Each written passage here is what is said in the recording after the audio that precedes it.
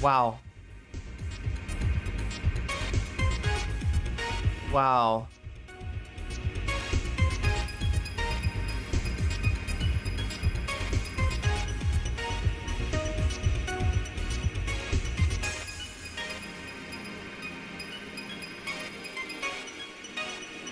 Can we get some jellyfish in chat? What's going on, everybody? Hope everyone is having an amazing afternoon, evening, morning, or whatever it is in your time zone. It is Saturday, the 31st of May, 2025. This is NCC TV coming at you live from the steps of the Amani Airport.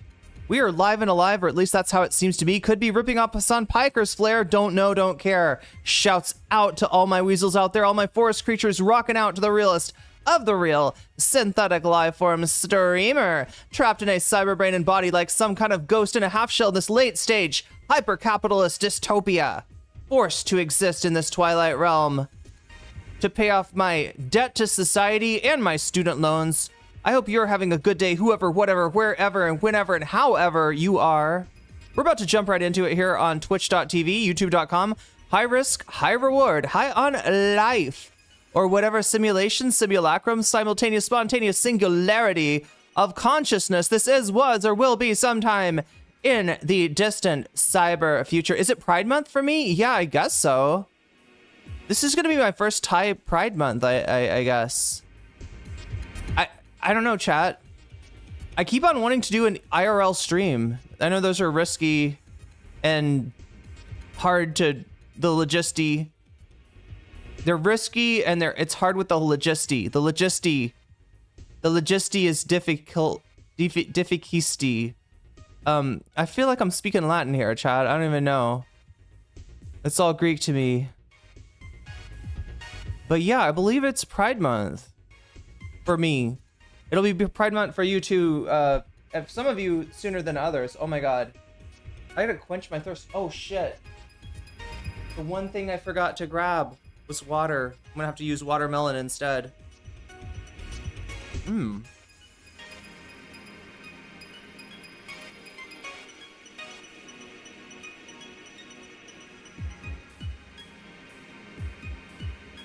I need to see if I can get one of those yellow watermelons. Anybody in chat? Yeah, we don't want to risky for the logisticy, but risky logisticy was like actually somebody I grew up with in the Midwest. Everybody had names like that. Oh my god. Has anybody ever had a yellow watermelon? They do exist.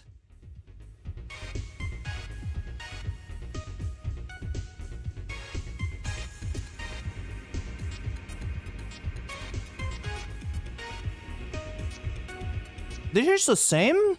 You're not a big melon fan? I mean, Funkmaster Caw, I totally understand that. I've had some shitty melons in my day. Some mushmelons, some cantaloupes, and the occasional watermelon. Watermelons are really persnickety because, like, there's, you know, you've got the watermelons that just aren't very sweet. And then you've got the watermelons that are probably a little past their prime. And that nothing grosses me out like that. Purple sweet potatoes and now yellow. Yeah. Oh my god, what am I doing?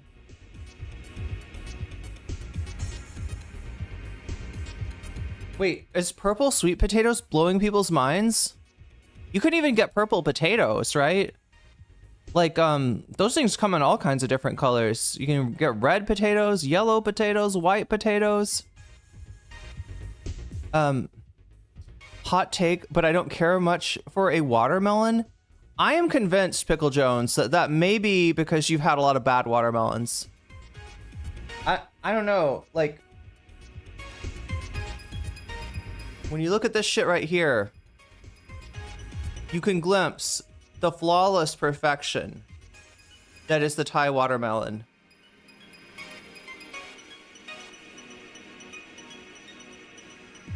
Watermelon salad with basil and feta cheese? I don't know. The only other thing about watermelon is, like, anybody get tummy aches from watermelon? Like, I feel like it depends on what you eat it with. Do you ever get watermelon tummy ache? I don't know if it's from eating too much watermelon too fast, or if it's just, I half think it's like what you eat it with that makes that happen.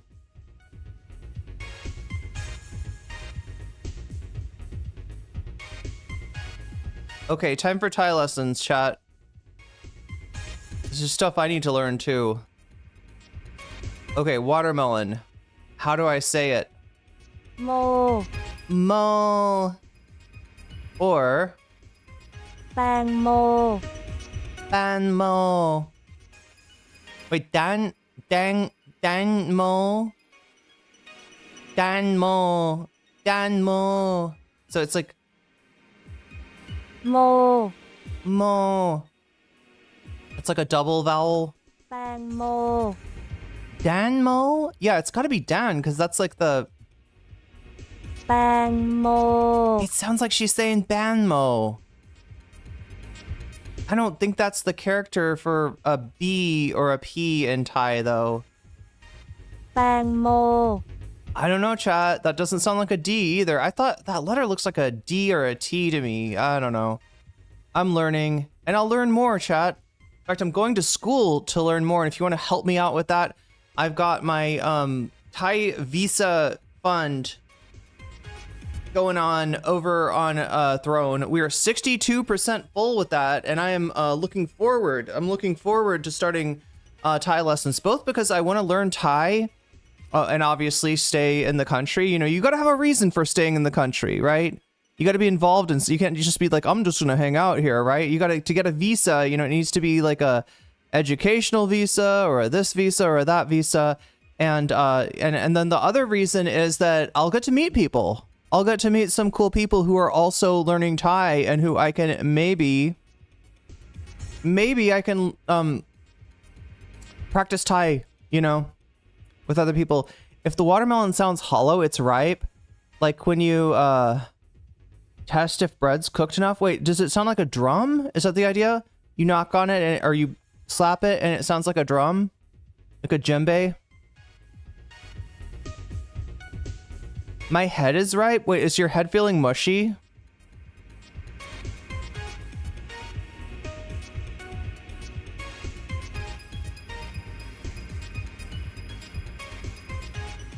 I feel like learning an entirely new alphabet would be easier than trying to learn how to read Polish. Oh, so wait, Polish uses the same letters, but... Is it like Russian where it looks like the same letters, but they're not?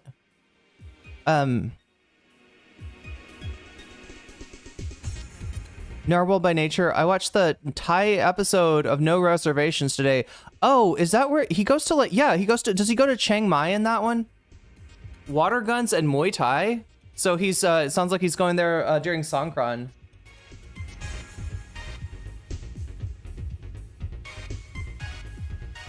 A lot of accent marks.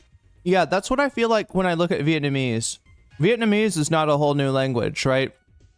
In fact, if I'm remembering my history correctly, I think I could be wrong about this. Somebody correct me in chat if I'm wrong, but I think there was no written language in Vietnam before the French came.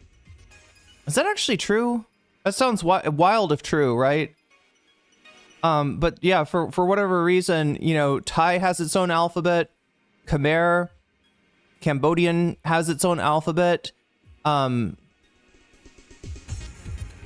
Burmese, or you know, in Myanmar, there's a really interesting looking alphabet.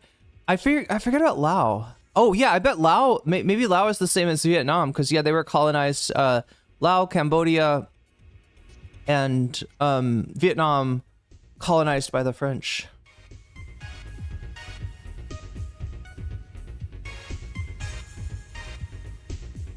Oh, it's empty. That's why your head is ripe.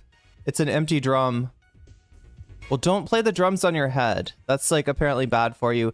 You know, I used to hit myself on the head all the time as a kid just for fun. I mean, not like really hard or anything, but apparently you don't have to hit your head hard to do damage. Even stuff like, you know, bouncing a soccer ball off your head. Apparently that's bad for your brain. Who knew? Obviously no one in my life as a child knew They were like, you're gonna hit it with your head, and I'm like, are you sure? Yep.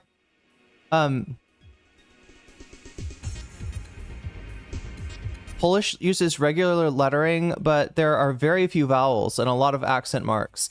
Yeah, in Thai, some of the things that look like accent marks are actually vowels. The weird thing about Thai is that vowels can be anywhere, all right? Like, if there's a vowel, it's gonna be... There's like a few standalone vowels, right? But like, yeah, sometimes the vowels are above the consonant. Sometimes the vowel is below the consonant. Sometimes the vowel is to the left of the consonant. Sometimes to the right. Sometimes it's to the left and the right. Sometimes it's to the left and above. Like there's like multiple little symbols around it. And it's all just like a different, you know, vowel with a different inflection that you're going to use. There are a few extra letters too, like the L with a line through it and the W sound. Oh, wow. He went to Bangkok for sure. Oh, it's Bangkok. Okay. I saw one where he went to Chiang Mai, so that must have been different. And then there was a river and monkeys. I got distracted. There are definitely monkeys and rivers here and lakes and oceans and beaches and all kinds of stuff. How's the Thai watermelon taste compared to the watermelon you get in the US? The biggest difference that I found, oh no, is there's like no aftertaste to this, right? You know how you eat watermelon in the US and you kind of get that sticky, like icky, like aftertaste? There's no aftertaste here.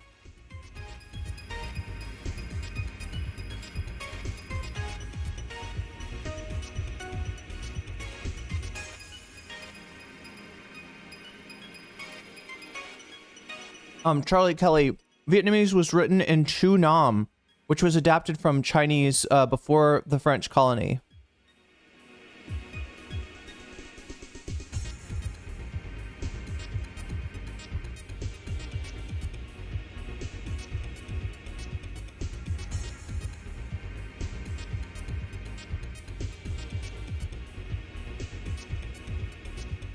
A lot of China's neighbors used adapted Chinese characters to write until Brahmic, Latin, Cyrillic, and Arabic took over. Chinese is too messy to be used to represent phonemes.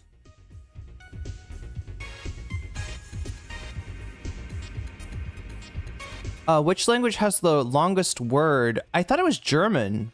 Is it Polish? I don't think it's Polish. Those names I listed as long. Oh yeah, the town in the Welsh town, which I learned to say. Is Thai watermelon? Is it sweeter? Yeah, yeah. I mean, look. I've just found it like, you know, you don't get the thing where sometimes in the U.S. you get a watermelon that's not very sweet. It's not very juicy. It's not very like they really vary. That's the whole thing in the United States. I found is that like you can get good watermelon, but only for a couple of weeks during the year.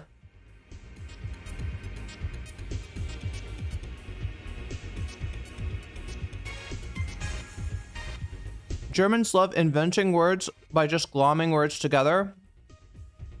Yeah, there's a rule in German where if you need a new word, you can invent it, right? By combining previous German words by the rules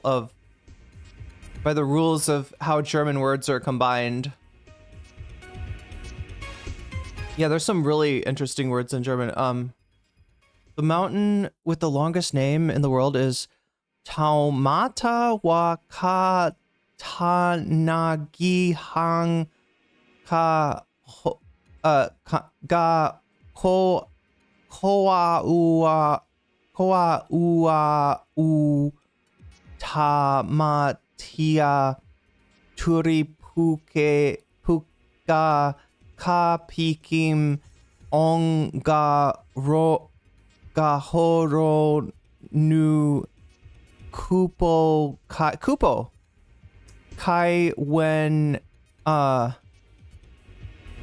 nua kitanatu tahu, a Maori name for the hill in New Zealand. Wow. There's a keyboard. Their keyboard is exactly the same as an American, except the N is in a different place, and it's made to troll you. Damn. Seed oils got to put the tallow back in the melons. That's right. Wait, where's seed oils? Oh, that's why American watermelons are not tasty.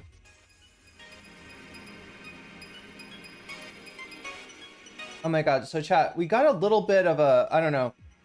I feel like I've been under the gun as far as content covering like certain things that are just like really heavy topics, very video intensive. And today it's going to be like less so. So I'm going to be maybe asking you about what you want to watch, including that Taylor Lorenz video that we were supposed to watch yesterday. But then Vadim showed up, and Vadim's like topic, like so one of our bonus topics, right, was something that Vadim was content that Vadim hadn't seen yet, and he wanted to go over it. And I kind of understand, right? If you don't understand, right, Vadim is under kind of an attack right now from the debate bros. It's a long time since I've said that, but I mean, that's basically what it breaks down to. It's the old, Dylan Burns Destiny Clout Network, for good friends of mine.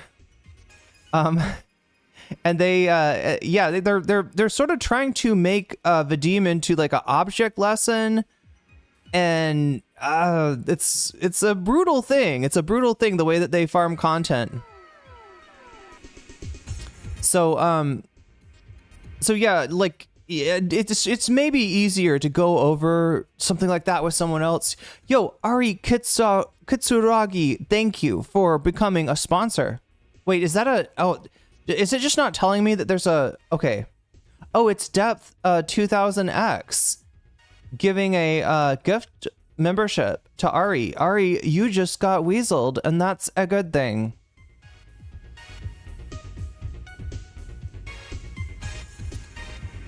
But yeah, I'm gonna really need you to hit those likes today, right? Because again, we're doing, we're gonna do the Hasan ADL topic. That's not the longest, video in the world. Put a few things in stream suggestions. Nice. And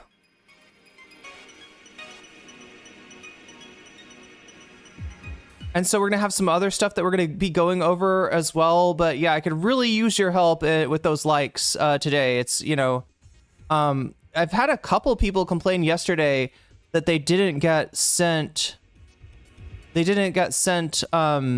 notifications for the stream. So I don't know exactly how to handle that. I do know that when a stream has more likes on it, it's more likely to get suggested. So, hitting that like button really does have some downstream consequences that are pretty cool. Like if there's a cool chatter that you're used to talking to and they're not here right now, right?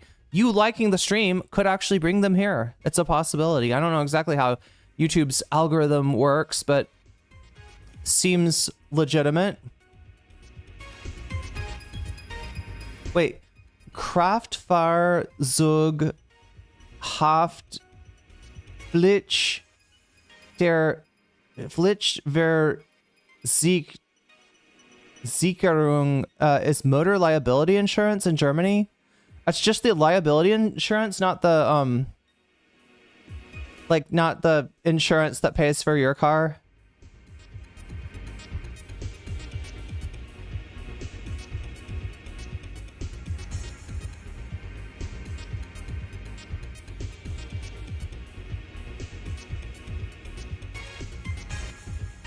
Let me see if I can say that. Okay. Kraftfahrzug. Is it Zeug or Zug? No, Zug is like a train, right? Zeug Haft Pflichtversicherung. You almost have to like learn how to hold your mouth in different places. Just speak different languages, like French. It's like this, you kind of do your mouth like this to speak French, and then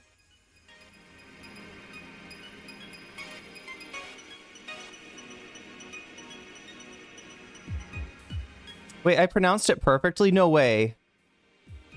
That's impossible.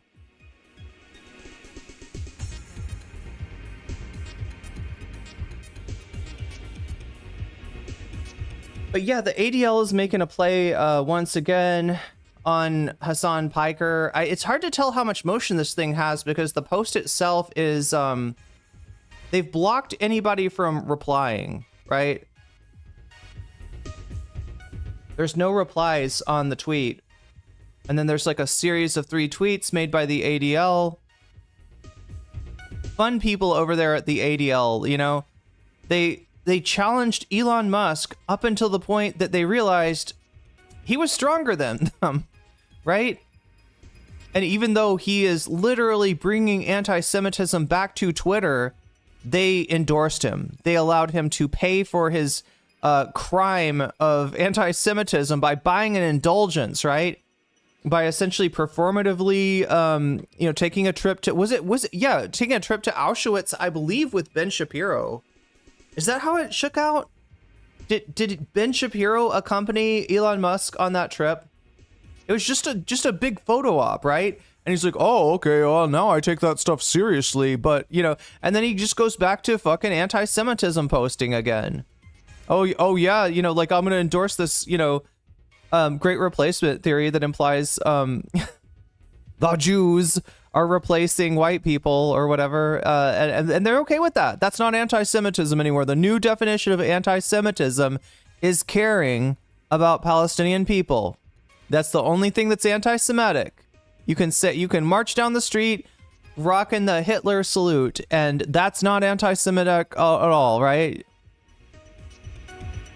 You can talk about, like, you just like, I mean, you gotta understand, like, where this stuff comes from, right? Some of these anti-Semites that Elon Musk endorse actually split up, you know, the Jewish people into 2 different groups, and essentially what they're saying is like liberal, you know, Jews bad, Israeli Jews good in some cases, and like, you know, you could see that in the Nazis' rhetoric too, in terms of, you know, their big bugaboo about cultural Marxism, right? The idea was, it's not Marxism, it's the cultural milieu in which it exists, which, you know, in their mind was liberal Jews, right? So that it's not, you know, the anti-Semitism, even like historically, isn't necessarily about, I mean, it's obviously, you know, eliminationist in its nature, right? But it's not, you know, it still has hierarchies of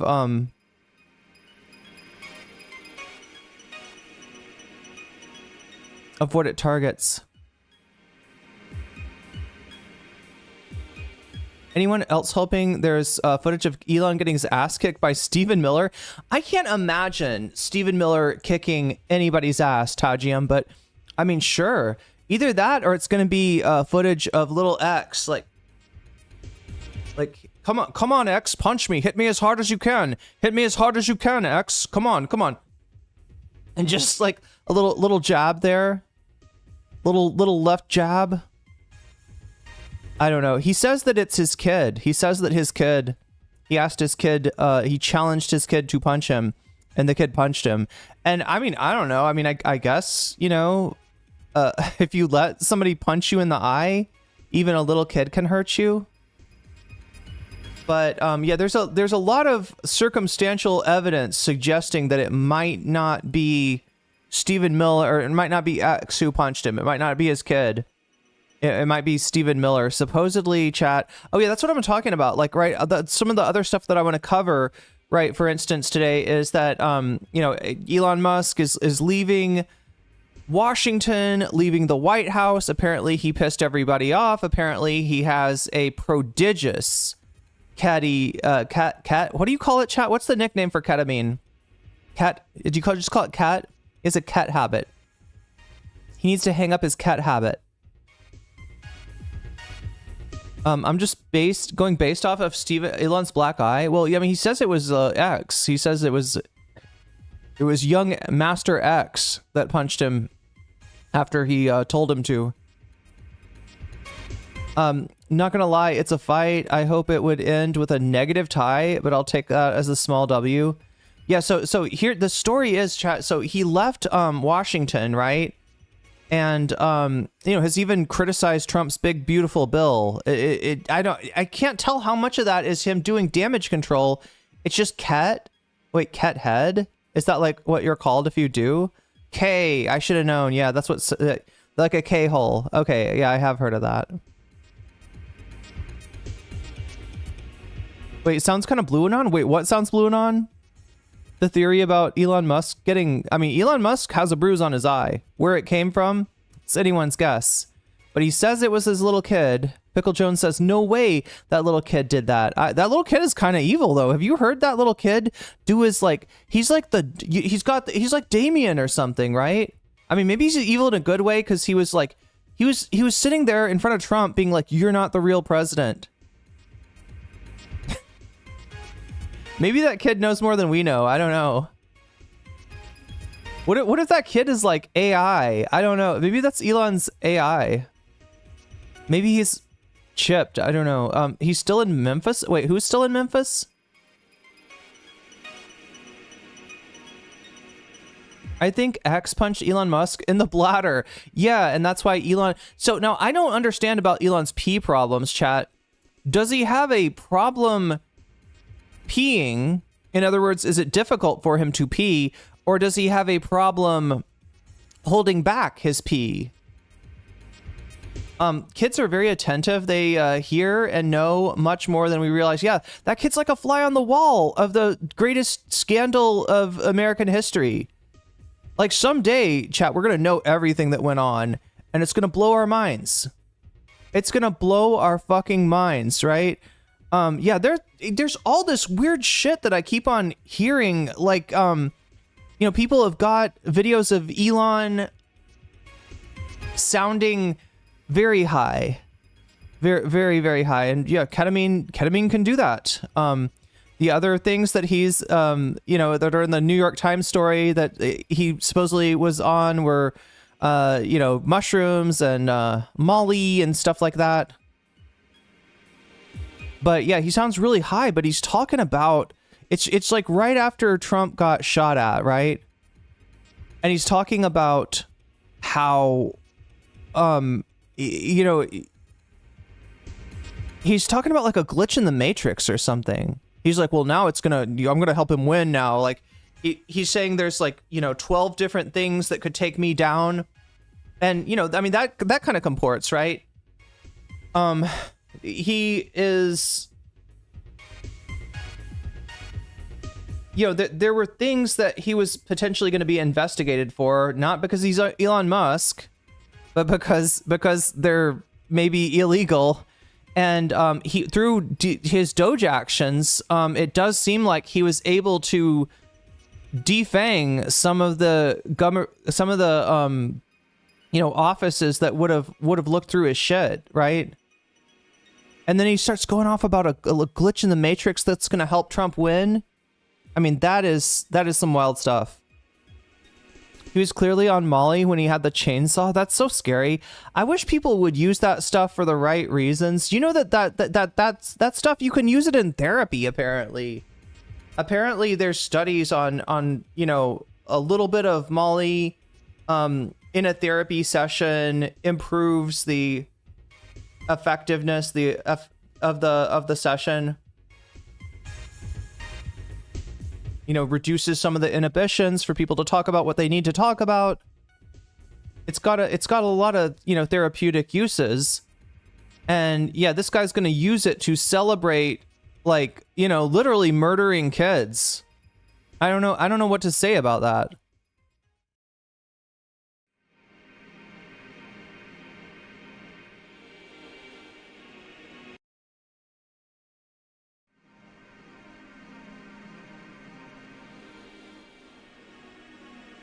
Wait, who was wearing a diaper? Oh, Elon, yeah.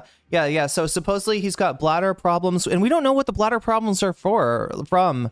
I've heard people speculate that it's like he has trouble peeing, and I've heard people speculate. I mean, like, somebody said ketamine. What was this? Okay, Sophia Martinez says ketamine bladder syndrome is also like a UTI. So is that like it hurts to pee? Maybe it just hurts.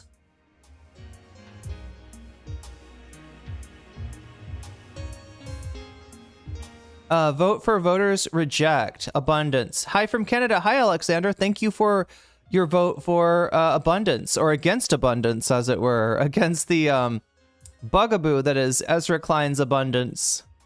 So it turns out it's not very abundant after all, but yeah, the Majority Report covered this. The diaper is for a long path of exile. Oh, so it's basically like a poop sock. And he got a botched dick surgery? I don't know, chat. What is the deal with the dick surgery? Like, I've even heard it called, like, phalloplasty, which can also be a different thing.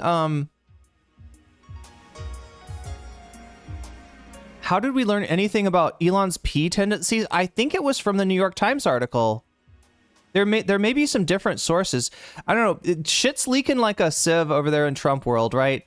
And I mean, it's no doubt, because like he made a lot of enemies while he was in the government. He got in a lot of people's way, both with Doge and just by being a general annoying bastard.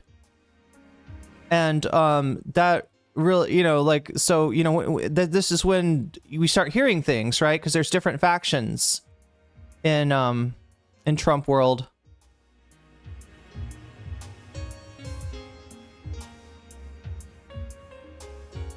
Disappointed that his kid didn't say, "Daddy told me you're not the real president." Wait, I thought he did.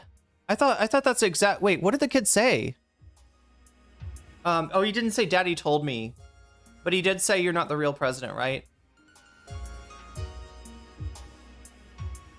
But yeah, that's what's gross. He's on Molly while he had the chainsaw, fantasizing about cutting the social safety net, about cutting US aid, about doing all kinds of things that are going to result and have already resulted needlessly, chat, needlessly, because Doge did not save any money. The things that Doge cut were, you know, in a lot of cases, expenses that had already been paid for, and now the government just doesn't do anything with them. Now the, you know, the needed, Sam Cedar always uses the example of there's a peanut paste that they make for people who are on the verge of starvation, right? Because when you're on the verge of starvation, refeeding is not just a simple, like, throw somebody some food, right? You know, you gotta refeed right, for the person to, you know, get nourishment out of it and to be able to tolerate the food, right? So they make a peanut paste that's, you know, fortified with vitamins and minerals and everything that is needed and is like ideal for this sort of refeeding use. And it's just like sitting in a warehouse somewhere now. It's gonna go bad. And this is stuff that could be saving lives. And this is what he fucking did Molly and like chainsaw. Like, what a bastard. Like, what the fuck? He ruins everything. He really does. Even drugs. God, I used to be a big fan, chat, back in the day. I was a huge enjoyer of many substances, and yeah, Elon ruined them all for me. Ketamine crystals actually get caught in your bladder and urinary tract. Actually cut it. Ooh, ow, ow, ow, ow. Look, I don't wish pain on anyone. I mean, Elon's a bastard, but that sounds painful. And can cause incontinence. That's what I was thinking. Okay, so there is incontinence. That's all I care about, like, right? Not the pain that he's having from these little razors in his urethra, cutting its, you know, cutting the epithelium, I guess. But no, it's the I'm like, but does he pee his pants though? Does he pee his pants though? Does he pee himself? That's all I care about. Does the man pee himself? And when he does it smell like asparagus? Oh my god, chat.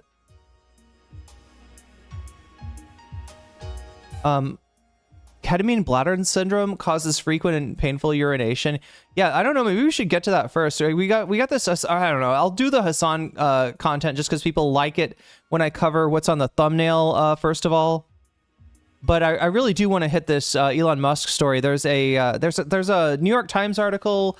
I feel like there's some other information too. Oh yeah, and there's a conversation in the Oval Office with Trump kind of giving it's like a graduation, you know, like when VTubers graduate I mean, they're forced to graduate, right? I think it means that their agency is no longer gonna pay for their V2 stuff or something. Is that what a graduation is for VTubers?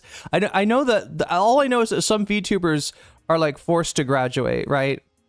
But yeah, Elon's being forced to graduate, and Trump's like, "Oh no, he's done a great job. It was a great job here while you were here, Elon. While you're during your tenure, it was really great. We're gonna have to see you off." And right, and this is when Elon shows up with a bruised eye socket. Right, he's got a little bruise right down here. It's not a huge one, so it does kind of. I mean, I guess like could a kid have done that? It's not like a huge black eye, but then again. Stephen Miller, I don't rate Stephen Miller's fight IQ as being particularly high. Whoa, Omega Star, where'd you get that emoji? That shit is wild. Twitch emojis are kind of wild. Does it sound like that SNL collaboration spoof bit from the 2000s, and the president buddy gets on stage and a chainsaw starts making a grrr, grrr, grrr, grrr sound? Oh my god. Wait, 2000s SNL? I'm not sure I'm getting the reference. Javi Cliff with some information about cat pisses. That's what we're calling them now. That's what we're calling them. Cat pisses can be really bad, but I hope that he has a marble-sized kidney at the same time. Oh, he's small kidney. Okay. I thought you were saying like marble size. Are we at 10? I feel like we're at. Let me see if I can. My brain. I think we're at actually 16, aren't we? Yeah, let's put the goal at 16 because I think that's where we're at. I've been counting this time.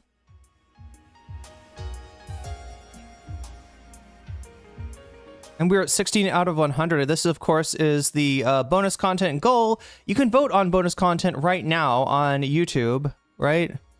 It's these topics right here, right? And you can also, so yeah, the poll is open right now on YouTube. I would open the poll on a poll on Twitch as well, except that Twitch polls suck. They don't stay open. Wait, Twitch subscriber? No, I think it was actually a, somebody gave a gift membership and then somebody else did a super chat. So we are indeed at 16 at this point. And yeah, you can vote for the topics. These are the topics right now. Right now, what's number one in the poll, and it's fairly close, right? Hasan reacts to Chapo roasting Ethan.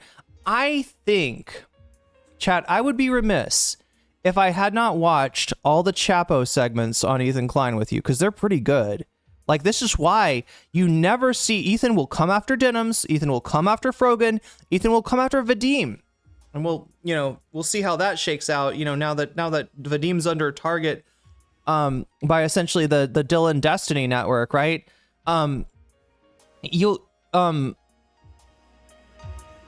But he never targets. Targets sound like a delicious gum, doesn't it? Like it's a little hard, like kind of pellets that you put in your mouth and you chew and they turn into gum. Maybe I'm thinking of something else, chat. Those aren't targlets. But anyway, Ethan never targets Felix Biederman. And there's a reason for that. It's that Felix is the king of not so much roasts as in like roast comedy, Tony Hinchcliffe kind of stuff. I don't even know if Tony is good at roasting, but like he's good at roasting people over Twitter. He's a poster. He's a brutal poster. And if Felix ever got, preoccupied with Ethan Klein, there would be nothing left of the dude. There would be nothing left of Ethan's dignity, right? So he kind of, Felix says anything that Felix wants. And Ethan never fucking responds. Never fucking responds to Biederman. So, yeah, we got that Chapo roasting Ethan Klein. And now Hasan, I guess somebody, I don't even know, chat. It's this channel. Anybody know Hasanabilism? I think it's called, yeah. I can't tell if it's one of these channels that finds like old content from Hasan that people might have missed or something, or if it's new stuff. It kind of looks like an old video. And anyway, but it's Hasan reacting to literally every time Ethan has gotten brought up on Chapo, which is more than I realized. I knew that Chapo had talked about him once.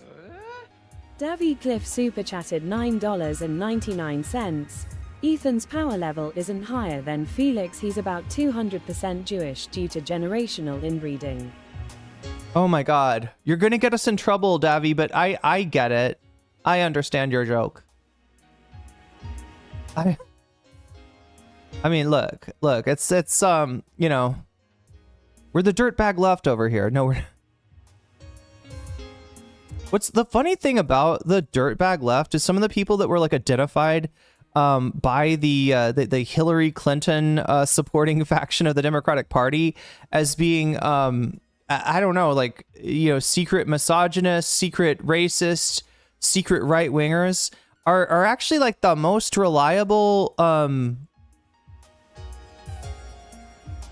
you know, they're actually some of the most reliable people that we got.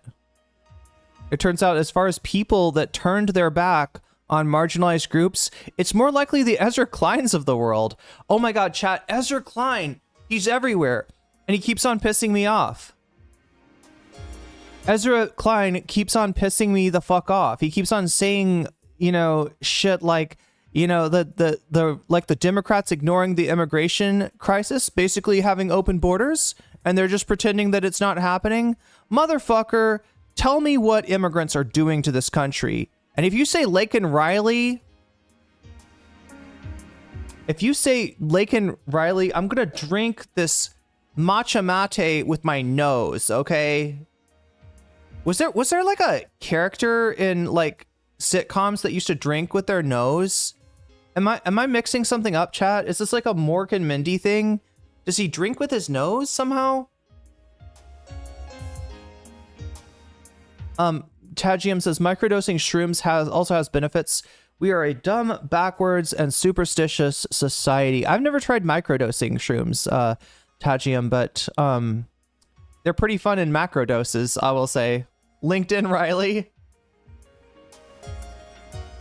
But I mean, like, yeah, they're essentially surrendering to the Republican narrative. That's what really bothers me about Ezra Klein, is that, like, when it's convenient, some would say for his neoliberal paymasters, right? When it's convenient, he adopts the Republican narrative and kind of calls you an idiot for not doing the same thing. And it's just like, do you not understand the problem with demonizing a whole group of people that actually commit crime at a lower level, that are being, I mean, like, I'm sorry, Ezra Klein, but people like you and people like Biden and Kamala for caving into Trump on immigration, you are somewhat responsible for what is happening, for the inhumanity, for the human rights violations being visited on immigrants of all legalities right now. I mean, they're doing this thing now, chat, where they're having people come into immigration hearings, and the state will drop the case against the person. Wow, cool. So I'm okay. Everything's good. Okay, walk outside of the courtroom. You get hit with ICE thugs and disappear, and who knows where you go from there, right? I blame Ezra Klein. I blame Kamala. I blame Biden. I blame TYT big time for that shit. They at some point, these fuckers need to be held to account, right? I don't mean by you know, by torturing them with ketamine crystals or anything like that, but yeah, something. Public shaming. There we go. It's a dumb rumor that's fun to mock him with. What is the dick thing? If his dick is botched, how is he fucking Stephen Miller? Wait. Allegedly, I'm sorry, cucking. Yeah. Alexander, you've confused me for a second there, right? I've heard the rumor is that he is, so anyway, like the story I was getting to was that Ethan, god damn it, I gotta keep my shit straight here. Ethan's power level. No, Elon left town with Stephen Miller's wife, and she's gonna go to work at what, Tesla now? SpaceX? What is she doing? He gave her a job, chat. And one wonders how long it is before she announces her pregnancy. I didn't know about the surgery. This guy, yeah. So like the surgery, like, look, I don't know much about this stuff, right? I do know that there's a surgery. It's called phalloplasty, which, you know, some people in chat may know of this surgery, right? This is also a surgery. The name of the surgery is what the surgery is called, that sometimes trans guys get as well, right? But I think this is a different thing because what they're trying to do is somehow extend the length, I guess. One wonders how they, I mean, I don't even know how, but like, I think it's maybe like a really unreliable, like bad prognosis surgery, as in you're more likely to wind up with bad effects than with effects that you want after getting, you know, this version of a phalloplasty, essentially an extension, right? From what I've heard, I'm not an expert, chat. I may look like an expert on dicks, but I in fact am not. I don't know dick about dick. Somebody clip that. Doge did a lot of damage, so they could never cover their bigger goal, shutting down any and all investigation. Yeah. I mean, it's part of their goal. I mean, I'm not saying that's the only thing that they're going after, but yeah, shutting down investigations and litigations of Elon and his companies. There's definitely evidence that points towards that. Does it sound like an... Oh my god, I'm so far behind in chat. Going down a K-hole in the Oval Office is a new one for sure. It's better than tripping in the Oval Office. Can you imagine tripping around Trump? Like, that would be rough. What if you were tripping and you start talking like Trump and you're around Trump and he's like, no, and you're like, no, back, and he's like, would he notice, chat? Would Trump notice if you were doing an imitation of him? Or do you think he's self-aware, chat? Do you think Trump is self-aware? Do you think if you started doing an imitation of Trump to his face, mocking him, would he recognize that or be like, yeah, you're a great public speaker. You got a future in politics, you know?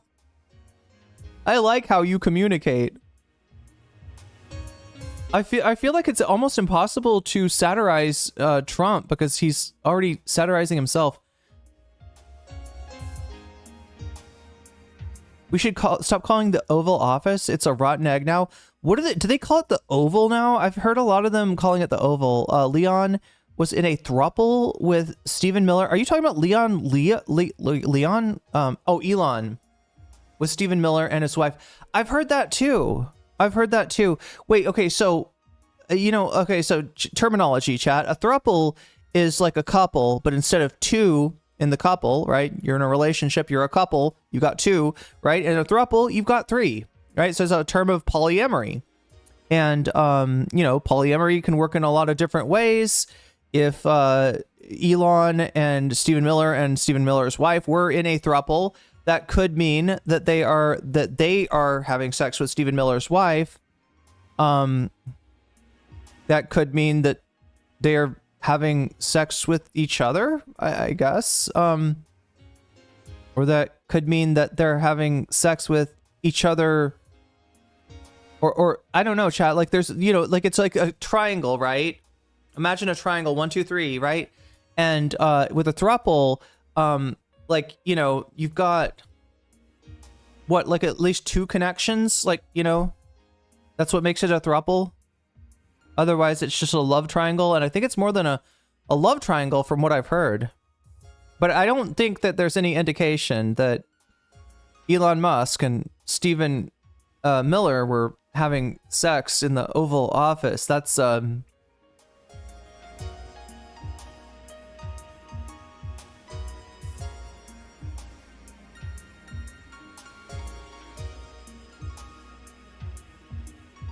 surprised he's not doing ayahuasca or ibogaine. Wait until he gets some datura. Wait until Elon Musk gets a hold of datura and start seeing datura people.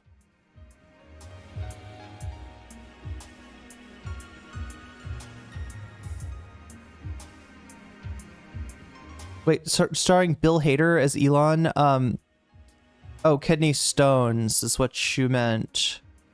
Oh yeah, like I don't know. It's one of those jokes that Davi's joke is like one of those jokes that like I get, but I swear to God, like does Twitch get it? I hope so. I hope they don't think that you're being fascism is the modern political ideology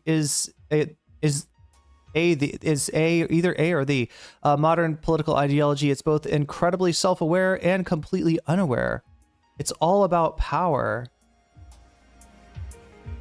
Trump is always tripping. Nightmare blunt rotation with Elon and Stephen Miller. I just want to get the shark involved, chat. Can we bring the shark into the White House? You know Trump's shark? Like, much like Captain Hook, chat. Captain Hook is afraid of a crocodile. The crocodile ate his hand and also maybe his watch. Is that what it was? Or was he holding a watch? Anyway, he ate the hand, he ate the watch, and you can still hear the watch ticking inside of him. So that's like Captain Hook's only, warning that the crocodile is coming around to try to finish the feast and eat the rest of Captain Hook too. Trump is like that as well. You know, at some point a shark must have eaten part of his body, and he's always worried that the shark is gonna find him or something. And I feel like Elon Musk could maybe facilitate that, right? You know, the problem with a shark is it's only able to effectively travel in water, right? But that is because nobody has created a mech suit for the shark. And Elon Musk fancies himself sort of an inventor, right? He's an amazing engineer, programmer, and inventor, much like Nikolai Tesla. Definitely not like Thomas Edison, who stole many of Tesla's inventions, supposedly.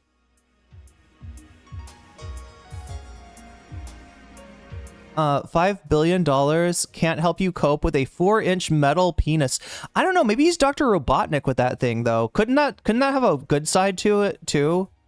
Like, what if they get? I think he just needs to go full cyborg, Davy. Don't you? I think he'd be much happier full cyborg.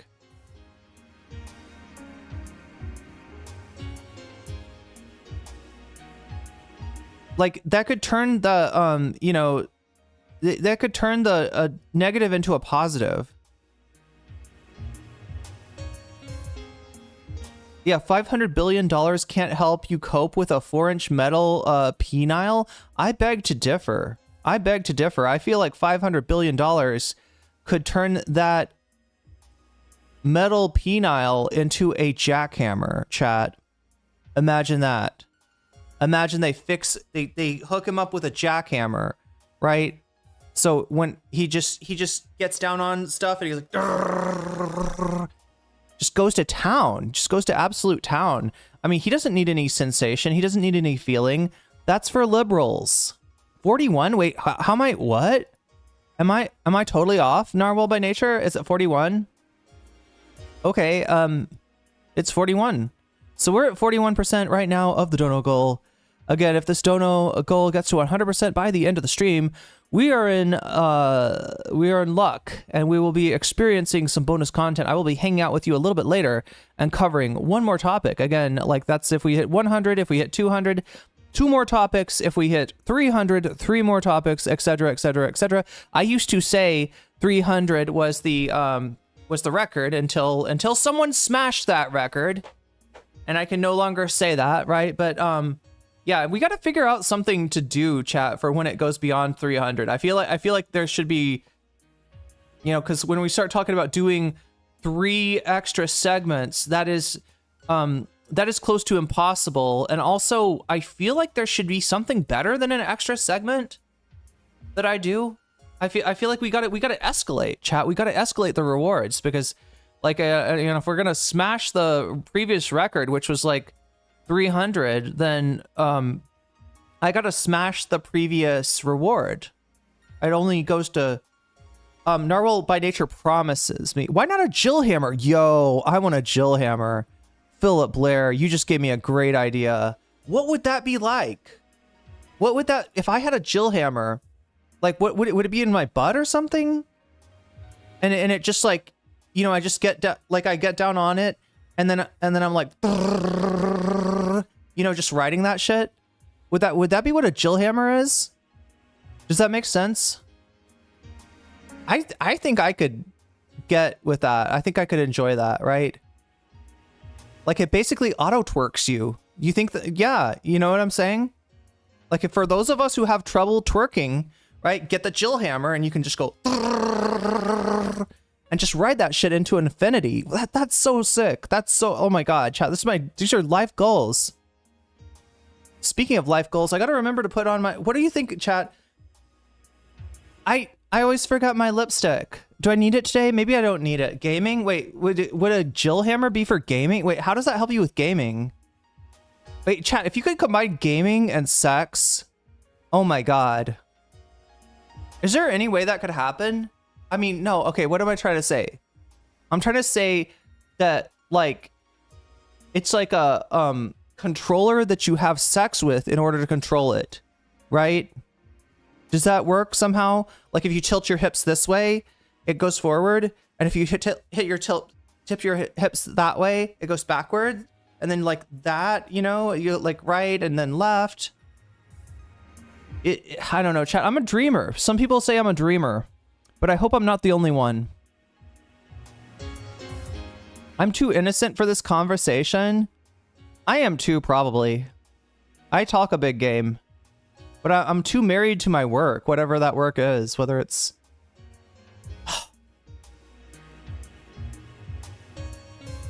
anatomy and physiology or whether it's politics and drama slop. I believe those devices were once recommended as a hysteria treatment.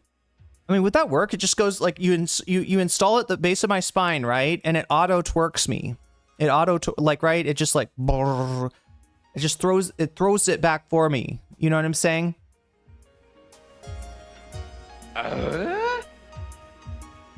Wait, Video Game Res came up with a vibrator controller in Japan? Wait, Video Game Res? What is Video Game Res? Why do I feel like I should know this? Oh my God, chat. We're at 46%. We're almost at 50%, and we haven't even gotten started. Okay, so I was in the middle of telling you about the bonus content. Again, it's listed right up here. And as you can see, every time that something like a super chat happens, this number goes up. But it's not just super chats, chat. Oh my God. Oh, I forgot the butterfly. Oh my God, chat. What did I do? How could I forget the butterfly? The butterfly effect. 10 super chats, and I'll put a butterfly in my hair. How about we make it 5? Won't work. Oh. Ooh. Unlike the jackhammer, unlike the Jill hammer, it won't work. I believe the Jill hammer would work though. I feel like the Jill, somebody needs to invent that. Like, yeah, why does Elon Musk spend his time starving kids that are, you know, like, instead of inventing a Jill hammer for me, something useful, right?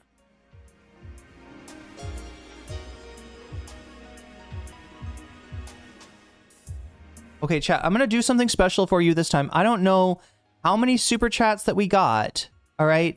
But I'm gonna lower the threshold to 5 super chats, and I will put a butterfly in my hair. Do you know why I'm doing that? Do you understand? I hope you understand why I am doing that.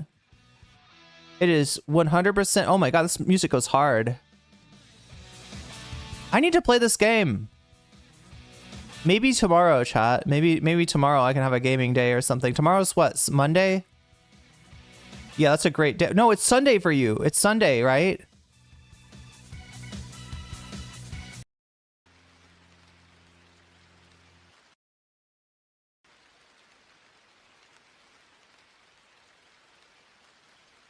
Anyway, yeah, super chats make this number go up, but not just super chats. Getting yourself a membership on YouTube, gifting memberships on YouTube, and we'll also make this number go up. Super stickers will make this number go up. Supporting me over on throne.com, which right now I've got my Thai visa fund. That's right. I'm going to go for an educational visa, much like Kaya. I am a scholar and I want to learn the Thai language. I want to be able to understand what people are saying, be able to have conversations with people, be able to read stuff, because everything here is written in this really amazing script that is Thai, and that I am slowly learning the consonants and vowels for, but there's so much more to learn with Thai, and I get the feeling that a lot of Americans do not learn it in any more than a superficial way, and any more than just a few phrases that you could say to in given situations, right? The communication, it's just there's such different language. English and Thai, very different languages. So anyway, if you want to help me to learn Thai, you can go over there to throne.com/nocommentchick, and you can support me there, which also raises that number, as does signing up for my Patreon, as does supporting me on Twitch, which I greatly appreciate, because we are demonetized over there, right? Ethan Klein, the ADL, etc., have successfully gotten basically all political streamers demonetized, right? So if you want to help me out by supporting me on Twitch, I greatly appreciate that. Speaking of things I appreciate, my Patreon, right? People support me every month on Patreon, and all they get is this fucking shout out at the moment, right? We gotta expand. We gotta expand the rewards. More than just shouts out.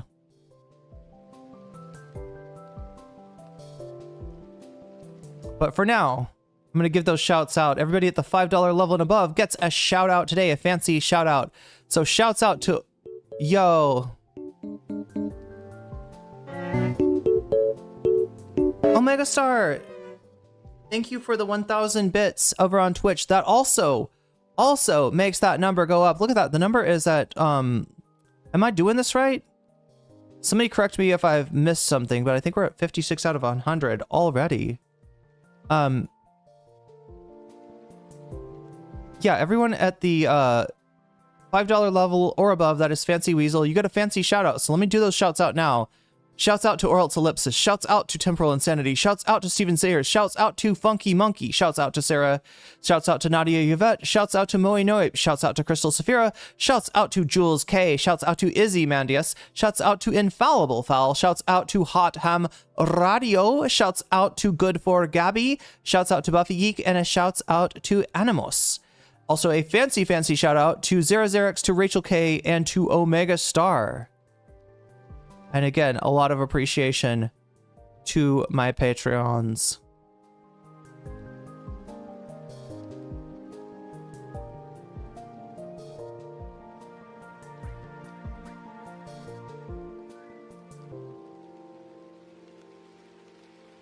Twitch opposes the marketplace of ideas. Is Twitch communist platform now?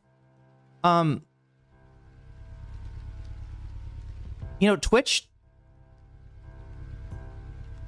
is a business, and businesses don't want any trouble. When people say that Hasan is promoting terrorism, that sounds like trouble to Twitch. If they think it's a minor bit of trouble, considering how much Hasan is earning for them, they may choose to do nothing. They may choose to retain. I mean, it's not exactly do nothing. Chat. Hasan is demonetized too. I mean, I don't know if he wants to be monetized right now. He's got his ads are off. Regardless, he was on a contract before where he had to run a certain number of ads, and he now that the contract is up, he doesn't have to do that, and people support Hasan at a pretty, heavy level, right? So, he's got enough support from just people in his chat that support him with subs and gift subs and stuff like that on Twitch that he doesn't need to necessarily worry about ads. He's doing just fine as it is, right? But for the rest of us to cover politics, it is a sizable hit And it's a frustrating thing because like it's a hill to climb to be able to afford your life while doing content, right? And it's a kind of like you get to the you're clutching onto the cliff, and then something knocks you down. And yeah, this whole demonetization thing is one of those things. So it is really great. I really do appreciate the people that support me, especially on Patreon, because Twitch is a platform that can be taken away from you if people bitch, right? And it's not about like, did you do a terrorism? It's not about, did you do something irresponsible? It's not even about, did you do a breach of terms of service? Are you a liability because too many people are bitching about you? And if you are, regardless of, you just did a tier list where you ranked like, people that are allowed to say Habibi, right, and made a joke about hummus, right? That becomes like, oh no, you did terrorism. You did terrorism there with that hummus, right? So massive appreciation to those who support me month after month tirelessly over on Patreon, and don't do that in like some kind of transactional way. I mean, there is a transaction. You do get the shout out, but I'm not exactly loading up your Christmas stockings or holiday stockings with all kinds of gifts or anything. So, it's really awesome that people are willing to support me that independent of the platform. And I do want to have like more perks for Patreon, for members, for subs going forward. I just have to kind of plan that out. And I also have to rely on you a little bit to tell me what you think as far as what would be good perks for you. What are the kind of perks that you would enjoy? My skin looks great today. Thank you. I swear to God, it's just because like I'm eating better over here. I that's the only thing I can really. My toilet considers me a terrorist. That's funny. So does Sam Cedars, actually. Twitch is an ominous company. I don't know. Look, compared to like a lot of the other platforms out there, like Twitch isn't bad, but they still are, motivated by capitalism, and yeah, they can still be brigaded effectively, right? Better have a minor problem than be Vosh and be a problem to minors. That's true. Tick History once said Elon Musk is communist because Amazon has shareholders. Wait, Tick History? I say Ethan Klein. Ethan Klein is promoting terrorism. It does seem like it. It does seem like it. Indonesian and Vietnamese are languages you can learn in public school system here. They should add Thai. Wait, here as in I don't know where here is, but I'm not asking you to dox yourself. It's a big country though. It should be okay for you to say, but I'm assuming maybe you mean the United States. They should add Thai to the list, considering we're 8 hours apart by flight. 8 hours apart from Thailand, not the US. I'm doing my deductive reasoning here, chat.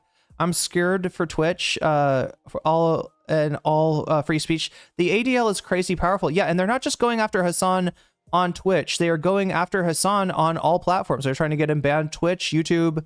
I don't think they mentioned Instagram. Twitch, YouTube, X. I don't think they mentioned Instagram. I mean, or TikTok or anything. But like, if they got him demonetized or if they got him banned off of one, that would encourage them to go for more. So the ADL is starting to act like the JDL SMH. USSR and Nazi Germany were against independent content creators too. Most media corporations are lib because that has more passive mass appeal. It has more boosts. Wait, it has what do you call it in a video game? You get like a bonus. You get like a buff or something. It was so peaceful up here, but now there are freaking communist invading radicals. Look, there's generally thought to be a buff for being on the right side of history, right? And companies largely perceive that through a consensus liberalism. It's just not. It's almost like a small L liberalism, though. It's not liberal as in Democratic Party. It's liberal as in like liberal democracy, right? The norms of liberal democracy. Companies try to stick with that as long as they think that's what's in charge, when Donald Trump takes over, and the longer this coup goes on, the more you're going to see, companies adopting those norms instead. Just like you got with Bud Light and Target, right? They'll do what makes them the most money.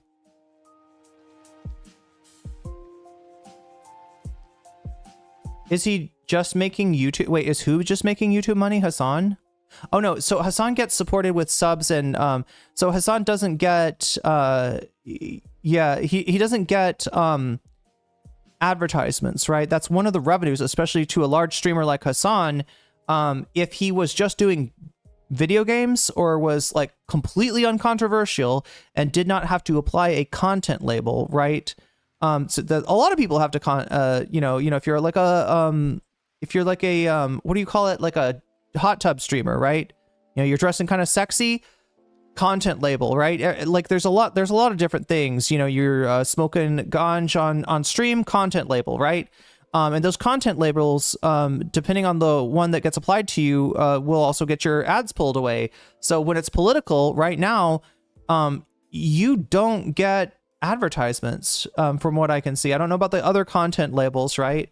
But that's what's gotten it pulled away. Now, he does make YouTube money, as in his channel Hasanabi makes ad revenue, right? He just doesn't make ad revenue on Twitch. For me, ad revenue on Twitch is rather small. So it's a hit to, my tortured budget, but it's, something that I can deal with, right? Whereas the, somebody that's a larger content creator, the advertisements on Twitch are a lot more money. So for somebody like Hasan, he's actually losing real money through that, if he even wants to. There's some thought, like it's kind of hard to tell, right? Because his contract ended before the demonetization, and he just took ads off at that point, which is a pretty cool thing. Look, that's a good strategy too, right? Like if you're a large content creator, you could make money by having advertisements, but if you can turn ads all the way off, which you didn't used to be able to do on Twitch, then you'd always get pre-roll ads. And I think that's still true. Then your stream is easier to watch, right? Because other people's streams might have a ton of ads, yours does not. People will stick on your stream. Learning foreign language wasn't allowed on the curriculum where I went to K through 12. There's no adopting norm. He died this week. Wait, what norm? Wait, what norm died this week? We're not talking about Finkelstein, are we? I mean, Hasan's real power is his clip channels. I remember I looked into those because I was curious, and in total, those have crazy reach. Yeah. It's a very nice thing to do for a content creator to make a clip channel for them. And the nice thing about that system is that, if you make a clip channel for somebody, if they've said, you can use my content, you can upload clips from my content, and it makes sense for Hasan because there's no way that he'd be able to get all the clips up on. Yeah, so what Davy is saying about the reach of the clip channels, the Hasanabi Industrial Complex, in other words, right? The reason those have crazy reach is that Hasanabi, his channel, it's a big channel. It's over 1 million, right?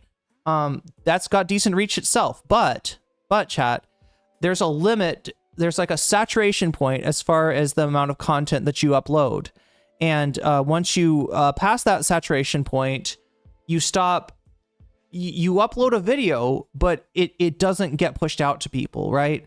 So if his videos are going out only on Hasanabi, they kind of find the sweet spot of like, okay, we can upload 1 time a day, we can upload 2 times a day, we can upload 3 times a day, whatever it is, whatever the sweet spot is, whatever the greatest number of views that are attained by doing, they'll upload that many times a day. Whereas the clip channels, right, can take all of the clips, including the ones that were uploaded onto the main channel, but also the ones that weren't.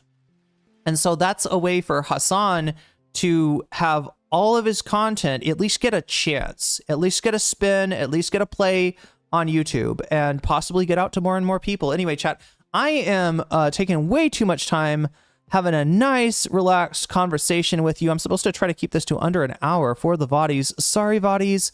RIP Voddies. Like I said, we're 56 out of 100. The things that make the number go up are super chat, super stickers, getting yourself a membership, gifting a membership, supporting me on Throne to help me learn Thai, or signing up for my Patreon, or of course supporting me over on Twitch. All of those things raise this number. They also give you the ability to play with this right here, which is like, if you can see, I've got all the items listed that are on the poll and then a little +0, right? When you donate, you can tell me in chat which of these items you really want to see. If you've got a strong opinion about that, you can tell me one of those items and I will put your money where your mouth is, adding your donation as a percentage to the topic of your choice, and thus giving it a little bit of a boost at the end of the day. Again, I should probably read the results of that poll. Okay, so it's a little bit, is it closer? Oh, it is. It's way closer. Okay, so chat, we got kind of a two-way battle right now at the moment, right? Between Hasan reacts to Chapo Trap Host roasting Ethan. Yeah, they've roasted Ethan a few times. And this is a video of Hasan reacting to, I believe, all those times. That is at 32% in first place. Second place, we have a new Taylor Lorenz video. We watched the... Did we watch? We did, right? I feel like we were rushed, right? But we did watch the Taylor Lorenz video about Somebody's Got to Do It. She's actually got a new video up that's interesting in a whole nother way. So that's that video. And then in third place, we have voters reject Ezra Klein's abundance. This is a Majority Report clip. They've been doing a really good job covering the Ezra Klein thing. And hey, somebody needs to, right? Because this guy's getting way too much play, way too much motion, and he's full of shit. He's just repackaging neoliberalism. And it's depressing that people don't see it for what it is. But Majority Report sees it for what it is, and they've got a... story about voters' actual opinions on the kind of policy priorities expressed in Ezra Klein's abundance. So that's in third place. These are very close, right? Yeah, look, Taylor Lorenz just took the lead. Okay, so yeah, we got kind of a three-way race between Hasan reacts to Chapo, new Taylor Lorenz video, and voters rejecting Ezra Klein's abundance agenda. We also have Norm Finkelstein versus Benny Morris. That is a debate on Piers Morgan, who has recently come around on the issue of Gaza. So, I mean, better late than never, I guess. A lot of people are coming around on the issue of Gaza. It would have been great if they had done it 19 months ago, but hey, I'll take it, I guess. But anyway, Norm is debating Benny Morse, one of the guys that he debated in the debate with Destiny, only this time he does not have to deal with, Destiny is not there, right? So it's just Norm, Pierce, and Benny Morse, and Pierce is kind of on Norm's side here. So that's where we're at. Those are the four choices that you have. The four things that when you donate, you can let me know in the chat which one you want to see, and I will be happy to add your donation as a percentage to the topic of your choice, just like I did with somebody earlier here on. Oh yeah, chat, it's really close. It's really close, actually. So there's three possible things that could get picked. The other thing that we got going on, in addition to the bonus content goal, is the butterfly goal. I made it easier for you this time, right? Because I feel like we got a bunch of super chats before I even put up the butterfly goal. So instead of requiring 10 super chats of the teal level or beyond, I'm going to knock it down to 5. I'm going to make it easy. Because I really want to put the butterfly on. I've got all these cool butterflies. The pink butterfly, the yellow butterfly, the blue butterfly, and I feel like I need to get more out, right? I've got a whole drawer actually full of butterflies. So if you want to help me adorn my hair with a butterfly, ooh, the yellow one is actually really calling me today. But you can support me with a super chat. Anyway, that being said, chat, we got to get going. I have edged you for far too long already. Let's see how messed up this scene is from yesterday. Oh, of course it's messed up. Yeah. Yeah. Adding Discord. Adding an extra person in Discord kind of difficult. But I think we're good. Let me just scooch stuff around here. Maybe we can scooch, and get us to the content that we're looking for, which is.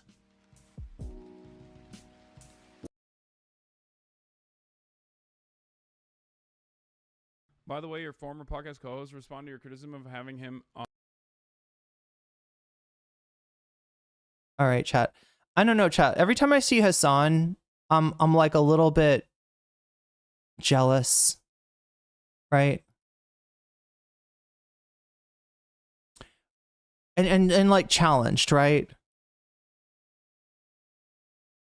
Like just because he works out, right? And I used to do that too, right? And I'm not I'm like, wait, you know, if I started going to a Muay Thai gym like 5 times a week and started really counting my calories, I know how to do that. I could do that, chat. Then I could get my body composition. I mean, not like that. I don't think I'd like it like that. That's like, you know, he's probably at, I don't know, 10% body fat, probably less than that. He's probably like 7 or 8% body fat. But I could get mine down to, I don't know, something reasonable. Anyway, here's Hasan. He is, if you notice, in a different place than he normally is. This is Houston. I'm guessing an Airbnb at Houston. And he is, I think, wait, what's he, somebody tell me what he's in Houston for. I forgot. Anybody know? Working out used to be the norm. Yeah, it used to be the norm for me too. What does this have to do with jelly? Oh my God, we got jellyfish all around. The jellyfish are jealous. His gains have lessened. I hope he got off the tea to keep his hair. Wait, was he really on the sauce? Was he on the hot sauce? Oh, it's DreamCon. Thank you. Yeah. I was about to say he's over there to play basketball, but I was like, he did not just go to Houston to play basketball, did he? Oh, OTK. Doesn't OTK have a... No, OTK is like in Austin, right? DreamCon. Okay. Anyway, let's take a look and see. It's probably closer to 12 to 15%, which is awesome. It's hard to maintain body fat below 10. I was going to say 10%, but then I was like, Hasan has never taken steroids, but he wants to. The only thing I've taken, chat, is creatine. Creatine is awesome, by the way. I need to get some of that shit. He has a tasteful amount of sauce. He was on a tasteful amount of sauce, not like an RFK amount of sauce. Do you think that RFK's steroid use like killed the brainworm? That's my theory, right? He did so many steroids that the brainworm died. I don't know. Like the brainworm got ball elephantitis and the brainworm's balls popped in his brain and shot out all kinds of worm sperm all over his all throughout his white matter. So it's all mixed in with the axons, chat. Anyway. On Ahmed Fouad Al-Khatib and defrauding his audience. As you guys know, I talked about this briefly the other day. He had a Palestinian on, Ahmed Al-Khatib, a Palestinian who uses his family members that were killed by the Israeli state in an effort to offer some credibility to his position as he works for the Atlantic Council, a right-wing American State Department think tank. Remember, the United States of America is entirely responsible for this genocide.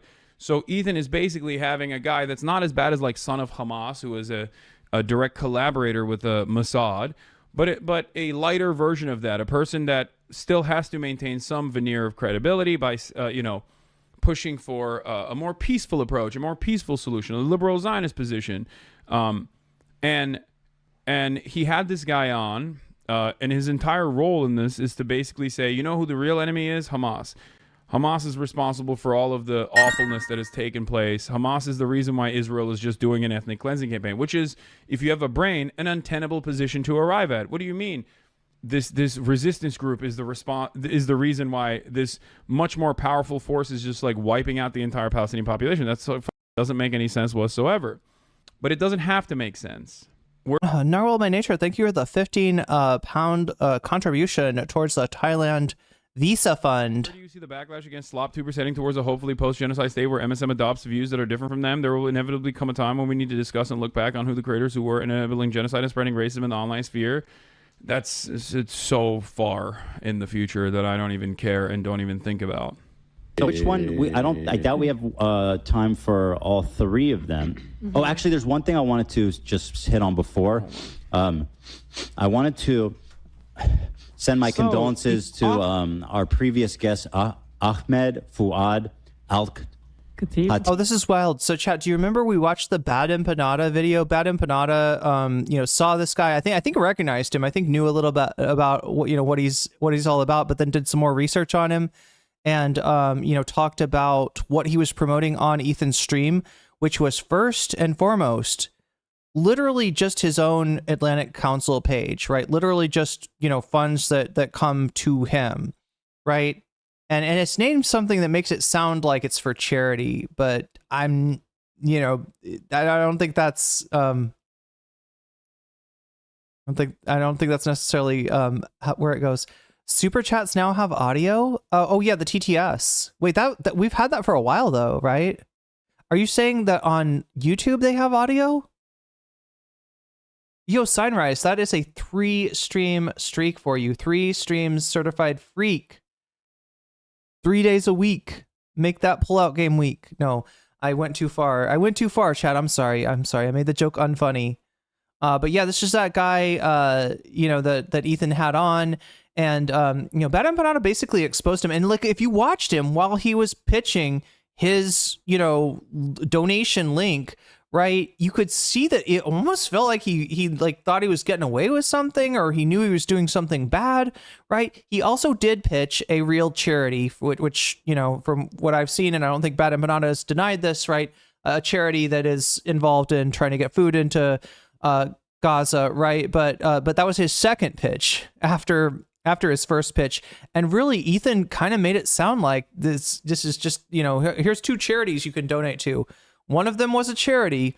The other one was just the dude. And so here's Ethan after his friend has been exposed, as his collaborator, you might say, has been exposed.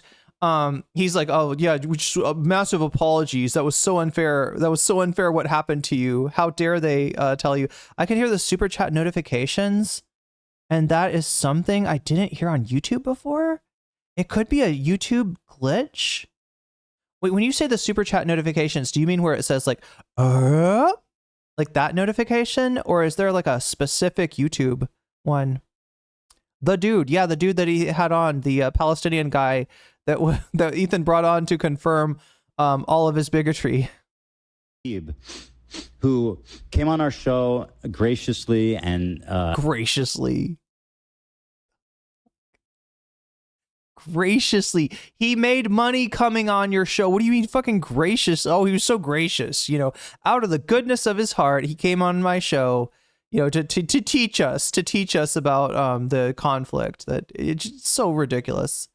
I heard a bell ding. Interesting. Had a really people connected with him. He was a fantastic guest. He's a Gazan refugee and advocate, and I donated $2,000, $1,000 to his charity, and $1,000 to the Gazan food kitchen, which he suggested.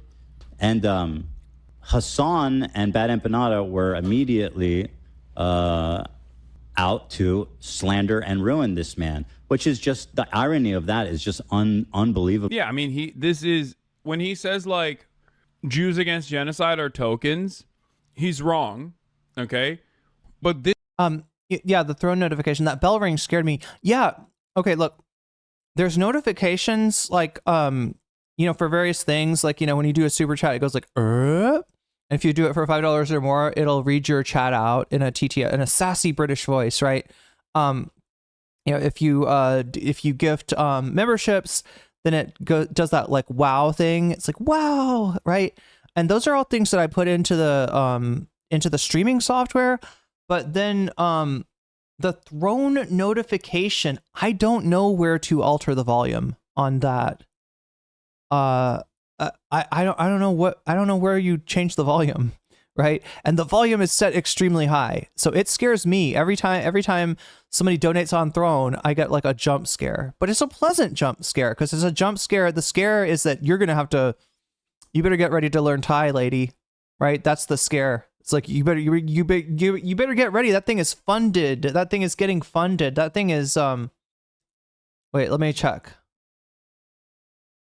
I'm curious where it's at right now. Last time I checked, it was at 62%.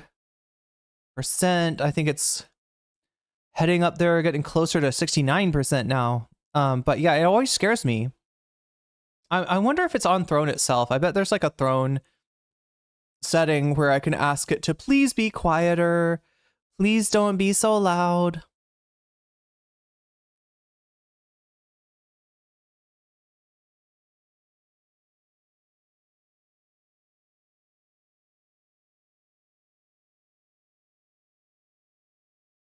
Oh my god. I think Firefox is being a bitch. It's not telling me.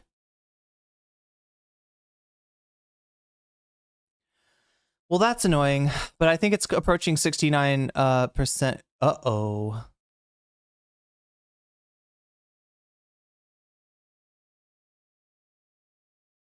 It just told me that I don't exist? What the fuck? Hopefully that's just Throne is having some issues.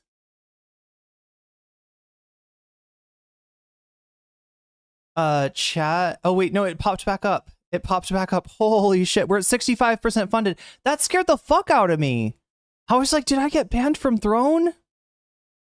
Or what if like chat? What if somebody like at Throne was like best friends with Ethan Klein or something? I don't know. Like I never know. I never know with these platforms. I never know with these companies if they're going to be like, you know, hostile to what I do. But yeah, no, it's not anything like that, chat. We're at 65% of the Thai Visa Fund funded. Thank you, Narwhal by Nature, for getting us that much closer to getting me to school. I want to learn Thai or do a PhD abroad. I was thinking about that too. Like right after I learn Thai, I kind of want to finish like my master's, maybe. I don't know. This person is directly, it's projection. When Israel says like, oh, Jewish Voice for Peace is backed by Hamas, that's delusional, right? That's completely made up. It's a claim that is so ridiculous. Having said that, however, when Ethan is using Ahmed Fuad al-Khatib, he is a literal token. He is a professional token. He is directly paid by the same institutions that have a formative role in the continuation of the ethnic cleansing of Palestinians. Okay? Anti-Zionist Jews are prominent in the anti-Zionist movement in the Western world. I wouldn't say that in Israel, obviously, but in the Western world, anti-Zionist Jews play an incredibly important role. To tokenize them is laughable, is ridiculous. Whereas this guy absolutely does have a unheard of perspective in comparison to Palestinians in diaspora and Palestinians living in Gaza and Palestinians living in the West. Getting debanked by Ethan Klein would be the most depressing / to comedic thing in the world. Yeah, comedic for him, I guess. I hope not comedic for anybody in chat. Jesus Christ, that's scary. Oh my god, why is this not working? Non-existence is a part of Thai Buddhism. What do you mean? West Bank.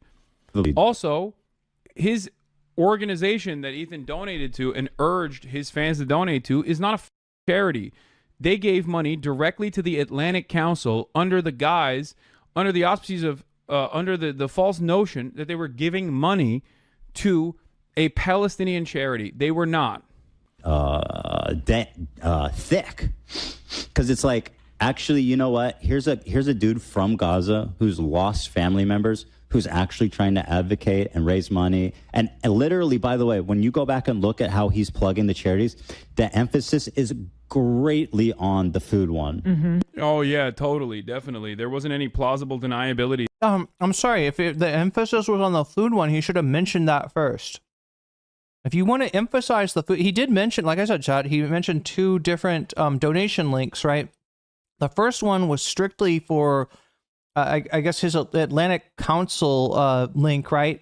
And the second one is the link that actually provides food for people in Gaza. But if you really want to do, like, if Ethan Klein was telling the truth here, then dude would have mentioned the food one first, and then said, and if you also want to support me, here's my link. But make sure to support the money for Gaza first, right? That's not what we got. We got the sheepish plug of his Atlantic Council page first and foremost, and then the afterthought was the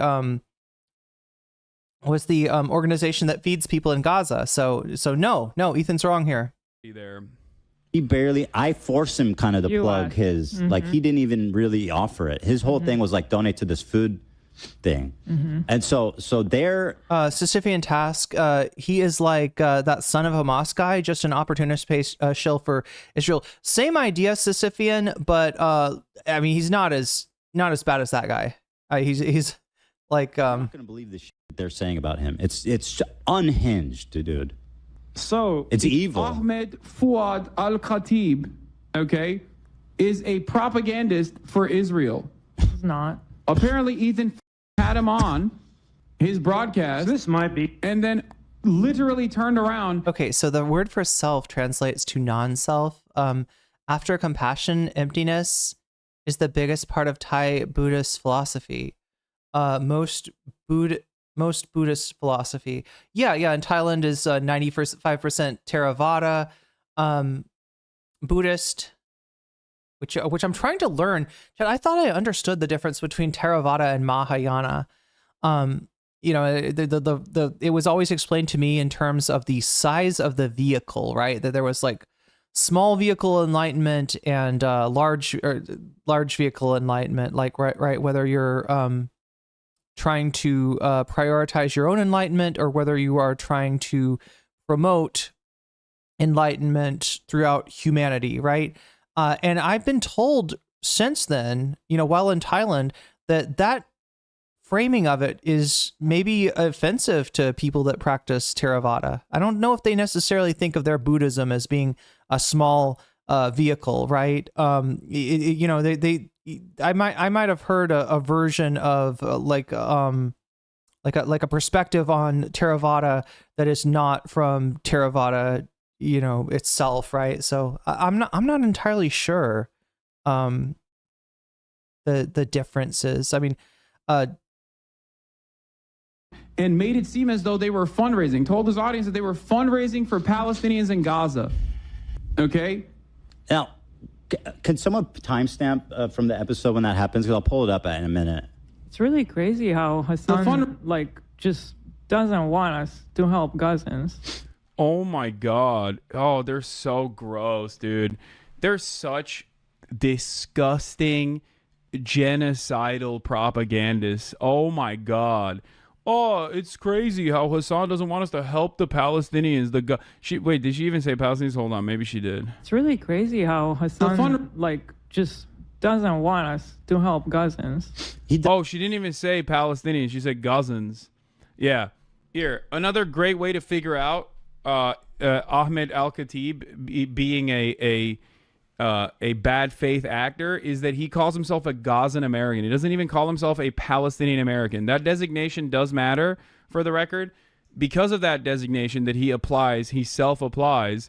That's the reason why the Israeli Foreign Ministry or other Israeli politicians will routinely retweet Ahmed al-Khatib. Okay? They do. Do you think that's normal? Do you feel like that's they would do that to a regular Palestinian living in Gaza? Yeah, right. I mean, at this point, I've donated, I think, a pretty significant amount of money between all the different causes, over 10,000 for sure. I know there's no amount that.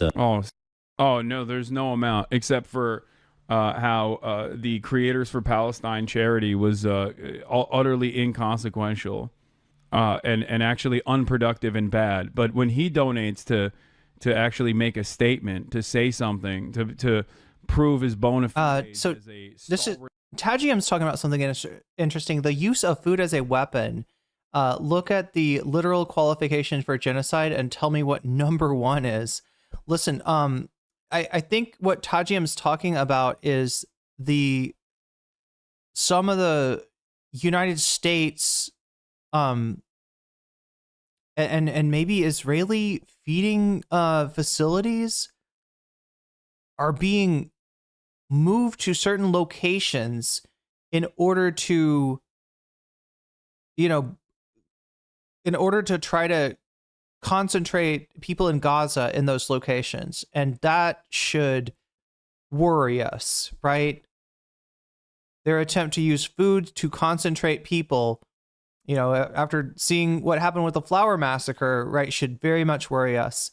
It's an element of genocide and a war crime on its own. I mean, it's fucking monstrous. Yeah, it's horrible. Jane Anon. Word ally the Palestinians after 19 months of genocide and consistently attacking people who Shower Chat says they're not really feeding people. It's a weapon. Yeah, it does seem. Yeah, luring people with food, right? That's. Are criticizing Israel for doing this genocide. And they tried, assassinated the World Kitchen people. All of a sudden, think about how much money I've donated. It's like, bro, it's like not even a quarter of a watch that you purchase that you forget about. Okay? Sick. Bro drops 50K on a Rolex. Mahayana means great vehicle, and the offensive word for Theravada Buddhism is Hinayana, meaning lesser vehicle or small vehicle. Mahayana and Hinayana. Mahayana means great vehicle. So the name of the name of that kind of the primary, if I'm not mistaken, the primary type of Buddhism practiced, for instance, in China, Mahayana, and then Mahayana and Hinayana are both Sanskrit words. Well, I'm not sure exactly how or to whom it's offensive. I have a friend here who's Buddhist. And we were talking about Buddhism, and that they explained to me that people that practice Theravada, like, maybe don't think of it as a lesser vehicle or a smaller vehicle, right? I mean, it's like, the basic question is about. I don't even want to say it. I feel bad, chat, talking about Buddhism. Types of Buddhism that I am just finding out how much I don't know. Like I thought I had a certain level of understanding of the emphasis and the priorities. And I just feel like feel like questioning some of those assumptions now. Theravada uses the Pali Canon. Yeah, the Pali Canon. That's right. In fact, monks here will often the chants and stuff, I think, are in Pali as well. Mahayana uses Sanskrit canon of Buddhist texts. So when you say Sanskrit canon of Buddhist texts, we're talking about like the sutras. Wait, what's ADL? What's the ADL? The Apartheid Defense League? Will flex about it for hours and hours on end. Meanwhile, the people that have fundraised millions of dollars, they're the enemy. It's so gross. It's so fake. I can't believe people still bite that shit. I can't believe people still believe any of that, okay? If you are believing any of that, if you believe any of the stuff that he's saying at that point, like, you're either a delusional moron. Oh, the video game Rez. Okay, the name of the video game was Rez. Or I guess you're just bad faith and you want to make it seem like you are pro-Palestine in the same way that, like, Ethan claims to be pro-Palestine. You have to be so Did I see Stephen Kapos on Bad Hasbro? That was a great episode. I did not. Unimaginably out of touch with the reality that, like, you're getting outflanked by the likes of Pierce Morgan. You know what I mean? That's it. Yeah, the World Food Program is one of the actual humanitarian foundations that they linked. But the other one that they linked was actually was the Atlantic Council fundraiser for Ahmed Fuad al-Khatib. I mean, this is for the guy himself, yeah. Pretty basic Hasbro, but I guess it's still, but I guess I can still see, like, out of touch Americans falling for it if they're just completely oblivious. And after 19 months of this, you might still be completely oblivious, I guess. But yeah, I'm not talking about his donation to the World Food Program, or asking their fans to donate to the World Food Program. And just a reminder, right? The his own link on the Atlantic Council's website was pushed first, right?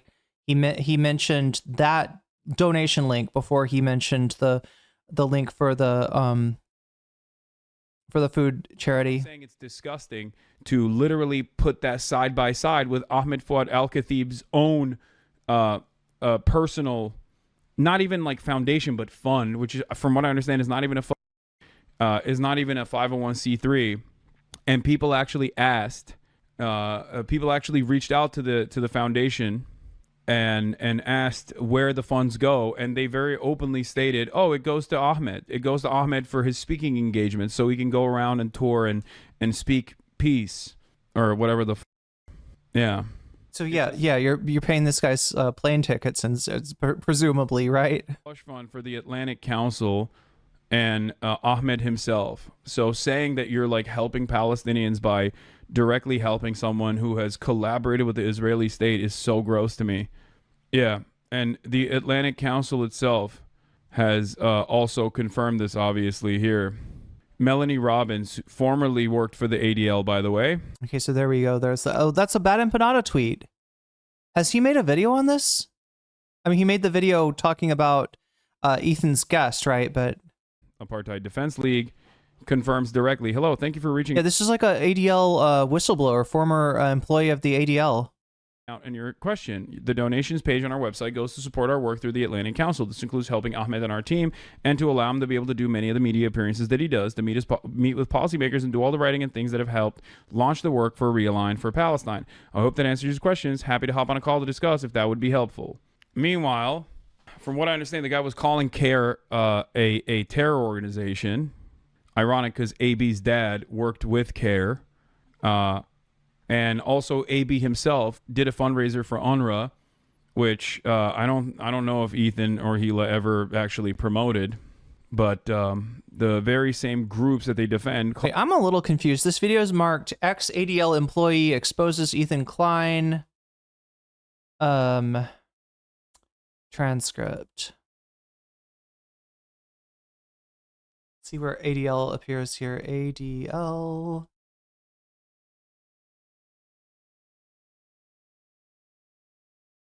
Okay, so. Oh, I see.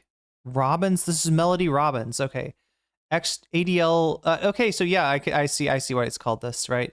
Ex-ADL employee. We're talking about Melody Robbins here. Atlantic Council itself has also confirmed this, obviously, here. Melanie Robbins formerly worked for the ADL, by the way.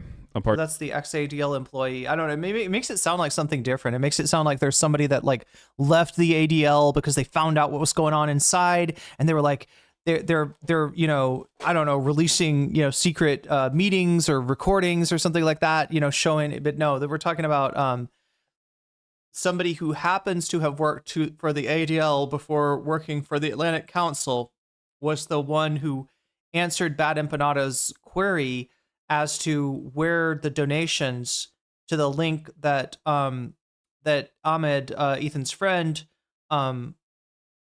promoted, where that money was actually going. And yeah, so this is Melanie Robbins exposing Ethan Klein's lies by just, you know, answering a question from Bad Empanada's email, apparently. Apartheid Defense League confirms directly. Hello, thank you for reaching out and your question. The donations page on our website goes to support our work through the Atlantic Council. This includes helping Ahmed and our team, and to allow him to be able to do many of the media appearances that he does, to meet with policymakers and do all the writing and things that have helped launch the work for Realign for Palestine.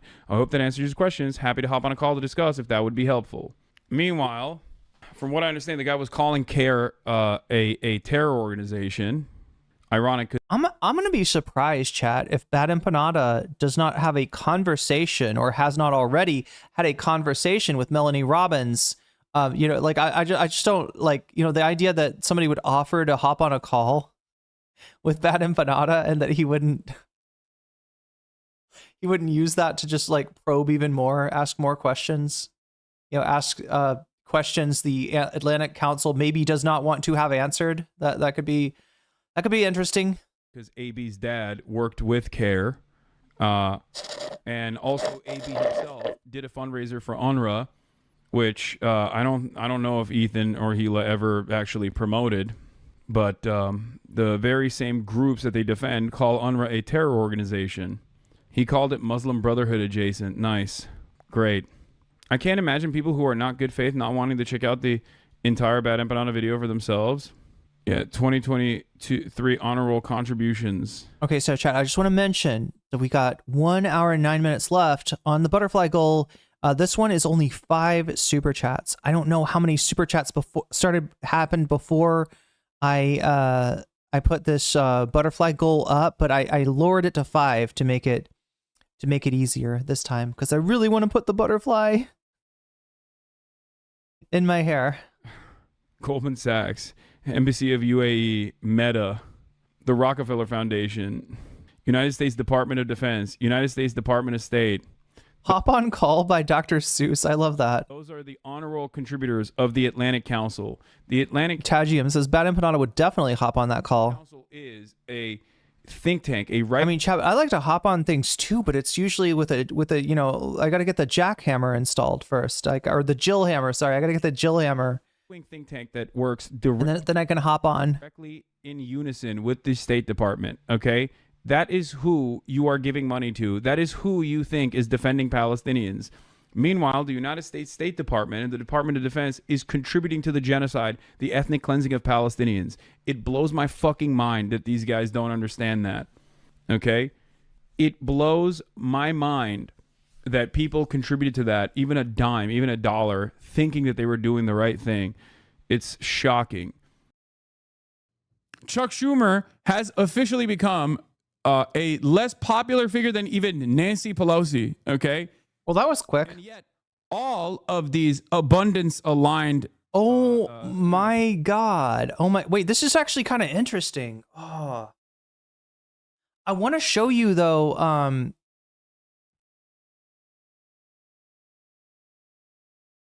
Ethan Klein core? Yeah, I may be defending Zionism, but you were mean, and that's worse. That's true. That's a good point. Ethan Klein claims Bad Empanada, a man who lives in Argentina, nowhere near him, is the reason he's afraid to leave his house. If you support Palestine, but also want to criticize me, I will absolutely paint you to be a Zionist Nazi and have bad empanada call you a pedophile baby. Wait, what? Hasan orders Bad Empanada, like, Bad Empanada, go out there and call him a pedophile baby killer. Like, what the fuck? I swear to God, chat, if you understand nothing else about Bad Empanada, understand that man answers to no one, all right? Hasan is not telling him shit. He is not taking orders. He's not following orders. He is doing his own thing. That is one thing that is one common thread for Bad Empanada, right? To let you no longer feel safe to leave your house. This is Hasan's comment. If you're a YouTube content creator who hasn't said dick about Israel Palestine, and you're only now starting to let your critical position on Israel be known after 19 months of genocide, since it's no longer going to cause you severe career penalties, and you spend any moment finger wagging at people who have been correct the entire time, I will absolutely come for you. I'm sorry, come after you. Sorry, chat. We would let you come first, ostensibly. Why is my brain in the fucking bedroom today? I don't know, chat. That's wild. I'm usually not like this. I blame the birth control. Honestly, I think it's just like you put that birth control patch on and you become a totally different person. I don't know, chat. If you come out with a critical position without trying if you come out with a critical position without trying to both sides it, then great. Welcome to the fold. Welcome to the fold. Okay. God damn. I did find an account the other day that basically there's one account that's like a pro Ethan account that puts up all of his activity on Instagram, and I think the other one is Ethan's Addict, which is an anti-Ethan account that puts it all up.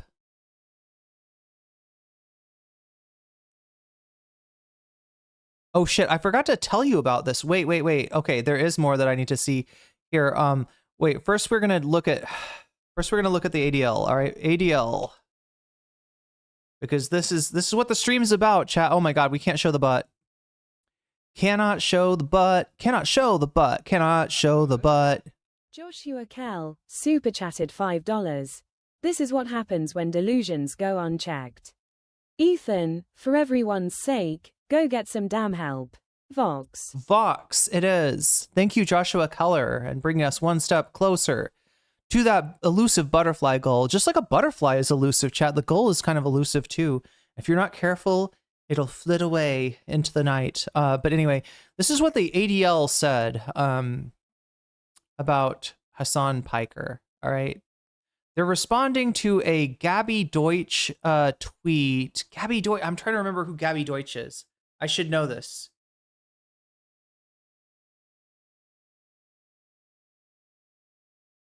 Chat, I feel like Gabby Deutsch, senior national correspondent for Jewish Insider. It's a magazine. She works for it. She's a Florida woman, outdoorsy person.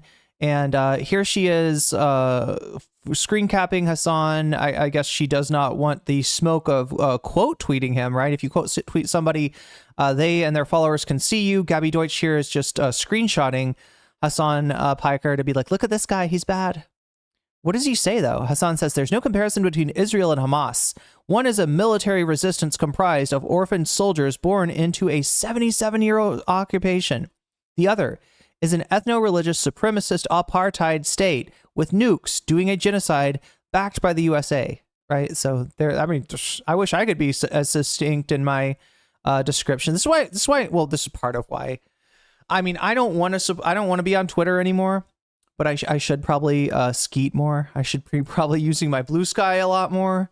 I just need to get make my thoughts concise, right? That's a pretty concise thought. Anyway, Gabby Deutsch didn't think so. Gabby Deutsch says, Hasan Piker is now saying the quiet part out loud, that Hamas is good, actually. The streamer has 2.9 followers. He didn't say that. He literally didn't say that. Hamas is good is not in here, right? He's just saying that the comparison between Israel and Hamas, if you want to both sides it like that, is bullshit. That's all he's saying. He didn't say fucking Hamas is good. He like, that's such a reductive thing to say. Omega Star with the $5 super chat, getting us one super chat closer. Oh my God, whoa, that's some skills right there. Taylor, look at that. And Lorenz. Okay, message received, Omega Star. And thank you for the super chat. And Taylor is going to get a little bonus here. There we go. 10% for Taylor Lorenz. 91%. Accuracy is offensive? Yeah, I guess so, right? Like, I don't get... I should stop looking for logic. I should stop looking for moral consistency, chat. I'm not going to find it in this crowd.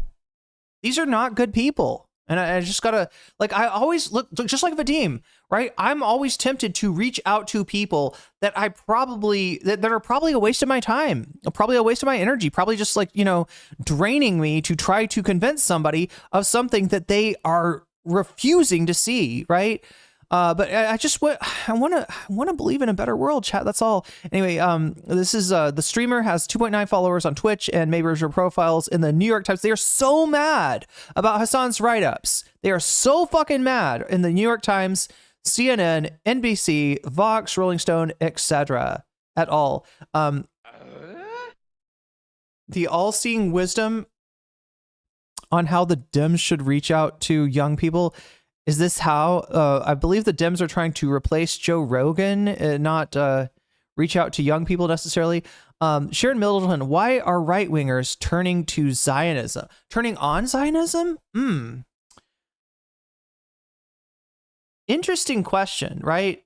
It's hard to characterize right-wing anti-Zionists. There are definitely a non-zero amount of people that are against Israel because they associate it with the Jews and they're anti-Semitic, right? So some of the right-wingers have a very bad motivation for opposing Israel, right? Some of the right-wingers are isolationists and they don't believe that the United States should be involved in foreign conflicts. They don't want, in other words, they don't want to pay for Israel's defense, right? It's America first. And, you know, if you're sending billions of dollars in military aid to Israel, that's not good to them, right? So that's another motivation that you might see from the right wing when they're anti-Israel. I'm trying to think. Yeah, so I've mentioned the actual anti-Semites, like Candace Owens, right? She's not a huge. Not like her heart goes out to the Palestinian people. It's that she just associates Israel with Jewish people, and she's anti-Semitic. And then the isolationists in the Republican Party as well.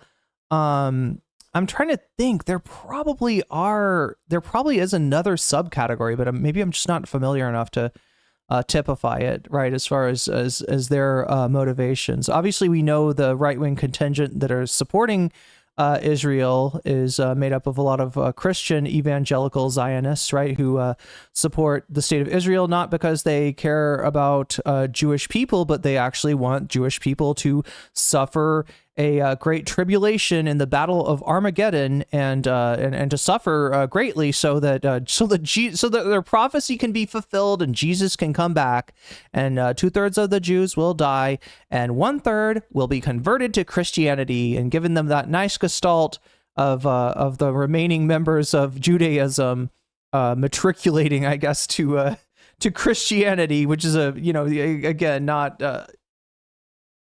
a very pro Jewish thing in the end of it, right? If that video included Frankie Goes to Hollywood, wait, if that video was also included Frankie Goes to Hollywood, it'd be a web gem. But yeah, good question, Sharon Middleton, and thank you for the super chat. 20 for Ezra. Okay, Ezra's got 20 for that abundance. We all love us some abundance, right? And then, am I forgetting anything? Oh yeah, I gotta add. Wait, Narwhal, you said 94. Thank you. Oh my God. Thank you for doing that math for me, Narwhal. I'm sorry, I'm not better at keeping on top of this. Here we go. 94. We're at 94% on the bonus goal. We are at what? Are we at 3 out of 5 on the butterfly? Yeah, we're at 3 out of 5. So we're only missing 2 super chats to put that butterfly in my hair. And we still have like an hour left, don't we? Yeah, we have 56 minutes, the better part of an hour left. But yeah, this is what the ADL has said about. In retweeting Gabby Deutsch, the ADL has made a little bit of a thread here. Now, notice this, right, chat? There's one reply to this. All right. 4K likes. That's not a lot. That's not a lot of attention, right? This has been up for over a day. Posted May 30th at 3:46 p.m. So yeah, and it's not getting a lot. It's not getting a lot of attention. But I mean, because it's a big institution that a lot of organizations and a lot of companies recognize, it may have more traction than the interaction, than the engagement would signify. Anyway, ADL quote retweets Gabby Deutsch here, complaining about Hasan Piker's glowing profiles in NYT, CNN, NBC, etc. Right, with this. When you openly support a murderous anti-Semitic U.S. designated terror org calling for violence against all Jews, you minimize our fear and grief and embolden extremists. It's time for all public figures and news outlets to call out this support for terror and cease praising and platforming Piker. What a bunch of, like, literally, that's like the most authoritarian way to say you should change your mind, right? You know, you generally, when you ask somebody to change your mind, you offer them some kind of an argument. But here's the ADL just saying, if you're not a piece of shit and you're not pro-terrorism and you're not evil, then you should call out this guy and not say good things about him, because it minimizes our grief whenever you do that. All right, second tweet. Why do they have to? Why are they do? Chat, can somebody explain this to me? ADL has got the gold star. That is the or gold check mark, right? That is the organization you have to pay like a bunch of money for this, right? It's more than just the $8 for getting a certified account, right? It's expensive to certify an organization like the ADL, but they do it. And so since they do it, they should be able to make a tweet as long as they fucking want. All the right wingers with blue checks, I see them make like ridiculously long tweets, and yet ADL seems to be sticking to the prescribed number of characters here, and then going to thread 1 or post 1, post 2. Post 2 says, now it is time for Twitch, YouTube, and X, and all other social media platforms to decide if their platforms are spaces that allow for someone like Piker to spew hatred and pro-terrorist propaganda. The time to act is now. And now, so like I said before, right, chat, this one has one reply. That reply is this. So the ADL replied to ADL, and nobody else has replied to it. 2.7K likes on this one, 4K likes on that one. Why has nobody replied? Guess why? Wait, I can? Accounts ADL followed or mentioned can reply? What? Chat, why? I was about to show you that I couldn't reply. That was what I thought I was going to show you, right? Instead, when I click on it, okay, I can't reply to this one. Who can reply? Accounts ADL mentions or follows can reply. They don't mention anybody there. When I go here, look at this. Post your reply. What the fuck? ADL. Okay, so that's who made the account. Twitch and 2 others, YouTube and X. Is it because is putting this at X like? I don't understand, chat. Anyway.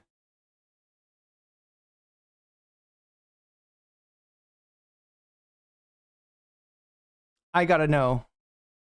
I'm gonna get the attention of the ADL if I do this, right? But I gotta know.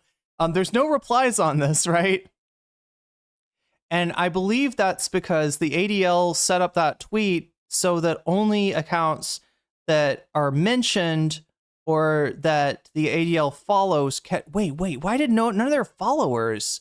Oh, the people that they follow. Okay, wait, let's take a look here. Does the ADL follow anyone, or do they not follow people? No, they're following almost 4,000.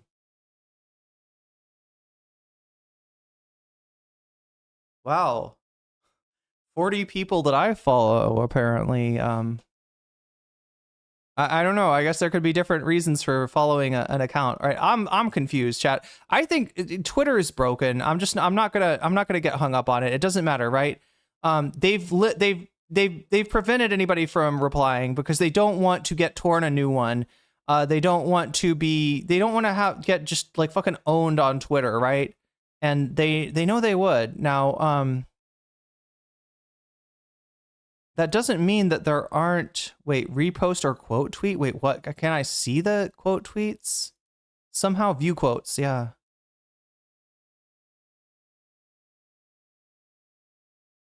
What is this? I'm sorry I ever criticized you, ADL. I wasn't familiar with your game.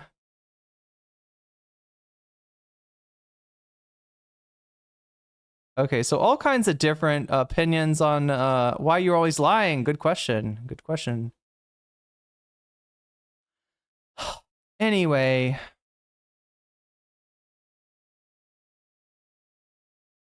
Anyway, that's what the ADL tweeted out.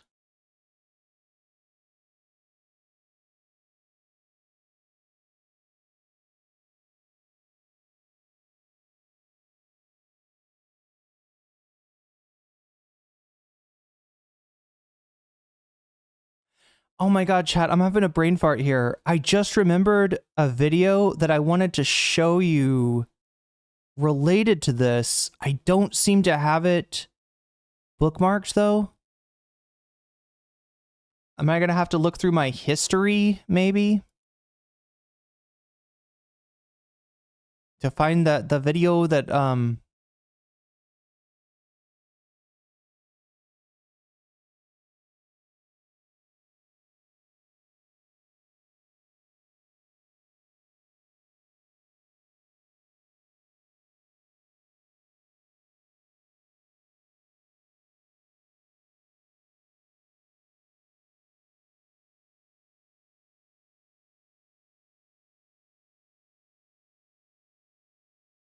I don't know. Maybe I have it saved on another playlist or something. Oh, here we go. Here we go. Here we go. I got it, chat. I got it. This is the one I wanted to show you. All right. So we all know about Hasan getting pulled out for questioning on his way home from France after taking a family trip there. Wait.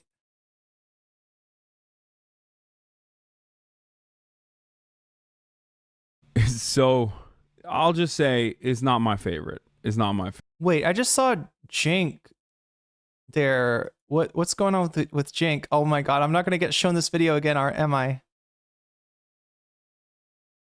Jink, my analysis of the oh, we gotta cover the Glenn Greenwald kink tapes, chat. Have you heard of this?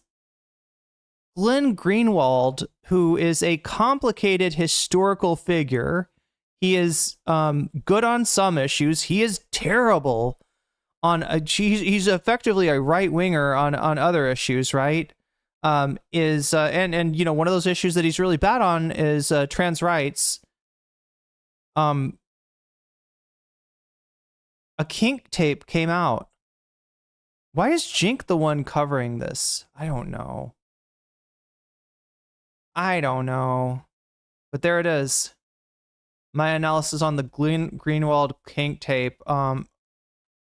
Anybody know about this? The Glenn Greenwald kink tape? We'll probably take a look at that in a second. The one I wanted to show you that here, though, was we all know how Hasan got stopped at coming back into the country and questioned. Well, it turns out when he flew to Houston, this happened. Anyway, ladies and gentlemen, boys, girls, and MBs, we're live. We're alive, and I hope everyone's having a fantastic one because today's a beautiful day. Today's a wonderful day. Today is the last day before we get to the gay month. That's right. And I wanted to get to... I'm so ready for the gay month. God's country before we got to the gay month. Let's be freaking real, you know? I am in Houston, in God's... Hey, I'm in God's country right now, and it says the gay month is fine. Country. Okay, I'm in Buddha's country. What it is. And I'm a little late, and I Yo, thank you for Cranberry Soul. Thank you for resubscribing. apologize, but I obviously have a reason. Oh wait, look at that! Look at that! That's 100, right? That's 100 right there. Look at that goal reached. We're still 2 super chats away from the butterfly goal, I believe.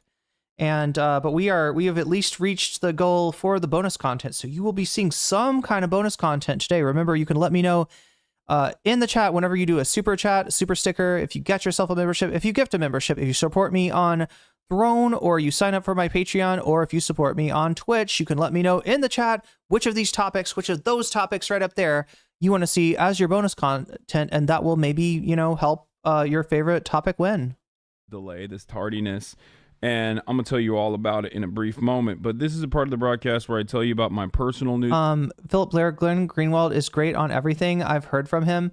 I've never heard him talk about trans. Wow. I feel sorry for you, Philip Blair, because, yeah, I mean, there are issues that Glenn Greenwald is legitimately good on. But overall, his political alignment is actually right-wing, right? If you remember Glenn Greenwald only from way back in the day during the Bush administration, I can totally understand why you would have that impression of Glenn Greenwald, though, because most of what he was talking about was the, you know, surveillance state back in the day. And, but yeah, things have changed. Things have changed since then. Wheelchair Mafia, opinion on Asmongold attacking... Bruh? I don't know what that word, I can't pronounce that word, Wheelchair Mafia. Anybody want to explain to me what Asmongold is up to? I got no idea. It's gay month now. It is here. I mean, like where I am. And it is, okay, wait. If you're in Pacific time zone or Mountain time zone in the United States, it's still May. If you're anywhere else in the United States, it's gay month. So celebrate. I feel like we need to gayify Asmongold. Can we make that a priority? I just like need. I need to send queer. Are Queer Eye for the Straight Guy still Are Queer Eye for the Straight Guy still a thing?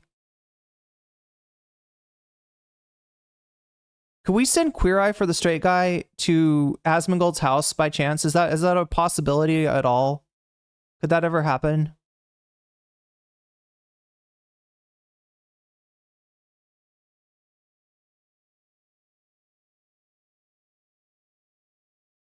Yeah, Philip Blair, you're talking to me about shit from like 10 years ago. I agree that I agree. And I was, would have considered myself positively disposed to Glenn Greenwald 10 or 15 years ago. Things have changed, right? And it's incumbent upon us to recognize when things change, and people that, we thought well of because they, God, you're missing a lot, Philip Blair. You're missing a lot about Glenn Greenwald. There's a whole arc that you're completely missing. Look, this comes up when it comes to Norm Finkelstein, right? Norm Finkelstein is, one of the preeminent scholars in terms of, talking about the history of Israel and Palestine. But Glenn Greenwald, if you get him talking about trans people, is going to say some fucked up shit, right? Sorry, Norm Finkelstein. If you get him talking about trans stuff, we'll say some fucked up shit. Same thing with Glenn Greenwald. Anti-authoritarian isn't right-wing. He's right-wing, Philip. I'm sorry. I can't bend reality for you. Not yet. I mean, I'm going to try. Maybe I could practice on a spoon or something, but I'm not quite there yet in my practice to be able to warp reality to make somebody that you had warm feelings to back in, the 2010s into not an utter scumbag, which is literally what Glenn Greenwald is. Please do a little bit more research about him, because it pains me that somebody can transport their good impression of somebody from a time where they did really seem good to like now, like Glenn Greenwald, he's not even close, right? About what's going on in the world of Hasan, I'll be Piker, in between the time period where I press the stop streaming button and press the start streaming button. So help me God, I'm gonna tell you exactly what's happening in my life. For all the parasocialists out there who are like, Hasan, where are you? Why are you in Houston? Even though I basically describe my travel plans ahead of time. For chat, please catch Philip up on the last 15 years of Glenn Greenwald's career. I believe there's a few things that a very long time. But in any case, folks, personal news wise, why won't the majority report? Look, this is a chatter that I like. This is a chatter that I enjoy having around, and I don't want to embarrass you. And if I continue to discourse with you on that, you're not going to look good to the rest of chat. So, you can do your research, and I trust you to do that. I'm letting you know that you got some missing pieces here, right? And I really don't want to belay this point again, because I don't want to embarrass you. You're a cool person. You're a cool person, and I think you're just missing. I think you're just missing a little bit of knowledge, is all. Okay, so I'm not gonna harp on this anymore. All right, we can deal with Glenn Greenwald later. Not the end of the broadcast. And Omega Star, thank you for the gifted sub to Shower Chat. Wait, what does Shower Chat mean? Like is it when you go into the shower and like you chat with somebody, like your partner comes in and goes to the bathroom and you have a chat? Is that what Shower Chat is? Or is it like shower chat, like in the French sense, where you're like a cat that's in the shower? And it's like, why is this cat in the shower? I was about to take a shower, but there's a cat in. What cats aren't supposed to like water? Why is this cat in the shower? Friendly reminder for chat to shower. Oh, that is a friendly reminder. And sometimes chat needs that kind of reminder. Anyway. I obviously, when I ended the broadcast early, everyone was complaining, saying, oh my God, another half day. They keep getting shorter. And as always, it's because I'm quiet quitting. You know this. And not because I had to fly last night to Houston after ending the broadcast. That's precisely what I had to do. Bro, that's a tiny ass room. Get an upgrade ASAP. It's a much larger room. There's a living room in the back, but we're We set it up here because there was a desk here, and I didn't. Chatter is letting Hasan know that his Airbnb isn't expensive enough. Like, I don't even want to know. I don't even want to know what Hasan is spending per night on wherever he's at right now. I mean, I'm guessing it's an Airbnb. I could be, maybe it's a hotel room, but I don't even want to know because it's more money than I could ever afford. Like that this guy probably spends my entire month's salary in like one night on a hotel room. Wow. Okay. Anyway, I'm not going to be on the desktop for then again, it is in Houston. Maybe it's cheaper. Too long. And then we're going to move on and we're going to go to DreamCon. For those of you who don't, I have surgery in a couple of weeks. I can't do edibles. Oh my God. I was there too. I remember them telling me that too. Like I gotta cease all. In fact, a couple of my medications, or one of my medications, I think I had to cease too.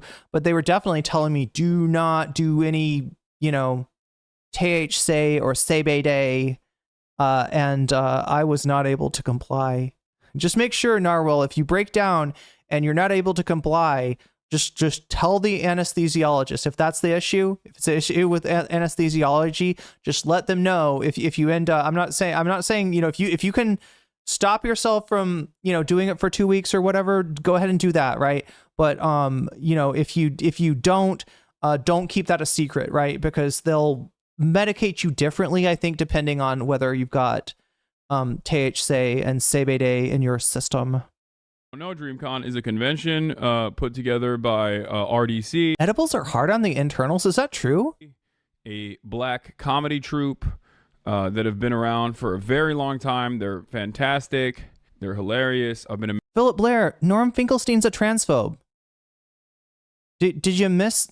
Major fan of them for years and years. Like this is why we don't usually talk about Norm on issues other than Israel Palestine, because it's fucking depressing. He's really, really good on Israel Palestine. He's really, really bad. In fact, I would say reactionary on some other issue. Dude is like 90 years old. Like dude, if you don't trust me, listen to what Hasan says about him.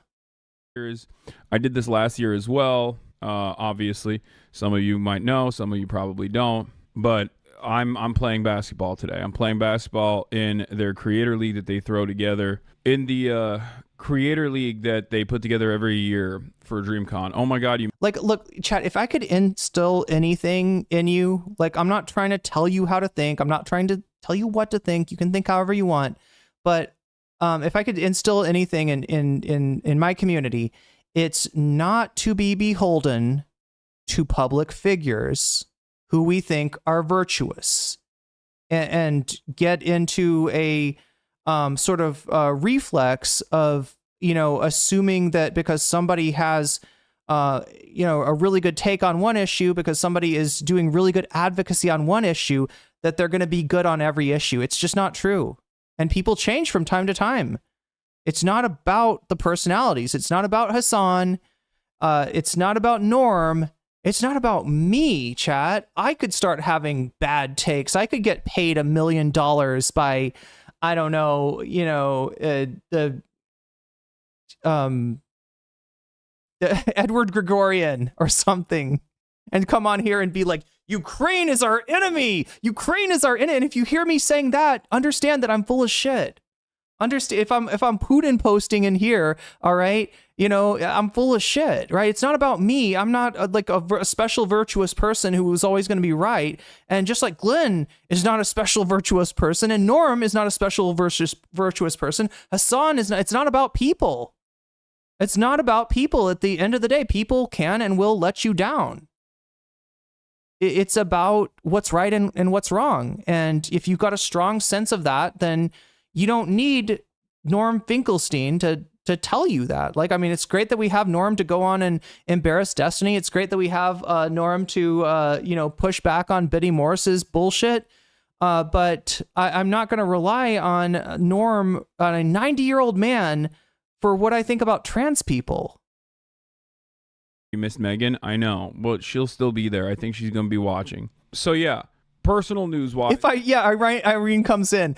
Chat, I think I've gotten Ethan Klein completely wrong. I listened to his discussion, and it turns out there was not just one Nakba, but two Nakbas. And we really need to be more empathetic towards what happened to what happened during the, I don't know, Chad. It's just like, yeah, it'd be ridiculous, right? But I do want you to understand that it's not about people. It's not about me. It's not about Norm. It's not about Hasan. It's about, it's about what's right and what's wrong. End of the broadcast, flew into Houston. As always, got stopped at TSA. A classic. Every single time, every single bag. They literally, this was the first time at TSA. Irene Klein, oh my God. Where they went through all of my bags numerous times. It was crazy. Like, they would just be like, all right, we got to put it back through. I'm sorry, is he 71? I called him 90. Got to put it back through. We got to put it back through. I wanted to give him credit. I wanted to be like, he's old as fuck. I think they've just like changed the I don't know. I feel like they might have changed something. Look, my grandmom's a nice lady, all right? But she grew up in a certain place, and I'm not going to, like, rely on, like, I don't know, my grandmom's opinion, like, on, yeah, I don't know, like, I'm not going to ask my grandmom, what does she think about, what does she think about social transition for trans kids, right? I probably would get an answer that I would not agree with. And I can't because she's dead. So, that kind of solves itself. But the TSA is like, normally I get stopped and every single bag is checked thoroughly. But this time, not only did they check every single bag thoroughly, but they also made it go through the bag check multiple times. So I don't know what the that was about. That was weird.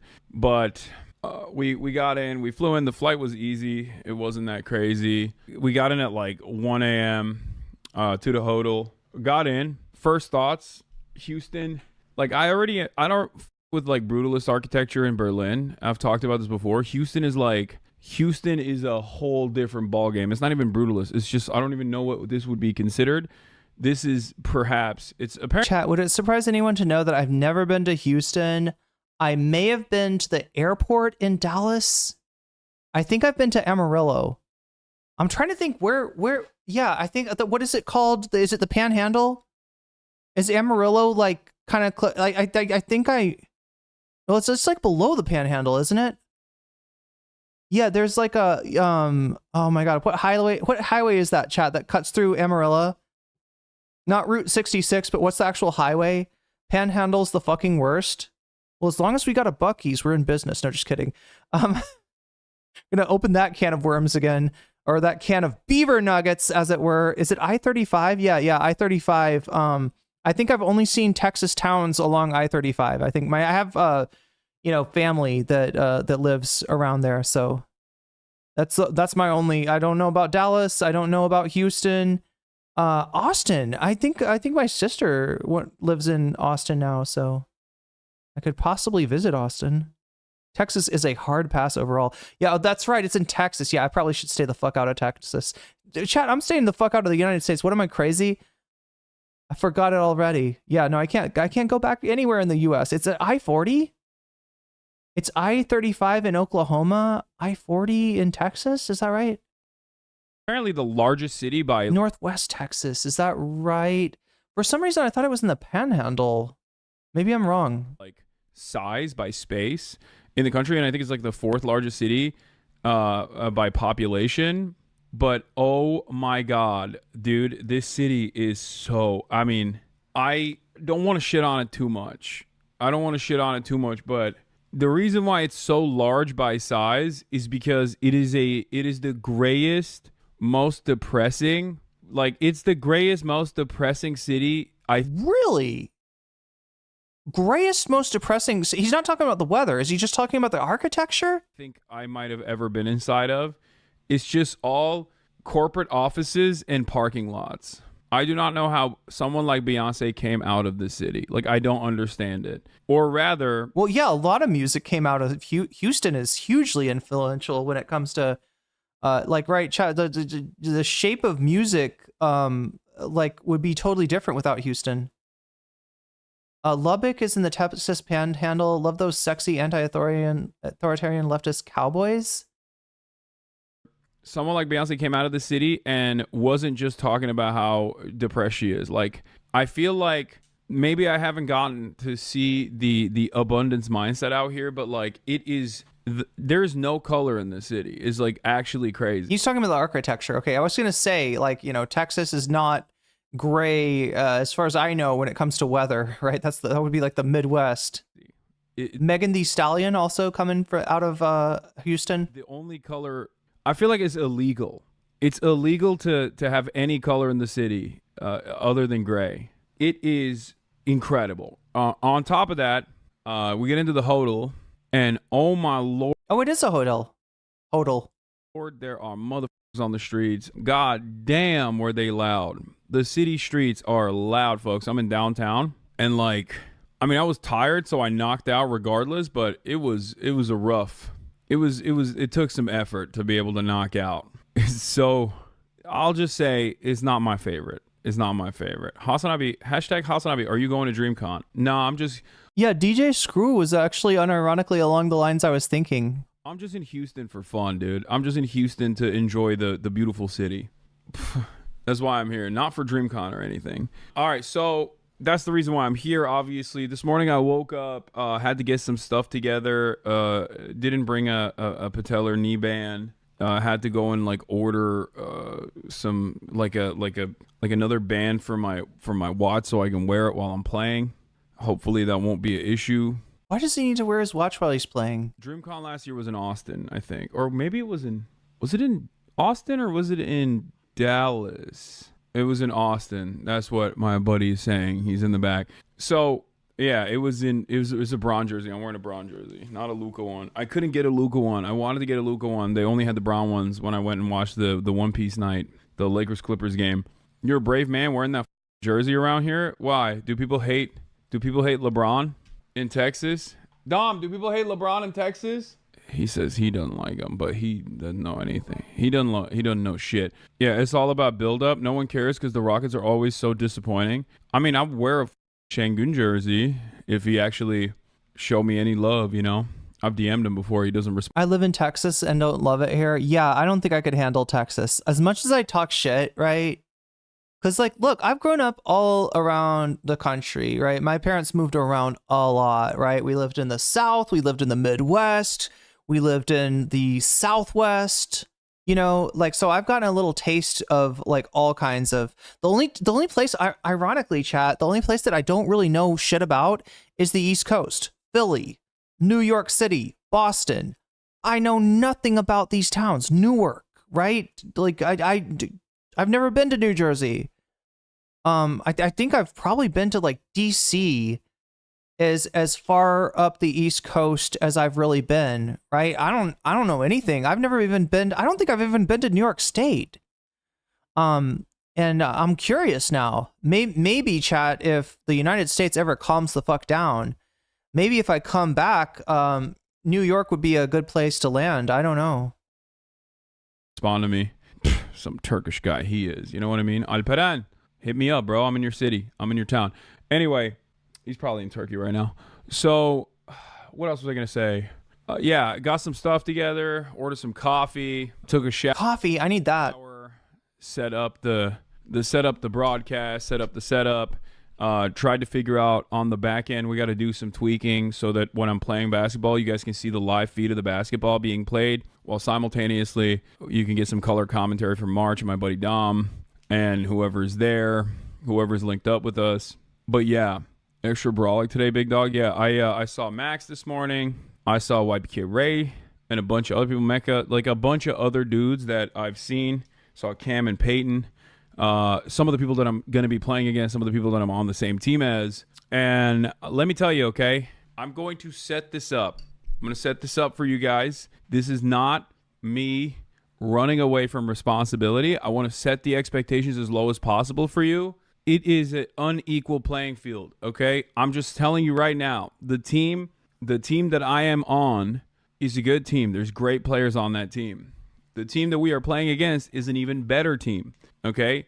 I am a burden to our team. The opposing side is a better team overall. I'm just saying it's not cope. I am setting it up so that you guys are aware of what might take place. I'm going to use my size. I'm going to try to post up. but we'll see what happens. Hopefully I'll be able to do a better performance than last year. It's not loser talk. We're about to watch our hero get bodied. This community can't survive this. Ready for failure, hopeful for a W. Start hitting the other team with politics to make them fall asleep. No offense, start scoring, bro. That's what I'm going to do. Yes, that's what I'm going to do. I'm going to do that. I like that. Become primetime Tim Duncan. That's my goal.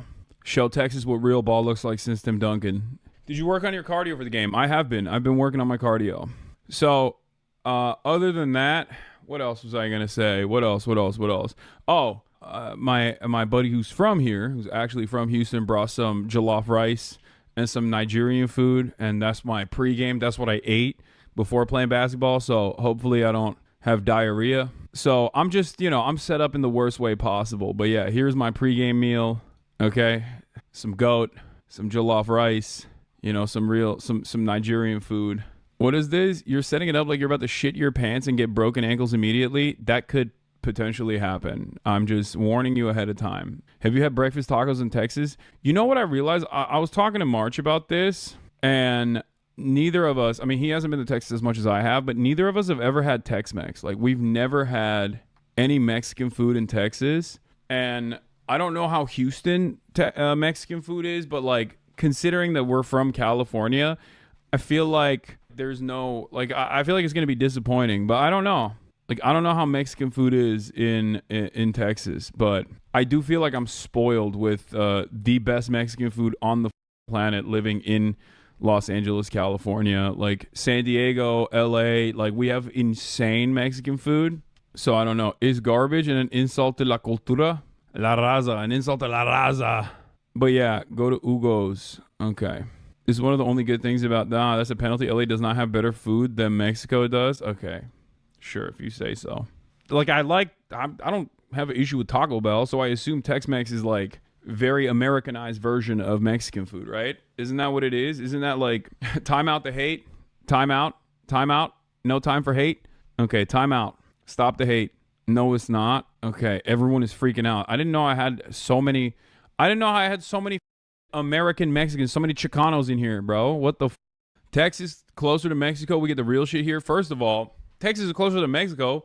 So is California. The fuck are you talking about? These are both border. Bro, California is so Mexico. Half of California is Mexico. What the fuck do you mean? There's Baja, which is basically, is it America? Is it Mexico? Nobody knows. Okay. What do you mean? Texas and California are both border states. And therefore, yes, both of the states are as Mexican as possible. I feel like Texas Mexicans are a different breed. Like, they're just Texans, Tex-Mex is better than LA Mexican food. It says tackled A. Papacitos fajitas are peak. Okay. Time out the hate. Stop the hate. All right. In any case, that's it. Oh my God. I think I did the thing again, chat. I think I was talking to chat in the midst of the crucial, in the midst of the important part of this, right? What was the important part of this? This was the the TSA thing. So yeah, anyway, I'm sorry. I wasn't trying to cover in depth Hasan's views about Texas or Tex-Mex foods or the difference between Mexican people in different states or anything like that. I think we were trying to kind of. I think they've just like changed the all right, we gotta put it back through. I want to know this bag. They literally, this was the first time at TSA where they went through all of my bags. So here's what I'm wondering, chat. Is there something on Hasan Piker's, I don't know, TSA file that is just like, fuck with this guy as much as you possibly can, right? On orders from Trump. On orders from Little Marco says, fuck with Hasan. Like, what's going on, chat? Is this just look, this one could be a coincidence. I don't know, right? But considering what happened to Hasan when he came back from Paris, I'm wondering now. What do you think? Numerous times. It was crazy. Like, they would just be like, all right, we got to put it back through. We got to put it back through. We got to put it back through. I think they've just like changed the I don't know. I feel like they might have changed something with the TSA because, like, normally You think DHS has got him like marked? stopped and every single bag is checked thoroughly. But this time, not only did they check every single bag thoroughly, but they also made it go through the bag check multiple times. So I don't know what the that was about. That was weird. But we got in. We flew in. The flight was easy. It wasn't that crazy. I don't know, Chad. I don't know, Chad. I like Hasan's reaction doesn't make me think that he thought that that was. What do you think? Like, what's going on here? What is even going on here? Hasan is flagged, says, oh no. So you think this is going to be just like anytime he flies, he's going to get this shit? The important thing, you asked me how... Okay.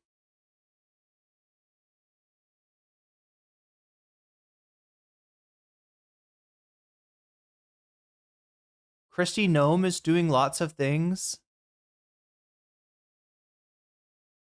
Yeah, she's got lots of clothes. Hasan said he always gets randomly checked when he... Okay, so this isn't... Maybe this isn't a new thing. Yeah, okay, that makes sense. That makes sense. Narwhal's got a... That's, you know... That's a good take, Narwhal. He always gets checked randomly, checked because of his name. Yeah. Yeah, nothing new in American society that having a Muslim-sounding name may get you subjected to more stringent scrutiny here. But TSA is wild everywhere now.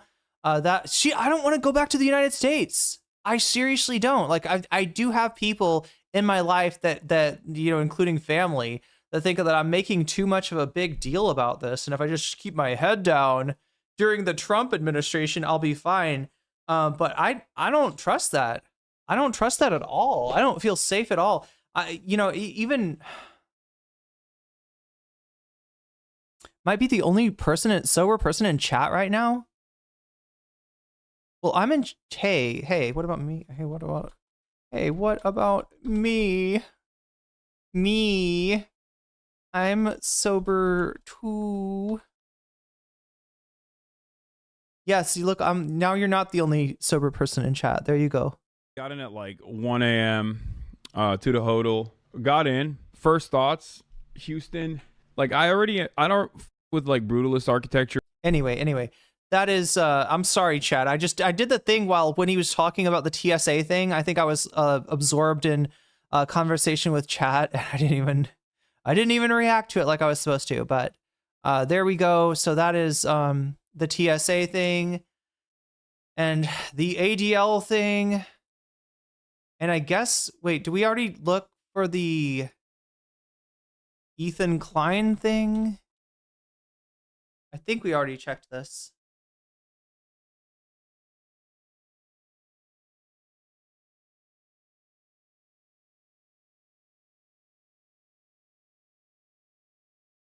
Oh, here's the TSA thing. TSA would examine bags of the #1 terrorist supporter. Wait, what? Wait, what is this, chat?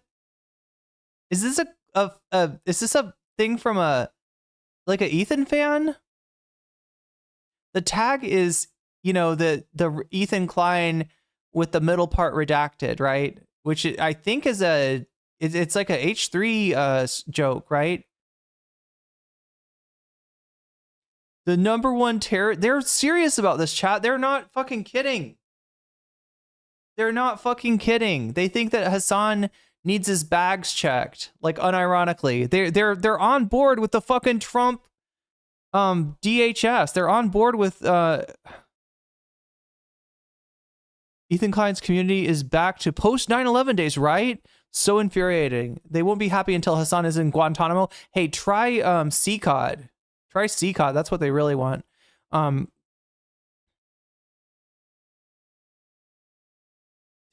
Oh, this is the bad empanada thing with the Atlantic Council. This is actually pretty scummy. This is a bad empanada tweet here, confirmed by the Atlantic Council themselves. The donations to the H3 podcast solicited for Palestine do not go to Palestine. They go to Atlantic Council. I mean, that's what the marker, that's what the thumbnail thumbnail. The timestamp on that segment said was Palestine charity, you know, right? So it's not the first thing he advertised was his Atlantic Council link. So I feel like this is a bigger scandal maybe than people realize. Hopefully people will catch on to it, because I that's a pretty scumbag behavior here.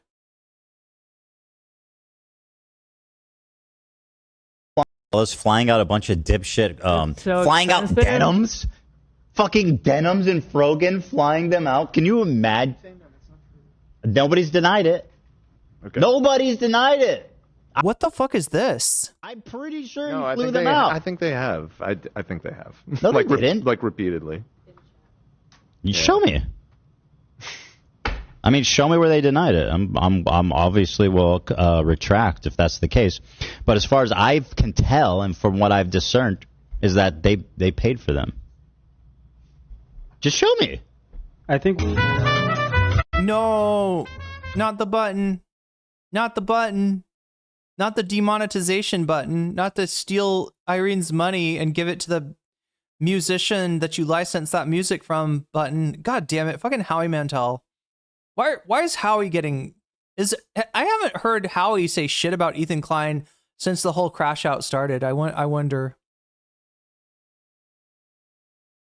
God, that's a long button too. That's a long button. Yo, we didn't watch Ethan's show from the other day because it was all about creator clash. And I'll be real with you, chat. I don't care.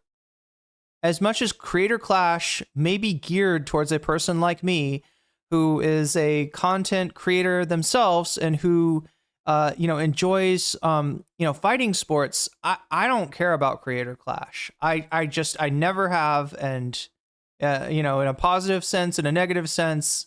But yeah, I mean, like they want you to be mad about, they want you to be mad at iDubbbz and Anissa. And I can't fucking be bothered. Yo, okay, that's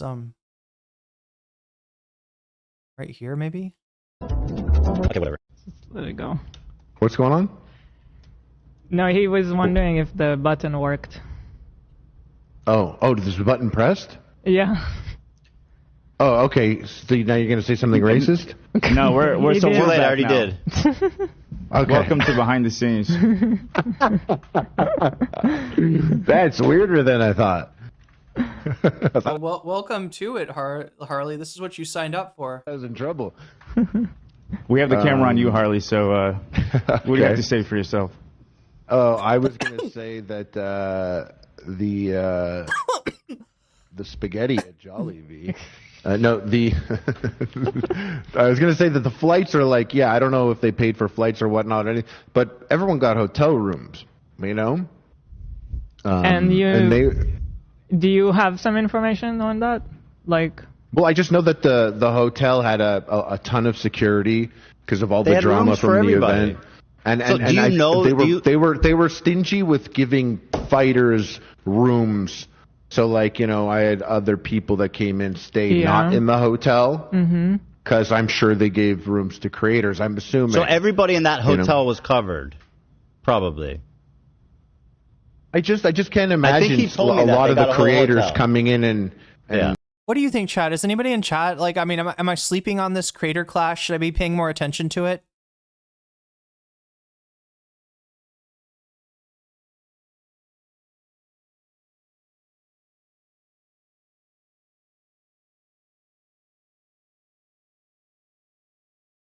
Oh, Cult of Glory, The Bold and Brutal History of the Texas Rangers by Doug J. Swanson.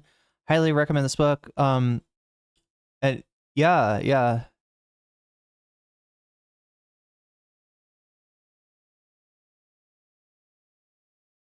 I think I've heard of that book before. Oh yeah, it's AI slot. Yeah, basically, so if anybody's asking about Harley's background and why it looks familiar to you, he literally took Hasan's background, fed it into AI, and had it change the dog, had it change the obviously the neon light. I believe that in Hasan's room, the picture of Biden is a picture of Obama standing with the Queen. Maybe the picture of the golden retriever might be a picture of fish. I mean, there's a lot of it does look actually very different than Hasan's room now, but who knows at what point he snapped the picture of Hasan's room to feed to the AI and got that result out of it. And yeah, I think they did get a hotel. And so was and it was Denim Frogan at that hotel? I'd seen Denim. Okay, yeah, I can't get interested in it.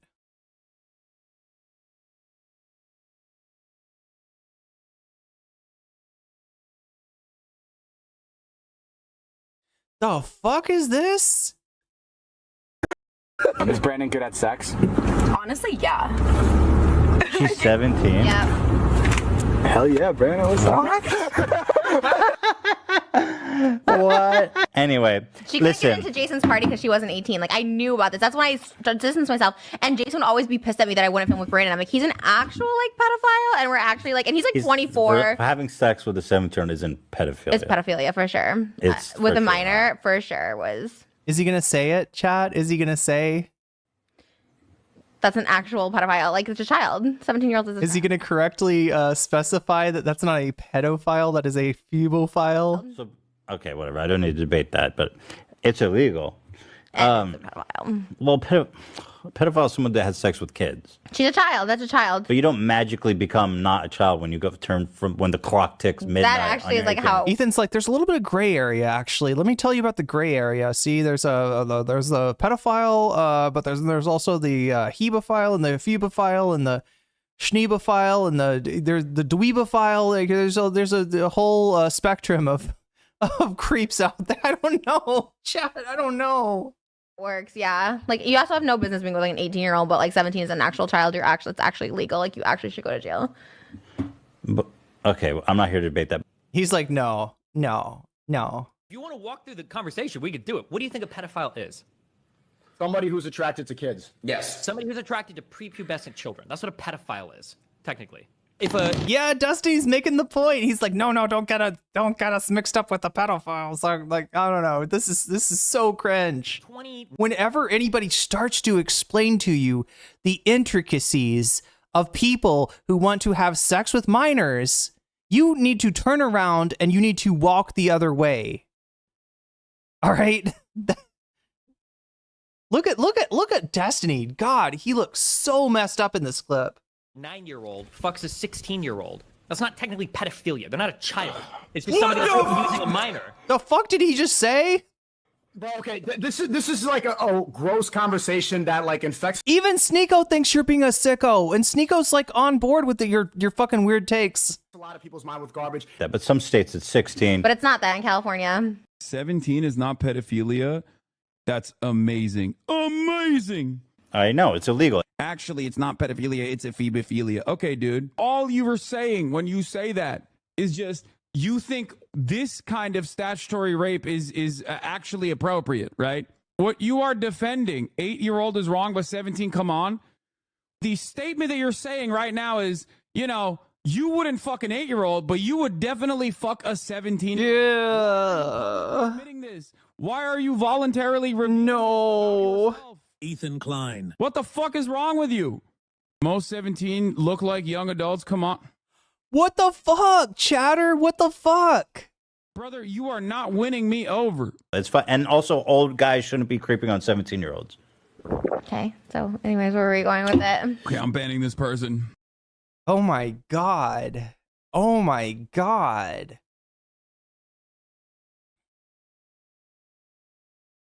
Wait, this is the Harley guy. This is the Epic Mealtime guy, right? What is this? Harley, I don't know who these other people are. Kyle, Woody, and Taylor. They're you know, I don't... Israel took their embassy out of like Afghanistan, Iraq, and Ireland. Really? Ireland? Recently, Ireland. Like Ireland is like one of the most anti-Israel countries that's ever existed. Online, people call it Pattystine because it's like very. They look at the They look at this entirely different scenario with Israel and Gaza, and they're like, "That's just like us." No, it's not, but sure. And they're like, "That's like us, and we're them, and that's like us." And so they've really like, wow. So Harley's like looking at a group of people and remarking at how weird they are for not being too racist to see themselves in their own struggle against colonialism in the struggle of the Palestinian people, right? Harley sees that shit and he says, "That's fucking weird. That's fucking weird. Why are you comparing yourself to these non-white people?" Wow. Okay. So yeah, I've heard people say, shit about Harley. I don't know anything, chat. Epic Mealtime, that was the YouTube channel where they wrapped everything in bacon, and I just got no interest in that, so I never watched it, so I don't know anything about the people on the channel. I don't know anything about Harley, but I have been hearing people say that Harley has some pretty right-wing beliefs. I guess, there's the first example. And now then when Trump came in and Trump was like, "We're going to turn it into a casino," they were like, Israel was like, "Oh, okay, great. So Ireland, you're going to take all these Palestinians, right? They're yours now. Like, you're going to step up and you're going to take anyone who is a refugee. You're going to welcome them in, right?" No. And they have a crazy Islamic population now. Like Ireland is very Islamic in terms of compared to how many Irish people are in. The fuck? Look, I mean, like, wait, wasn't the anti-immigrant thing in Ireland, isn't it usually against like isn't it usually about like people from Poland and stuff that they complain? Or am I thinking of England? No, it's Ireland, right? Isn't that it, chat? That they complain about Polish immigrants? There is some like anti-immigrant sentiment in Ireland, but I feel like it's against Eastern Europeans, maybe. Am I right about that? Am I wrong? In there. And that's actually quite a few countries out there.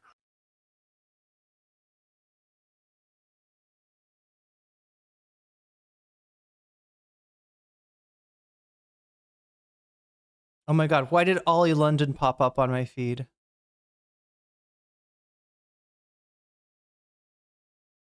Okay, anyway, I feel like we're done with that. I don't know.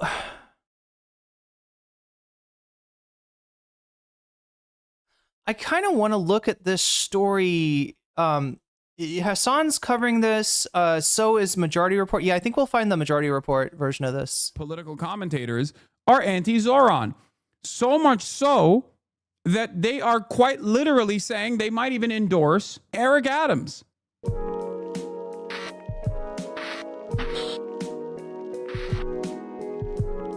So chat, in New York City, there is a primary coming up. That primary for New York mayor. And there's at least, I don't know, 5 or 6 people running in that. New York City has ranked choice voting, meaning that if you want to, you can not only place your vote for the candidate that you want, but you can also say, this is my second choice, this is my third choice, this is my fourth choice, right? And it was kind of assumed that unless Mamdani got support from major Democratic figures like Bernie or AOC, which he thus far has not, that he had virtually no chance, right? It seemed that way up until some polls popped up. And, they showed, Cuomo in first place, Mamdani in second place, right, in the first round of voting. But if you take that through, and what they do is they eliminate the person at the bottom, then they reallocate that person's votes. If that person, people voted for them number one, they're like, all right, what was your number 2 vote? They put those votes in their number 2 spot, right? Then they see what the poll says. Then they get rid of one more person. and then they reallocate those votes, right? But so by the time that you got the votes reallocated down to 2 people, right? The space between Mamdani and Cuomo is not actually that far. And that is to say, chat, that this is not just saying that Mamdani is in second place and maybe has a chance to, if you can get some name recognition to get first place, but judging by the way this poll works, here, let me show you on Majority Report. I feel like they had this in a shorter form. Majority Report. And chat, I care about this because after the Trump apocalypse, I'm going to move to New York City. And I'm going to run for mayor. No, just kidding. I don't know.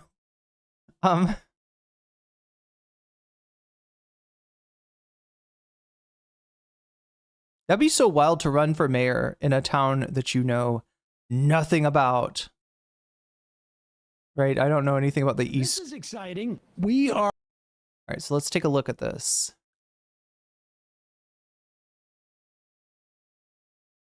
Are now just weeks away. June 24th. From the New York City Democratic mayoral primary. It is June... what did you say? June 24th. June 24th. But I early voting starts June 14th. Yep. So I'm going to be doing early voting because I'll be away. Still got to wait and figure out who I'm going to vote. Oh, yeah. Well, obviously everybody should be ranking Zoran first, right? Don't rank Cuomo. It's the most important thing that we can leave communicate. him off. And but you rank need all to rank 5 yes, slots. Yes. So, you need to fill all 5 slots. And you need to make sure that Cuomo is not one of those 5. That is hugely important. And I got to say, like, I am shocked at how close this race is. Because 3 or 4 weeks ago, I was like, I don't know, it doesn't look good. And now, it's crazy. It is this close, a month out. And let's be clear. Andrew Cuomo has access to a lot of money. But when you're talking about a primary, getting people to come out and vote is much harder when you are putting money up against an army of volunteers. And this is like a historic volunteer door knocking operation. I remember this. I have not been this excited about a campaign since AOC and the operation behind it. I really mean that. And they're using a very similar playbook that had her have success, where they are trying to drive turnout from people who don't typically go to a primary via a door knocking face-to-face interactive operation, and the distance between these two candidates is less than what polling said prior to the AOC race with Crowley. So that's where we come in and saying, Columbia Rican is saying Zoran is in striking distance. That's confirmed by these numbers. But if you actually look at what the numbers represent and the likely voting patterns given Mamdani's strategy in New York City, which is very similar to AOC's strategy in winning her seat, you might, and I don't want to, I don't want to say anything that makes anybody think that it's in the bag. It's not. It's not in the bag. It's very close, right? If you're in New York City, get out there and vote. And more than just vote, right? Vote for Zoran, but also rank other people. Everybody except Cuomo. Do not rank Cuomo, okay? Just leave, but whatever rankings you want to put them, right? Just so that your rankings are filled out, but Cuomo is not amongst those rankings, because this is a very close race right now.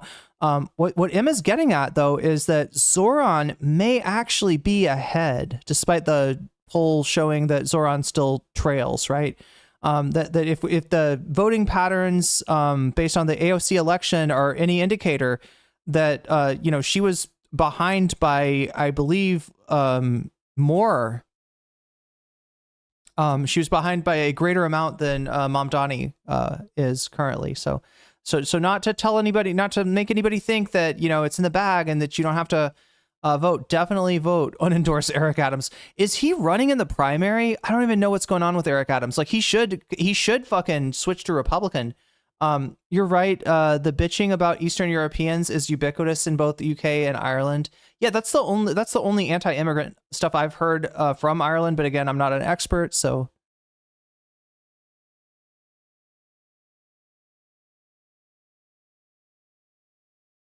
Just as some people in this chat seem to not be an expert on the existence of Romeo and Juliet laws. Okay? God damn. And let's be clear, this is he cut an ad here based upon this Emerson polling that came out yesterday, and it was on, I've never seen this description, very likely voters, which means that these are consistent Democratic primary voters.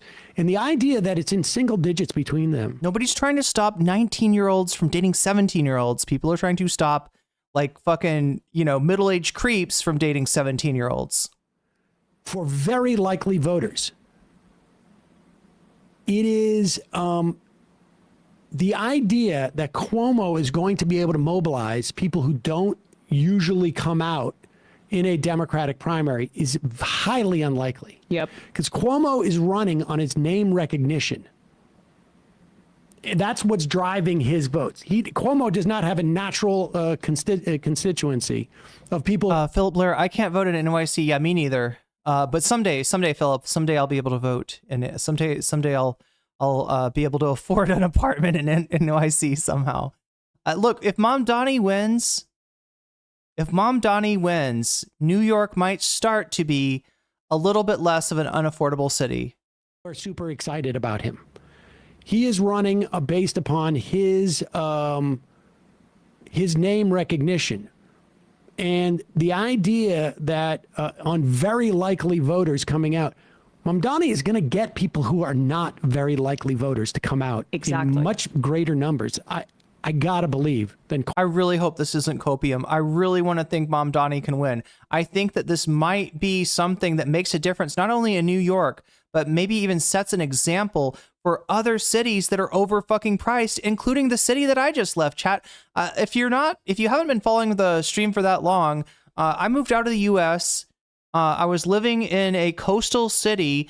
And when I left, I was paying the totality of my income for rent and still not quite having enough money, right? I was literally priced out of that market, right?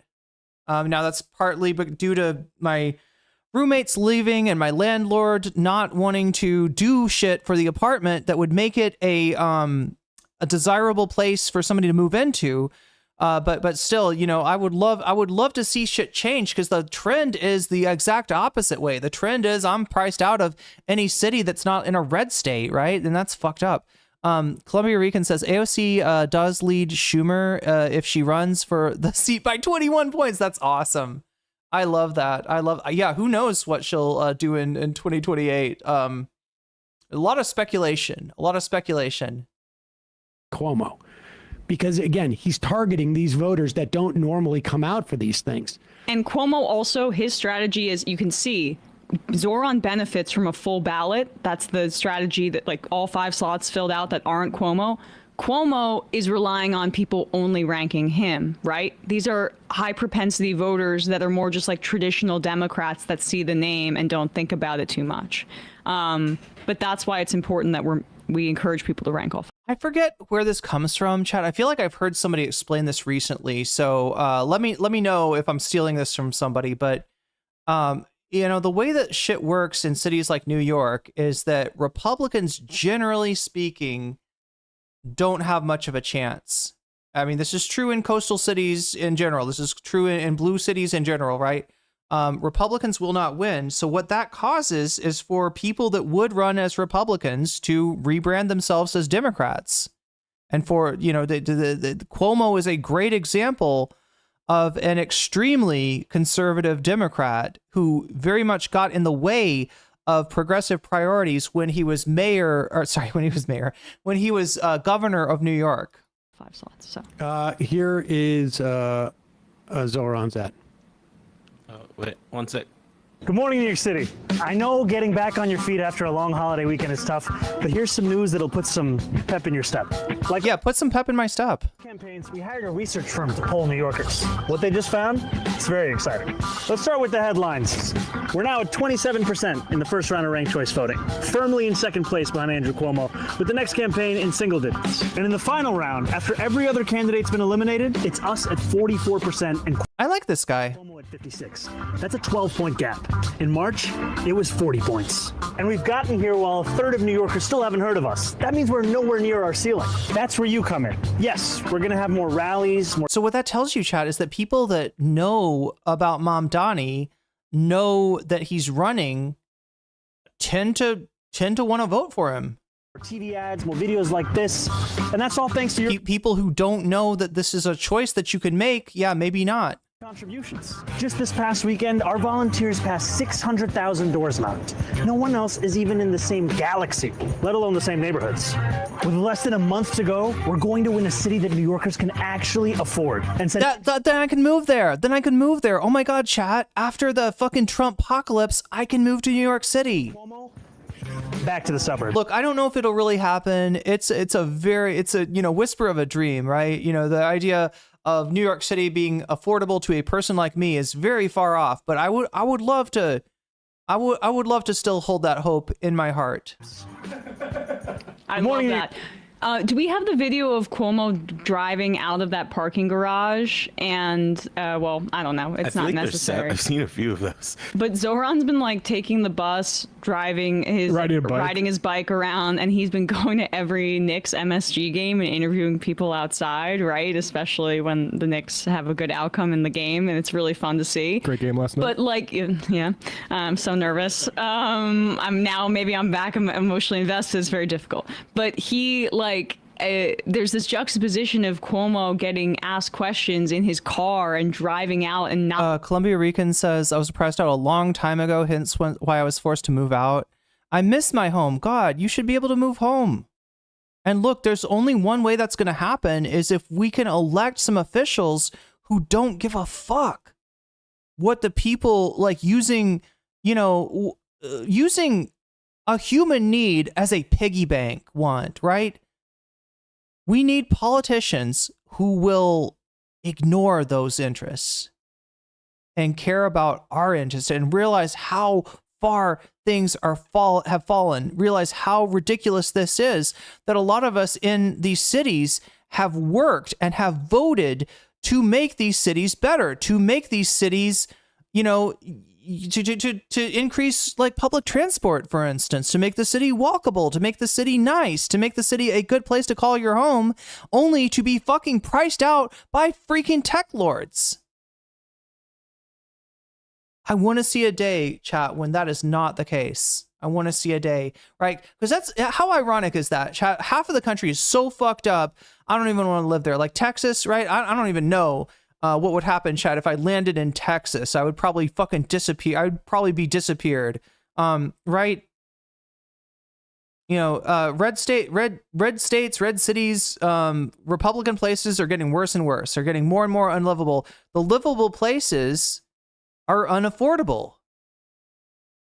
So there's no good place for a lot of us to live.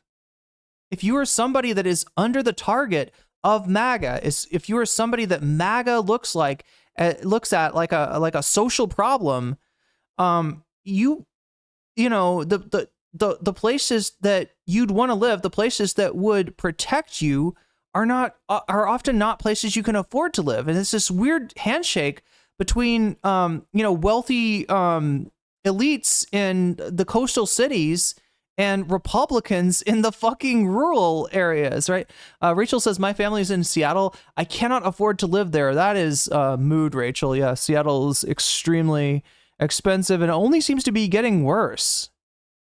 And I found a place that is affordable if you have 3 people in it, but I had a landlord who, bless her heart, I don't know, I feel like she's not doing super well financially herself, but she could not upkeep the place enough to attract people to live there. Like nobody wanted to pay the $1,000 for rent to live there, because you can find other rooms for $1,000 that are in better places, right? So I'm stuck in this place where I'm like either gonna pay $3,000 in rent a month, or I'm gonna move the fuck to Thailand, and I already paid the entire rent for that place like several times. Luckily, my lease had been up for a while, and I was on month to month, so I was able to get out of there. But holy shit, chat! I mean, I could have been homeless in Seattle, honestly. Like if things had not gone the way that they went, if I had not gotten out when I did, I don't know how I would have continued to pay for a place to live, even after I'm making I don't know, $2,000 a month on a good month. Rolling it down because he's driving back to the suburbs. It doesn't seem like he even lives in New York City, basically, is what. California is kind of red now too. Search Cloud, are you talking about the Casparian effect? So yeah, look, there's definitely red areas in California. California, has a lot of right-wing areas. In addition to that, though, there's this phenomenon, I call it the Casparian phenomenon, of wealthy liberals being radicalized towards more and more right-wing viewpoints, more and more eliminationist tendencies against unhoused people, right? And more resentment of people that don't make as much money as they do being able to live in their super pristine city. But yeah, I know if you're talking about the increase, I don't think the blue cities are not, turning red. It's not like that, but there are more right-wing voters in there, and the people that do vote Democrat oftentimes are a lot more reactionary than you would expect. So I think I know what you're talking about, Search Cloud. The last 5 years, our home value went from 410 to 900. It's happening everywhere. It's so difficult. We're barely hanging on with interest rates and me getting sick. God damn, that's tough, Rave. That is tough.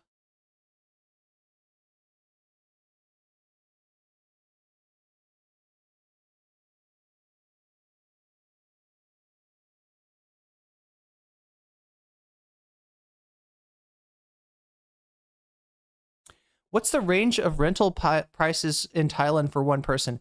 Now, I can't tell you the real range, right? Because what I interpret as the real range for rental prices in Thailand is the rental price for Thai people. And there is a phenomenon that's based on, it's a real, dynamic that, you'll get charged less as a Thai person, because the assumption is that you cannot afford as high of a rent, right?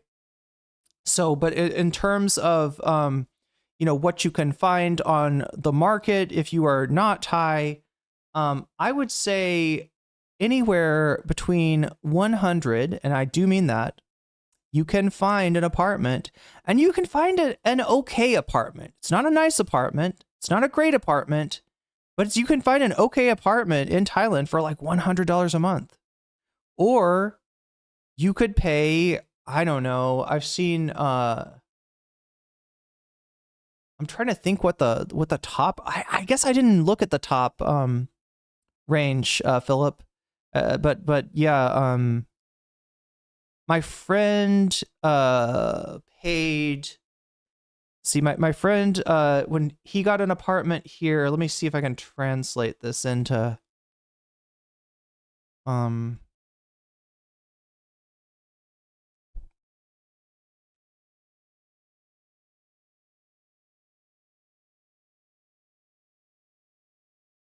okay. Yeah, my friend paid $900. Actually, I guess his rent wasn't as high as I thought. Yeah, my friend paid like $900 for his apartment. And I'm sure you could find nicer places than his. His was really nice. It was a 2-bedroom, I think. A corner room in the apartment complex, which is always kind of a nicer room, and just really well, just really kind of a beautiful place, right? Better place than I've ever lived, right? And he was paying $900 a month, which is actually, chat, less than my rent in Seattle, right? Sorry, less than what my rent would be with 3 people living in my 3-person apartment, right? And I think he had at least 2 bedrooms, if not, I think it was 2 bedrooms. I don't think he had a 3-bedroom, but a really spacious 2-bedroom apartment for $900 is something that you can definitely find. Yeah, I could not afford that, or I don't know. Like I said, it's lower than what my rent was in Seattle. And so, I mean, I guess technically I could have afforded a place like that. I just don't want to, if I can get this is a good place, chat, and it doesn't cost nearly that much. So most of the reporting is, I've done about half a dozen door knocking shifts for Zoran in Queens, where I live, and one of the 900 is too much for me too, Philip Blair. Super interesting things. I mean, first of all, like strategically, you're talking about the same group of people that did AOC's first campaign. They did Claire Valdez's campaign this last summer, and almost everyone I talk to, like when you knock on a door, sometimes the people aren't home, but when they are, usually they've heard of Zoran, but we're not aware that there's an election, like not aware that there's a primary, but are aware of Zoran. And I think to Sam's point about like likely voters and unlikely voters, those are unlikely voters that they're targeting. Yo, $500 a month for a 1-bedroom in New York. That's amazing. Door knocking. But that was back in the 90s or before. And the registered Democrats. So you're knocking on their door knowing that they are registered Democrats, and a lot of them are not. Now, I'm sure after all this door knocking, they're going to be aware that there's an election, and they definitely know who Zoran is. Yep. Right. Yep. He's been doing a lot of freeze the rent stuff too, if we want to show a little bit of that, which by blame Reagan for the housing pricing. Blasio did too. So here's this. As the state assembly member representing Astoria and Long Island City, I have had an 82-year-old woman come into my office and tell me that her rent is now double that of her Social Security check, and that her landlord has now filed for eviction. And my office took every step we could. We spent 3 months, and finally, through HRA, we got her the support she needed. We kept her in her home. But we deserve a mayor who will do that for every single New Yorker, who will fight to keep every single New Yorker in their home. Because too often in this city, in our politics, the only exodus that politicians are worried about are that of the wealthy when we finally... Tajium, I paid $1,500 for a 2-bedroom in freaking northern Colorado. Look, that's the weird thing. It's like, it really does go, like, I mean, like, look, part of it's coastal, part of it's big cities, but also it's a weird thing where just the rent in, like, in blue states tend to be nicer places to live than red states, and rent in blue states is likely is just as tax them what they should pay. Is also, going to be more expensive. But the real exodus is already happening. It's working in middle-class New Yorkers who are being pushed out of this city because it's the most expensive one in the country. And so I'm going to ask you one more time. We're running to freeze the...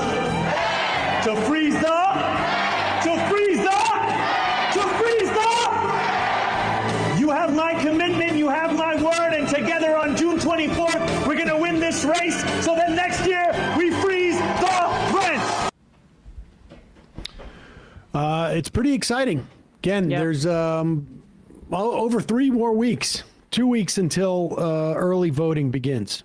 Shucks, I wish a couple more endorsements would come in any day, one of these days. Come on, AOC and Bernie, it's ridiculous. It would be just insane if they don't come out with this before early voting. Could have just done it early and gotten it over with, but we wanted to hope Brad Lander was going to get to 25% for some reason. I would imagine. I mean, I'm less understandable as to why Bernie, but I presume Bernie's holding off to protect AOC. right? Like if he came out and endorsed, I really don't get what's going on with Bernie and AOC on this one. Look, I mean, like they've let us down before, I mean, they're not perfect. Right. And in some ways they're more imperfect than in others, but like, just like, I don't know. You would think that as somebody who's carrying forth a message that is resonating with the American people right now, and considering that the rest of your party is far to the right of you, you would think it would feel pretty lonely out there, and you would think that you would want some company. You would want to help elect more politicians that want to arrest the rate of increase for the rent, that want to make shit like legitimately more affordable, that have a priority of improving the material conditions of working Americans. And it's just it's weird that it's taken this long / I don't know if it'll happen. Look, good luck on all the oligarchy stuff. That's all great, but the thing AOC said on this show about being some sort of vessel between the movements and the Democratic Party, I just don't see evidence that she serves that role. I think like people like Ilhan Omar or Rashida Tlaib play that role better. But if she runs for Senate, I'd vote for her. We'll see what happens. They could hold a rally and bring Brad Landers and Zoran out together. Oh yeah, bring the guy with 11%. If that's what this is about, I mean, I don't know what else it's about. Oh my God, it's about some sort of. Well, I got to imagine. I mean, I would imagine that it is primarily, if I had to speculate, she's afraid of Cuomo winning and of hurting her chances in a statewide race. There we go. Because of his infrastructure. That would be. But this is where that would be my. I'm sure that's what it is. But this is the thing.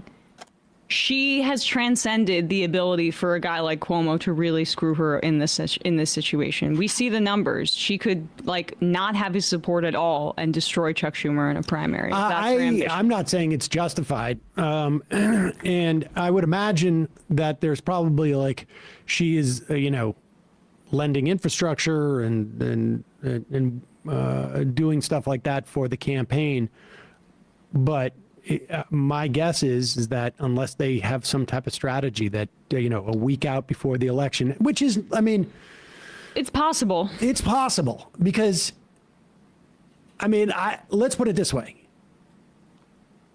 if he needed her endorsement 2 months ago, he's not going anywhere. Her endorsement and Bernie's endorsement is going to have the most value over the next 2 weeks, telling people, like Russ said, that there's an election. Because if I tell you that there's an election and I use my biggest, they have two assets, right? Both of them as politicians, but specifically AOC. There's two assets that she has. One is any type of campaign infrastructure. And my presumption is, I don't know this for a fact, my presumption is that to the extent that she can give that apparatus, whether it's email lists or whatever it is, or campaign strategist or, staff or whatever, she's lent that out. Then the other asset is the media splash that you get, right? And if the strategy is to drive people out who don't normally vote in primaries, do you want that? It's basically a one-off, right?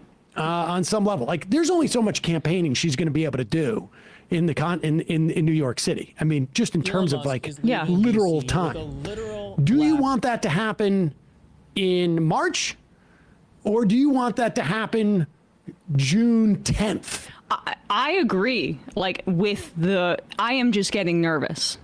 Oh, I agree with you. I'm not, and I in no way do I think it's a fait accompli that she's going to do it in June 10th. I'm just saying that we'll find out, because obviously if it doesn't happen, it's horrible. It's horrible. I mean, and I would be way harder on her than Bernie in this instance, because this is her city. Bernie Sanders is a national figure, but this is her city. And I would imagine that Bernie would be doing it in some way because it provides protection from her not doing it. Right. she's gonna represent New York to a hostile governor, whether she endorses Zoran or not. Right. Cuomo is gonna come down on her, and he already is. I mean, if you listen to what he's saying, of course, he names her. What do you mean, governor? Sorry, mayor. Oh, mayor. If she stays out and yes, right. Be nice to me. Right. But it is interesting that like Hochul has kind of distanced herself from Cuomo too. Like, I mean, I wish there could be some coordination to defeat this dude, but everyone's afraid of him because he's so vindictive. Yep. But honestly, she dealt with I swear to God, with vindictive assholes like Trump and Cuomo, chat. With vindictive assholes, it's incumbent that they get defeated. Right? Trump being defeated in 2024 would have led to, criminal prosecutions that would have ended him, that would have ended his fucking political career. Right? If you're going, somebody like Trump and somebody like Cuomo, if you're going to impose them, you got to understand that if you back an animal like that into the corner, they're going to fight to the death. They're going to strike out. They're going to lash out at you, right? And so that's all the more reason that you got to defeat them. If you leave them in power, if you leave them hanging around, and the more people like this that get elected to office, the more corrupt our government gets. The more they link up, the more you get like Eric Adams and Donald Trump and all these corrupt assholes watching each other's back, right? All these vindictive assholes, running cover for each other, right? It's important that Andrew Cuomo knows that he is never going to get elected for fucking dog catcher. Like, people need to remember what Andrew Cuomo did. People need to remember what he actually did during COVID, all right? With Crowley, right? He was also a completely vindictive politician, and so she should probably support Zoran Mamdani, who's facing down a very similar machine, but more powerful, in fact. Anyway, that's what's going on in NYC. Now we're going to turn our attention to what is going on in DC. That is Washington, DC. And what's going on right now is that Elon Musk is moving the fuck out. Let's see. I think I've got a Chris Hayes. It's kind of a rough last day in government for Elon Musk, who showed up to the Oval Office for some kind of send-off with a black eye. Just hours after I need to find this video. Bombshell reporting on allegations of his voracious drug use. In a lengthy article citing people familiar. Yeah, New York Times has this article. Campaign trial, Elon Musk juggled drugs and family drama. This is a huge deep dive. This shows that people are leaking on Elon Musk like a sieve. There is trouble in paradise, right? There in the MAGA coalition, there are forces that are pushing Elon out. And along with that, they are also, releasing information about him. Familiar with his activities. The New York Times reports that Musk's drug consumption went well beyond occasional use. He told people he was taking so much ketamine, a powerful anesthetic, that it was affecting his bladder, a known effect of chronic use. I learned that today from the New York Times. Didn't know that. He took ecstasy and psychedelic mushrooms, and he traveled with a daily medication box that held about 20 pills, including ones with the markings of the stimulant Adderall, according to a photo of the box and people who have... God fucking damn it, Chad. I want to read you this New York Times article. They got me paywalled. They got me paywalled, chat. They got me fucking paywalled out of this article. It's really interesting, though. The Times adds that while his drug use on the campaign trail was more than occasional, it is unclear whether he was taking drugs when he became a fixture at the White House this year. Now, NBC News does not independently verify the Times reporting, but when NBC asked the White House if it sought drug testing for Musk before his government employment began, the White House did not directly respond. Musk was asked about the reporting today in the Oval, jumping in before the question was even done. The president mentioned that you had to deal with all the slings. Columbia Re. Super chatted $5. Trump is a good example. Biden didn't do anything jabbed what he did during his term, nor barred him to run with the 14th Amendment while they had the chance. Yeah, that's the thing with Trump. Like, you can't You can't be half-assed against people like Trump. I didn't do anything. Mostly Merrick Garland didn't do anything for way too long, right? He left all the just, I guess, in the interest of not looking like politicized. But honestly, chat, at the moment when Trump did January 6th, at the moment when he left office, right? That is the moment when most Americans would have seen a prosecution as being anything but political. When January 6th is fresh in people's mind, people recognize that Donald Trump is a fucking criminal. But as as things dragged on in the fucking memory hole, people started forgetting. And then when the fucking charges finally got charged, people were like, oh, I don't know, maybe Biden's going after him. Oh my God, chat. We were 3 out of 5. It looks like we missed the butterfly goal this time. Damn, I'm sorry, chat. That's my fault for not mentioning that goal was expiring. So as a result, I don't get to wear a butterfly in my hair. Oh well. That is no black eye. It's a Stephen Miller-sized black hole. Don't understand how Cuomo is even able to run for office again. I think that the new understanding now, chat, is that any kind of scandal does not preclude you from running for office, right? This is like we're seeing the Trump effect, right? And like I said, you know, this is going to check. Oh, you sent me the article. Thank you, Narwhal by Nature. Thank you for helping me out with that. We got the article. Okay, I'm going to put the Chris Hayes on and let you get the sense of what's going on here. I'm going to try to grab the article. Thank you, Narwhal, for providing me with a link for that. During your time at Doge, there's this. Well, some of the people, you know, some of the media organizations in this room are the slingers. Well, so there is a New York Times report today that accuses you of blurring the line between. Is the New York Times, is that the same publication that got a Pulitzer Prize for false reporting on the Russiagate? Is it the same organization? I got to check my Pulitzer counter. It is. I think the judge just ruled against the New York Times for their lies about the Russiagate hoax, and that they might have to give back that Pulitzer Prize. That New York Times. Let's move on. Okay, then next question. For the record, the Pulitzer Times one has not been rescinded, and it was about the Trump-Russia connection. A judge ruled that Trump's defamation suit against the Pulitzer Board over-awards. This is the whole thing, right, chat? Don't be fooled, because you'll even hear people on the left talking about the Russiagate thing in a dismissive way. I really don't like that, even though I do believe there's a contingent of Hillary Clinton supporters that tried to use the specter of Vladimir Putin and of Russian interference as a fig leaf over their favored candidate, Hillary Clinton's horrible performance, absolute political malpractice. Hillary Clinton and her team had to work to lose that election to a historically hated candidate in the form of Donald Trump, right? And some of them want to, you know, be like, oh yeah, but actually Vladimir Putin stole the election. No, motherfucker, you lost the election. You didn't even go to Wisconsin. You just assumed that workers were going to vote for you when you're offering them fucking nothing. So in that sense, Chad, Russia is not a excuse for, you know, for the horrible behavior and the horrible, campaign run by the fucking same loser liberals that have been losing since like 1980, right? But at the same time, you know, is there a connection between Trump and Russia? It sure as fuck looks like it. Did the Mueller report, for instance,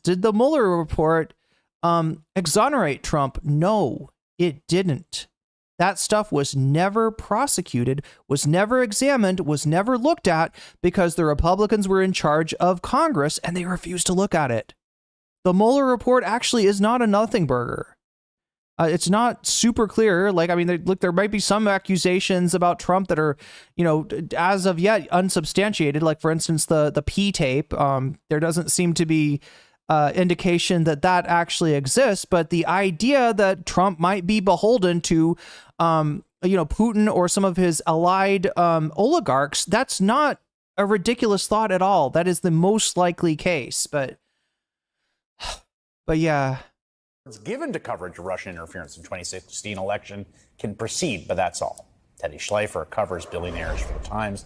He's covered Elon Musk extensively, and he joins me now. Teddy, I know it was your two colleagues that put this piece out today. You've been doing a lot of reporting on Musk and know him well and reported on him. I mean, I got to say it was kind of, well, it was one jaw-dropping revelation after another, and I just kept thinking, this guy's life seems like a lot. There are multiple custody battles over children with multiple women. There seems to be, according to the Times reporting, a very significant amount of drug use that even disturbed people in his life. And he's got like 10 jobs, I guess. Yeah, and then there's the black eye, Chris. We can't forget that Elon took from one of those kids, apparently. Look, he has obviously a sprawl. Yo, I think I need to update the numbers. Yo, Narble by Nature, thank you for the 5 gifted memberships. Surge Cloud, you just got weaseled. Metal Face, you just got weaseled. T.O., you've been weaseled. Hanan, you just got weaseled. And Bree, you just got weaseled. And that's a good thing. Thank you, Narwhal. Social life. And the reason why I think it matters for viewers or for Donald Trump or for Tesla or SpaceX shareholders. I'll go ahead and read you the New York Times article after this. Thank you so much for sending that to me, by the way, Narwhal by Nature. These companies are really the Elon Musk show. As we saw with Doge, it is the Elon Musk show. As we see with Tesla, a lot of people buy stock in Tesla because they believe in Elon Musk's. So his personal life is very much commingled with his corporate life, and it's impossible to assess Elon's ability to lead these companies if you don't know things. He does a lot of he does a lot of drugs. He does all the drugs, George. There's going to be no drugs left for the rest of us. It's about how many drugs he is doing. I mean, there's also independent reporting. There's a little bit of like a common sense alarm that goes off in my head about the following. This is an individual who has 5 or 6 companies he's running, right? The Boring Company and Neuralink and Tesla and SpaceX. And he's also running this operation at the government. He's got a video game system installed in the office that he gets in the EOB while he's apparently taking a lot of drugs and is managing a private life that involves like over a dozen children with multiple women. Like at a certain point, it starts to feel like, can he really be doing all this? Actually? Well, there's been some credible reporting that he's not even really playing the video game. Yeah, that's what I was about to say. Judging by the video game scenario, I would say that there is some chance that Elon Musk is like paying people to make it look like he's doing all these things, right? And given the fact that he is Alexander Bell, in turn, he wants to be Nikola Tesla, but he hasn't ever engineered anything, coded anything, built anything in his life, right? He's just taken credit for other people. Elon Musk is to ketamine what Keith Richards switched to heroin. How did Keith Richards do it? Game. So I think that's an important caveat here on the Elon Musk resume. That would be the most damaging thing I say today. But look, Musk clearly is a believer that there's in the Messiah complex here, right? The reason why he got involved in the Trump campaign. I got to say, I love those jellyfish. Is because he believed that he could save Western civilization from the problems of illegal immigration and crime and our birth crisis, our birth rate crisis, our population crisis, by which he meant the population of white people in specific. He can fix it. He even said that if he lost in Wisconsin in that judicial race earlier this year, that American Western civilization would crumble. Well, let's get ready to crumble. Let's get ready to crumble. I don't think Elon has the stamina of Keith Richards. I don't think I have the stamina of Keith Richards. The reason why he is so overextended, I think, is related. And I have good cardio. To the way he sees his role in the world, which is, if I don't create Tesla, no one's going to create Tesla. If I don't create XAI, no one's going to create. But he didn't create Tesla. And XAI sucks. Like he's actively in there trying to make Grok racist. This is so ridiculous. This writer is a bit of a savage. Wait, is that the author? Is that the author of the article we're about to read? Yo, Buffy Geek, you really outdid yourself with those, I think you made the jellyfish and the weasel, right? Oh my God, they're like the perfect dancing couple. XAI. And if I don't save, America from crippling deficits and debt, then Donald Trump is cooked. So, the reason why he is, in fact, having so many children based on our reporting is in part because of this belief that, he is the type of person who should kind of continue to populate the world. So these things are not just coincidental. He is doing all these things motivated by a core belief in kind of his own power.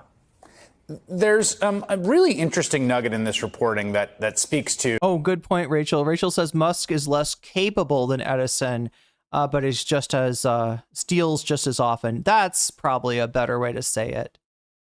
That makes a lot of sense. What I think is sort of a scandal, or at least as alleged. That Mr. Musk's aerospace firm SpaceX is a large government contractor. It must maintain a drug-free workforce, which, by the way, is a program I have some real policy objections to. It administers random drug tests to its employees, but Mr. Musk has received advanced warning of the tests, according to people close to the process. SpaceX did not respond to questions about those warnings. That's a pretty notable find in the reporting there.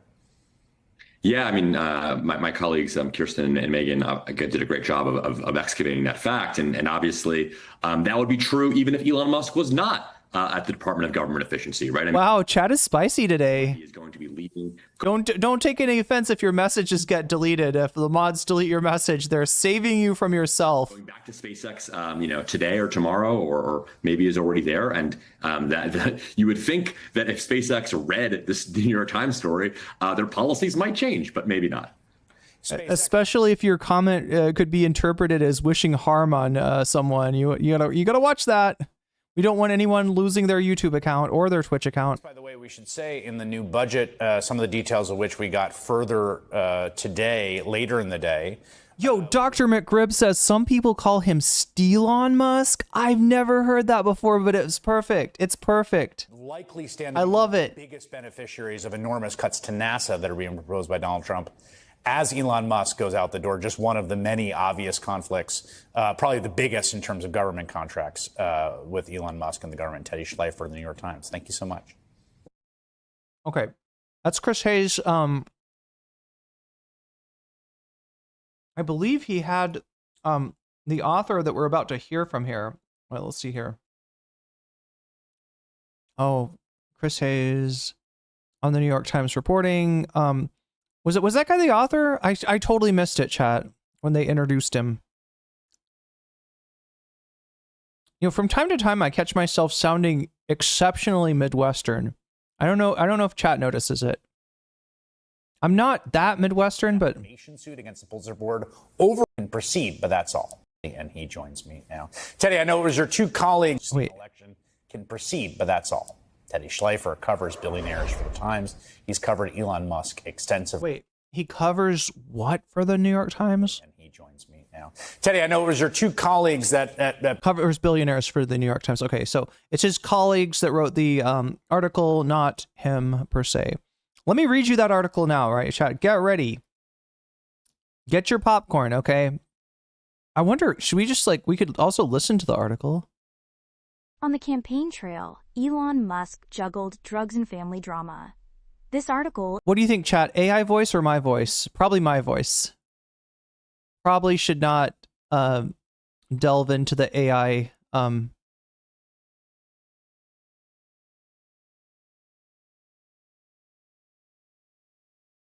As Elon Musk became one of Donald J. Trump's closest allies last year, leading raucous rallies and donating about $275 million to help him win the presidency, he was also using drugs far more intensely than previously known, according to people familiar with his activities. Mr. Musk's drug consumption went well beyond occasional use. He told people he was taking so much ketamine, a powerful anesthetic, that it was affecting his bladder, a known effect of chronic use. He took ecstasy and psychedelic mushrooms, and he traveled with a daily medication box that held about 20 pills. Chat, this sounds familiar, right? This sounds like let me see if I can find the quote.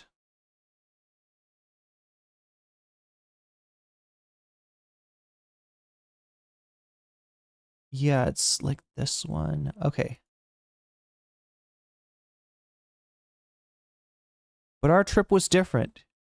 It was to be the classic reaffirmation of all that is true and good in the American spirit. We had 2 bags of grass, 75 pellets of mescaline, 5 sheets of high-power blotter acid, a salt shaker half full of cocaine, a whole galaxy of uppers, downers, laughers, screamers, and a quart of tequila, a quart of rum, a case of Budweiser, and a pint of ether, and 2 dozen amyls. Not that we needed all that for the trip, but once you get locked into a serious drug collection, the tendency is to push it as far as you can. That is definitely a sentiment that Elon Musk would agree with, right? So he's got a suitcase, Chad. He's got a suit, like a drug suitcase, kind of. This is wow. See, I feel like the difference between the 70s and now is as rotten as the 70s were. You had journalists indulging in self-harm through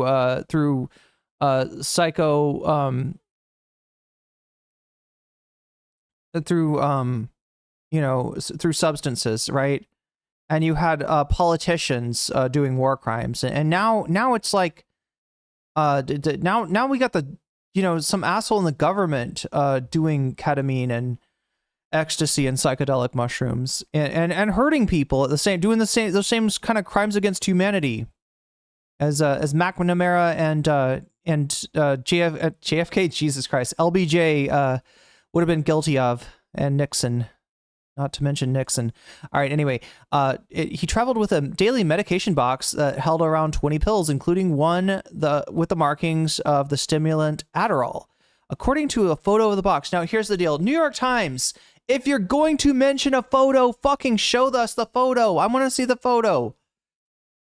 Anyway, it is unclear whether Mr. Musk, 53, was taking drugs when he became a fixture at the White House this year and was handed the power to slash the federal bureaucracy. But he has exhibited erratic behavior, insulting cabinet members, gesturing like a Nazi, and garbling his answers in staged interviews. At the same time, Mr. Musk's family life has grown increasingly tumultuous as he has negotiated overlapping romantic relationships, private legal battles involving a growing brood of children. That is a great way to describe his children, the products of his sperm donation, right? Growing brood. Okay, it's a very, very StarCraft there, of children, according to documents and interviews. On Wednesday evening, Mr. Musk announced that he was ending his stint with the government. Wait, what is this? I never know what these links lead to. Okay, I can't read that because that's another article. Anyway, after lamenting how much he had spent on politics instead of his business, Mr. Musk and his lawyer did not respond to requests for comments this week about his drug use and personal life. He has previously said he was prescribed ketamine for depression, taking it about every 2 weeks. And he told his biographer, "I really don't like doing illegal drugs." Whatever, Musk. There's X, right? There's that bully child of his that punched him in the face. Although we're gonna see some alternate theories, Chad, as far as where that bruised eye might have come from. Maybe it wasn't X that did it after all. Anyway, at the news conference with Mr. Trump on Friday afternoon, Mr. Musk asked about the New York Times' coverage. He questioned the newspaper's credibility and told reporters to move on. He later said on social media that he did not use drugs. That evening, President Trump told reporters outside of Air Force One that he was not aware of any regular drug use by Musk. "I'm not troubled by anything with Elon," he said. "I think he's fantastic." As a large government contractor, Mr. Musk's aerospace firm, SpaceX, must maintain a drug-free workforce and administrate random drug tests to its employees, but Mr. Musk has received advanced warnings of the test, according to people close to the process. SpaceX did not respond to questions about those warnings. Mr. Musk, who joined, rules for thee, not for me. That's what we're dealing with, right? Mr. Musk, who joined the president's inner circle after making vast fortune on cars, satellites, and rocket ships, has long been known for his grandiose statements and a mercurial personality. Supporters see him as an eccentric genius whose slash and burn management style is the key to his success. But last year, as he jumped into the political arena, some people who knew him were worried about his frequent drug use, mood swings, and fixation on having more children.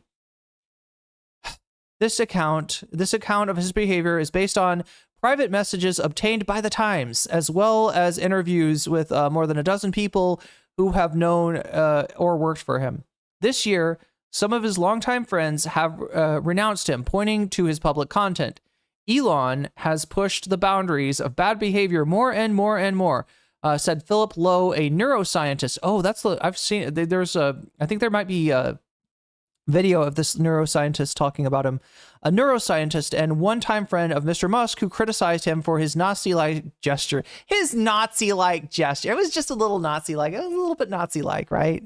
No, it was a fucking Heil Hitler. Come on.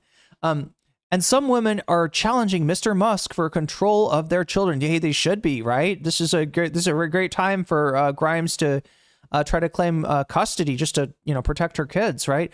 One of his former partners, Claire Boucher, the musician known as Grimes, has been fighting with Mr. Musk over their 5-year-old son, known as X, aka Damien, aka the Antichrist. Anyway, Mr. Musk is extremely attached to the boy, taking him to the Oval Office and high-profile gatherings that are broadcast around the world.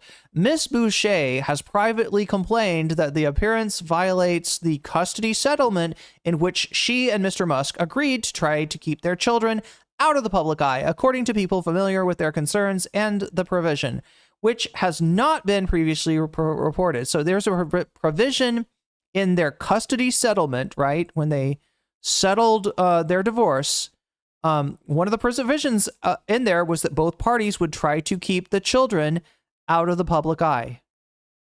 It's not been previously reported. She has told people that she worries about the boy's safety and the frequent travel and sleep deprivation are harming his health. Another mother, the right-leaning writer Ashley St. Clair, revealed in February she had a secret relationship with Mr. Musk and had given birth to his 14th known child. This sounds like some fucking Kingdom Hearts shit, chat. Was this child named Roxas by chance? I don't know.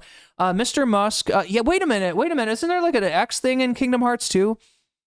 Anyway, Mr. Musk offered her a large settlement to keep his paternity concealed, but she refused. He sought a gag order in New York to force Miss St. Clair to stop speaking publicly, she said in an interview. A ketamine habit. Mr. Musk has described some of his mental health issues in interviews on social media, saying that in one post that he felt great highs, terrible lows, and unrelenting stress. He has denounced traditional therapy and antidepressants. He plays video games for hours on end. Does he, though? Does he play video games? I'm not convinced that he plays video games at all. Anyway, he struggles to binge with his binge eating, according to people familiar with his habits, takes weight loss medication, and he posts day and night on his social media platform X. Mr. Musk has a history of recreational drug use, the Wall Street Journal reported last year. Some boards, Columbia Re, super chatted $5. No wonder the Cybertruck looks like some crap clown car from Minecraft. It does. High as a kite when he was designing that trash. It does. Like that car. Look, they put the Cybertruck in Fortnite. I don't know if you've. I don't know how many of you out there play Fortnite, right? But they put the Cybertruck in Fortnite. They should have put it in Minecraft. I don't think it would violate any rules. I think you could make the Cybertruck in Minecraft. It is that fucking blocky. Anyway, in an interview in March of 2024, the journalist Don Lemon pressed him about his drug use. Mr. Musk said he only took a small amount of ketamine about once every 2 weeks, prescribed treatment for negative moods. If you use too much ketamine, you can't really get work done and have a lot of work. Also, you piss your pants. No, he didn't say that. He had actually developed far more serious habit, according to the Times. What the Times found, Mr. Musk had been using ketamine often, sometimes daily, and mixing it with other drugs, according to people familiar with his consumption. The line between medical use and recreation is blurry, troubling some people close to him. He took ecstasy and psychedelic mushrooms at private gatherings across the United States. Oh my God, he's got to be so much fun to trip with. And candy flip, actually. Oh no, hippie flip, I believe, is what you call this. Combination of mushrooms and ecstasy. I believe that is a hippie flip that he's doing there. Not recommended to those uninitiated. Anyway, gatherings across the United States in at least one other country, according to those who attended the event. The Food and Drug Administration has formally approved the use of ketamine only as an anesthetic in medical procedures. Doctors with a special license may prescribe it for psychiatric disorders like depression, but the agency has warned about the risk, which came into sharp relief. Yo. Rachel super chatted $20. The vehicles in the original Tron had a higher polygon count. That's probably true. That's probably true. Yeah. Anybody seen Tron? This is like a 1980 kind of science fiction movie about, you know, what would happen if the coder of a you know, video game was able to go into the video game. Wait, I've also heard it referred to as an assay. We're at 146, it looks like. And thank you, Rachel, for the super chat, as well as thank you, Columbia Rican, for the super chat and the takes on the Cybertruck. Which, you know, like, I don't know, chat. We need to like bury the Cybertruck already. It's an embarrassment. The agency has warned about its risk, which came into sharp relief after the death of actor Matthew Perry. Oh, I forgot about that. That was ketamine related. The drug has psychedelic properties that can cause disassociation from reality, aka a K-hole. Chronic use can lead to addiction and problems with the bladder and control. Okay, so he is pissing his pants. Anyway, that's not... I wanted to know. Now I wish I didn't know. By the spring last year, Mr. Musk, like, you're just sitting with Elon, and you're like, what is that smell, Elon? Is somebody eating asparagus? And he's like, no, I just pissed myself. It's too much ketamine. Yeah, no, his piss probably smells more like ketamine than it does like asparagus anyway. By the spring of last year, Mr. Musk was ramping up criticism of President Joseph R. Biden, particularly his policies on illegal immigration and diversity initiatives, aka DEI. Oh my God, chat, so cursed. Well, there's your article. There's the reporting. Thank you, New York Times, I guess. God, the Bulwark is excited about Elon pissing himself.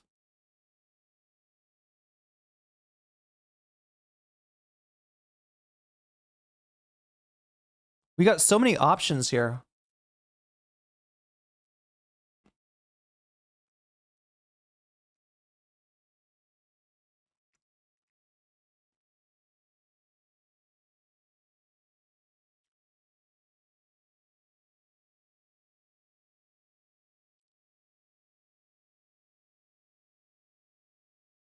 I want to see that press conference.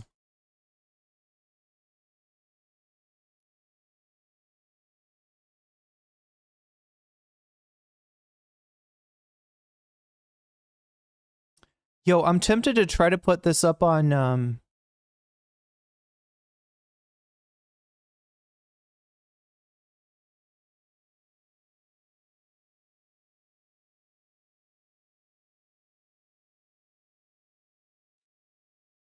Bulwark or petty haters. That's why I watch them. Yeah, but they're also like Republicans. I mean, they're not the worst Republicans out there, but they are still Republicans. Cheney Republicans at that. I am so tempted to try to stream vertically if we're gonna do Trump tent. But at the same time, I am acutely aware of the fact that, you know, my streaming environment has not been super stable recently, and that, like, I don't know what happens if I press this button. Settings. Diet Republicans? Yeah, they're the Diet Coke Republicans. The diet evil Republicans. Okay, audio. Okay, so it looks like everything is set to be the same as.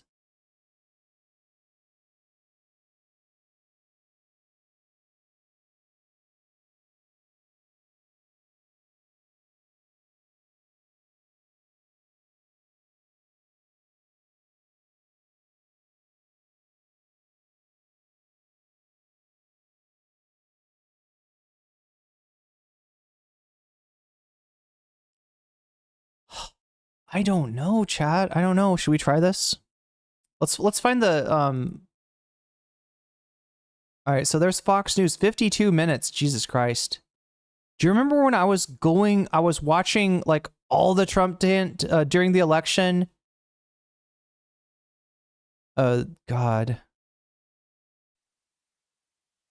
What the fuck? Look, watch this again. Oh my God, chat. Look, I think the X in Elon, it stands for xenomorph. I think he's an alien. Or he got his insides ate by an alien. What the fuck? Okay, okay. What do you think, chat? Should we try this? I don't like. I know I'm sort of like, you know, what are we, like 4 hours into the stream? I know it's kind of a pain in the ass for the mods for people to have to deal with vertical. Look, I'm gonna hit it and I'm gonna see what happens. All right. I think he's a human wearing skin like the aliens in Men in Black. Or he's a we're a human alien wearing human skin like in Men in Black. I'm scared of what happens if I hit this button though. Connect. What's gonna happen? Okay, it's giving me options. It's giving me some options. We're having some options. I don't know why I'm talking like Trump. Create a new broadcast. I think that's what we want.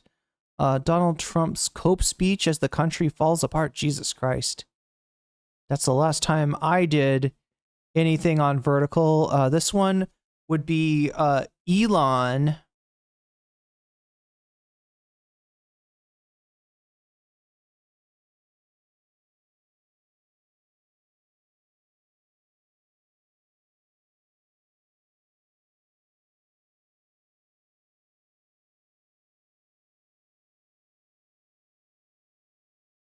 Elon Musk.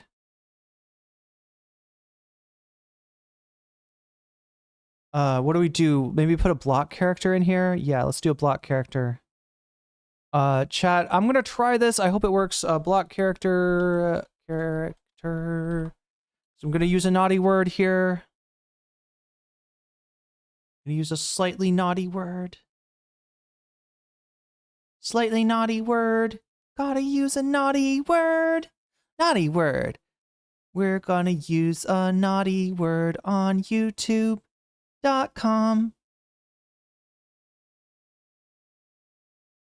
Unicode character U+2588 on YouTube.com. Let's try that. Okay, Elon, yeah, just like to, I don't know, chat. It's a cargo cult when it comes to trying to figure out how to title something on YouTube. All right, let's see. Create new broadcast, entertainment, public. Yeah, let's give this a try.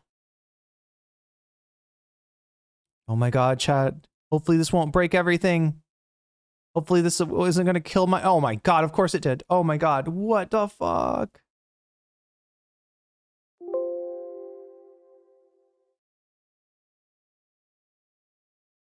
Oh my God, wait, are we still here? Are we okay? I didn't break anything. It looks like we're streaming. It looks like we're streaming to oh my wait, no. Oh no, this isn't good. I should see a vertical stream elements canvas, is that it?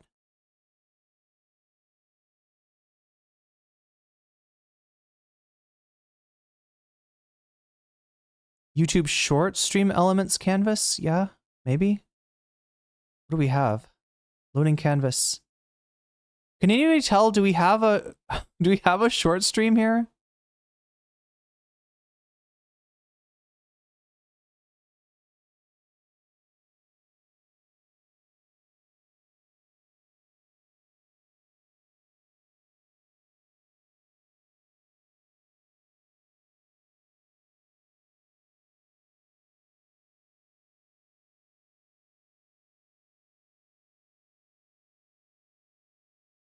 Oh, look at that.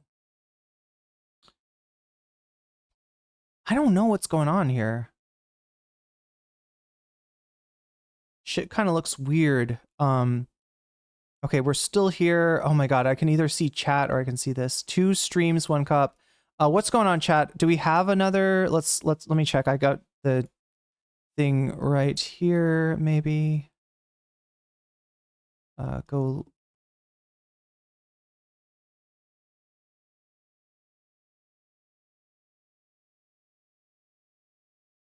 Oh yeah, we do.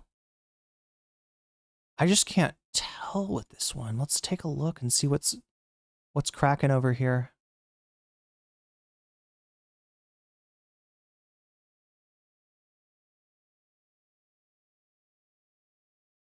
It's connecting to the software to go live. Duplicate stream key. Select a new stream key. Okay, that's the problem.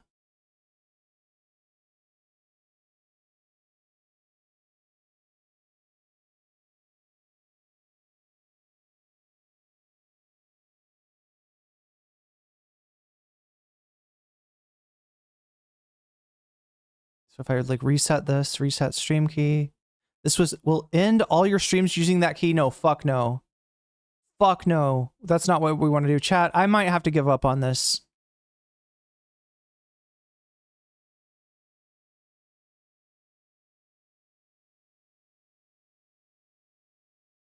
Oh, okay. That's interesting.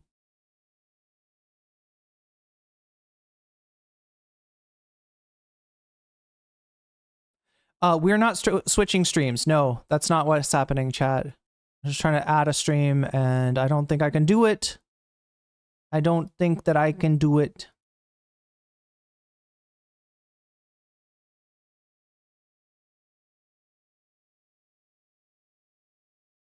The fuck? Let's try this one more time.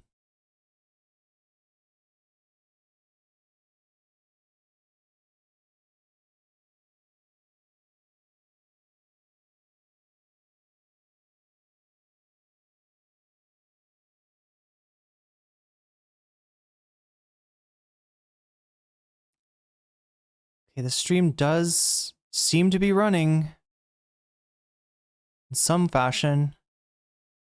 It's just not actually going.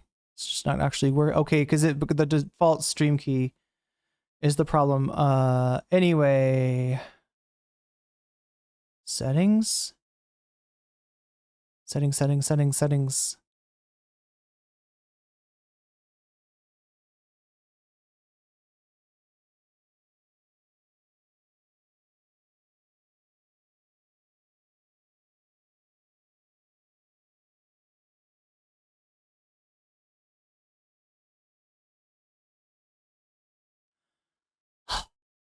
I don't know, chat. There's got to be a way. Like the whole thing is setting up a different stream key for the vertical one, and I don't think I've done that. I think I'm just gonna have to.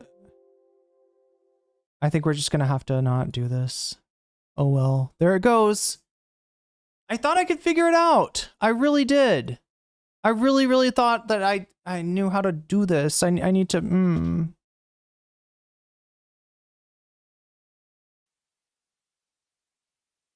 A fantastic job. He didn't need this. He didn't need it. And we find our government's a little nasty on occasion. Hello, Peter. Yeah, at times. Hello, President Trump. Government's a little bit nasty, Peter. You haven't noticed that. You've had a charmed life, right? You tell me. Very charmed. I think you. Is that Peter Navarro? That's Elon's like arch enemy. If so, I think what I'll do, if you don't mind. Is he over there like smoking on Elon's pack? Numbers have just come out which are rather extraordinary, and I thought I'd play a tape of one of the people who I've respected over the years, from Joe Kiernan and Rick Santelli. This just came out, and we'll just play that for a second. Chat, if you don't know, Rick Santelli is the kind of godfather of the Tea Party. Back after Obama got elected, when there was discussion of bailing out homeowners rather than bailing out the bank, Rick Santelli gave something that was known as the rant heard around the world, which if we were to watch it right now, I don't think there's a lot of people that would have some sympathy for Rick Santelli's point of view, because what he's saying is that people that got fucked over by the financial industry and were in danger of losing their fucking house were scum and deserve to, like I don't want to pay for your mortgage, right? And they largely did not end up, bailing out the homeowners. Instead, they kind of bailed out the banks, hoping that would have the downstream effect of helping the homeowners. But, that was Obama's decision. But yeah, this is a real scumbag that he's referring to here, Rick Santelli. Personal income is up 0.8%. That is almost triple the expectations. I'll tell you, the income numbers, really, for the first 4 months of the year, they're stellar. They're really stellar. I mean, I could go back and look at the first 4 months of many different years. Really very strong numbers, and you're right. This administration is criticized for just about everything under the sun. I've never, ever in my lifetime had glimpses into the politics of an administration in the form of transparency like this one. Why don't we be, give credit where credit is due. Income really shooting up. Rick, I also thought everybody was going to get one last order of imports that were going to be tariffed, and they were loading up on things. How the hell they already fix the trade, or not fix it, but to cut it in half? That's crazy. So there wasn't a lot of front loading of things that they needed before the tariffs hit. Yeah, I'll tell you what, it really does call into question some of the conventional wisdoms.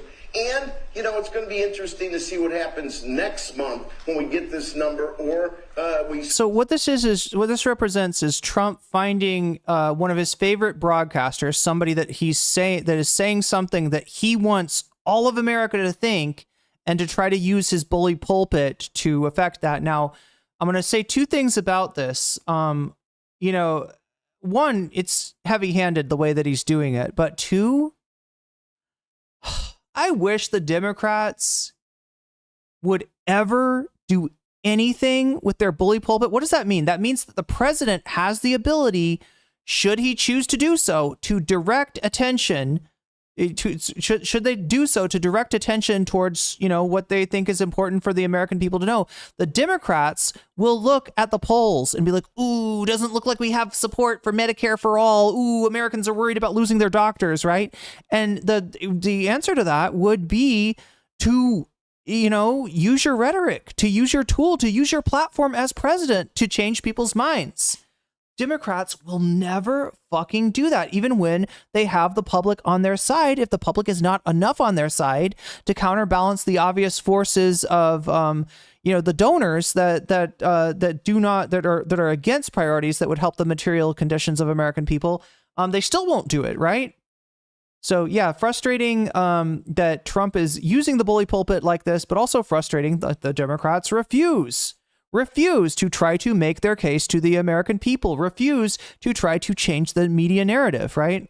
See some of the other numbers, like current accounts, see how they fared, because I don't know, I've been watching these numbers a long time. I don't think I've ever seen the trade deficit cut in half in 1 month. Not bad. Right? Not bad. They're bragging about the fact that they shut down trade.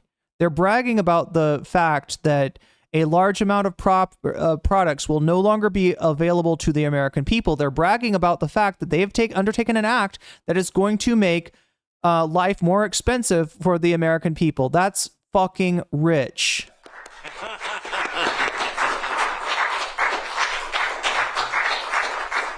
Yeah, I see Howard and Scott are here, so it's great.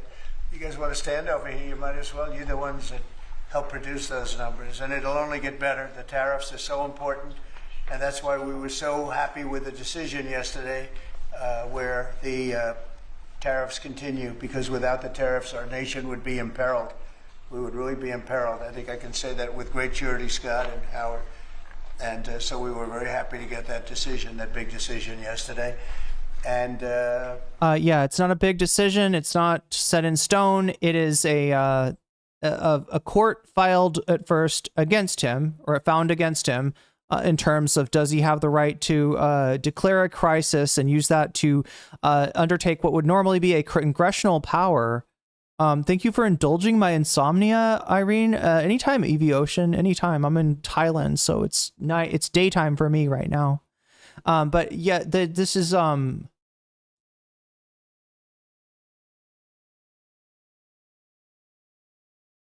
Americans make fun of Asian and Latin American countries for state-owned media.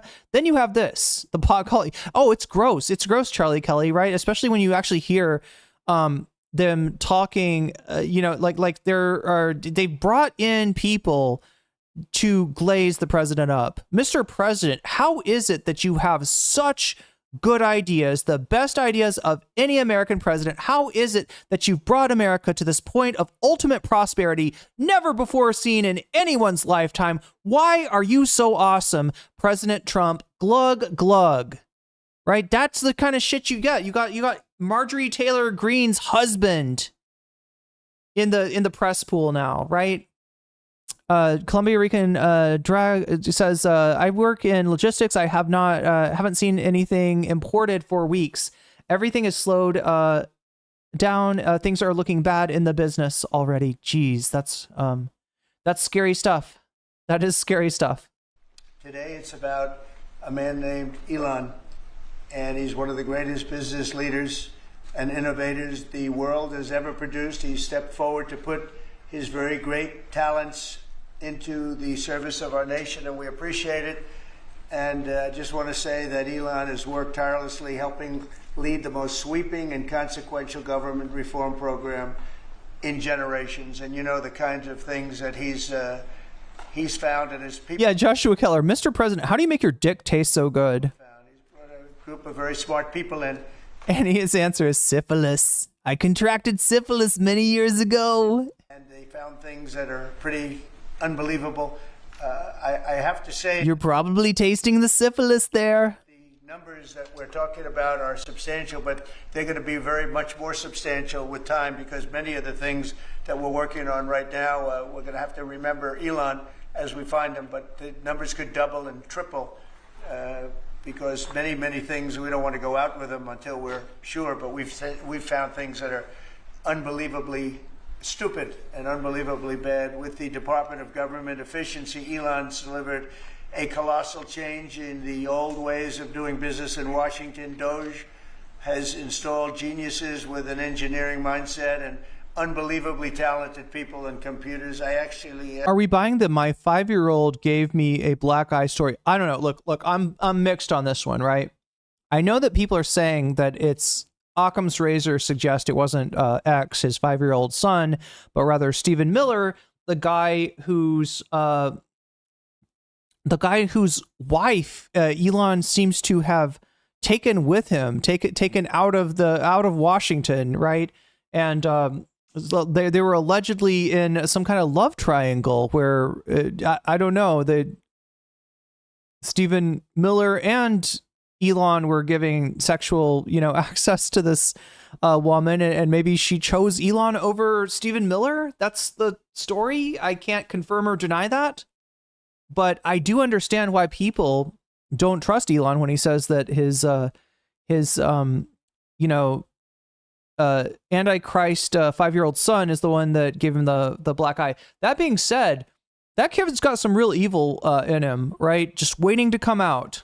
He's got some real evil in him. We've seen it come out before when X was brought into the Oval Office and told Donald Trump that he wasn't the real president in like a demonic voice. So I don't know. It could be that X has some demonic powers that he used on his dad. Maybe that's what happened. I it's hard to say for sure. Asked Elon one time, what's their primary thing? And they have a lot of primary things, all having to do with being smart. But he said the thing that they're really the best at is working with computers so that they can't be outsmarted by somebody that's Everything is computer. not so honest. That happens. What? Is he talking about AI? Is he talking about the AI race? Is that what he means? Working on computers so they're smart enough that somebody that's got up to no good can... And if anything, like if he's talking about hacking, Musk has essentially hacked the government. Musk has essentially stolen people's data. Happens to also be good with computers, but not as good as these people. But the mindset and the... Rachel says, is the Musk-cucked Miller story for real? I guess we could look into it. I haven't seen anything definitive. But, yeah, the idea that his 5-year-old gave him a black eye is kind of... I don't know how likely that is either. Trump said that Doge had brought in geniuses like a kid with an internet handle, big balls. Yeah, geniuses. Senior ranks of every federal department, and it's really changed. And with Elon's guidance, they're helping to detect fraud/waste and modernize broken and outdated systems. So as you know, we're talking about various systems and changing systems, and sadly, it takes a long time to do that. You'll change, let's say, a system at IRS and computerize it properly, where the job can be done in 1/10 the time, but it takes some. Wait, what's going on with the YouTube stream? Seriously, what's happening? What's happening? What do you mean? What do you mean? You gotta say more, George Jackson. What are you seeing? Sometimes years to rebuild those systems, but we've started. In many cases, we've started. I will say that this has less to do with Elon, but the air traffic. I was trying to get a vertical stream going, so that because when we cover politics, vertical short streams on YouTube tend to love that shit. But I cannot figure out how to get my vertical canvas working, unfortunately. Much like Musk may not be able to figure out how to get his robot dick working, especially given the effects of the overindulgence on ketamine on his bladder. I cannot seem to get. I can't figure it out. I'm gonna have to experiment. Control systems. We're bidding out to the best companies in the world. Those systems right now, they were what the previous administration was horrible. What they did, they spent billions and billions of dollars, and in the end, it didn't even come close to working. They tried to hook up wire to copper, and it can't be done. And they just... Is he talking about the broadband initiative? Narwhal_by super chatted $5. YouTube is fine. Okay, thank God. Yeah. So, chat, for the record, thank you for that super chat, by the way, Narwhal. For the record, I started a vertical stream, and from what I can tell, it didn't really. And like Narwhal, you didn't see it. You didn't see any video on it, right? I'm guessing there was no video on it because I was somehow reusing the I somehow reused the stream key from this stream, right? So as far as I know, there was no second stream, and it looks good from here. Okay, Philip Blair is telling me that the main stream on YouTube did not get harmed by me trying to set up a second stream, so at least that didn't get fucked up. But yeah, I couldn't get the vertical stream up. I'll have to do a little research. No video, just a timer and a waiting page. Yeah, hopefully that stream will cancel itself. Spent billions of dollars and just wasted money. Actually made the system much worse. So we're going to get a brand new modern system. Congress is working with us on that, and we're going to get it done as quickly as we can. But it's in the works, and once it's done, it'll be good for 30 years. But we have a system that's 48 years old and would have a modern computer hooked into a very outdated computer, and they don't hook up. I mean, they didn't hook up. So after spending billions of dollars, they turned on the system. And in never any cases, from local to countrywide, they never worked.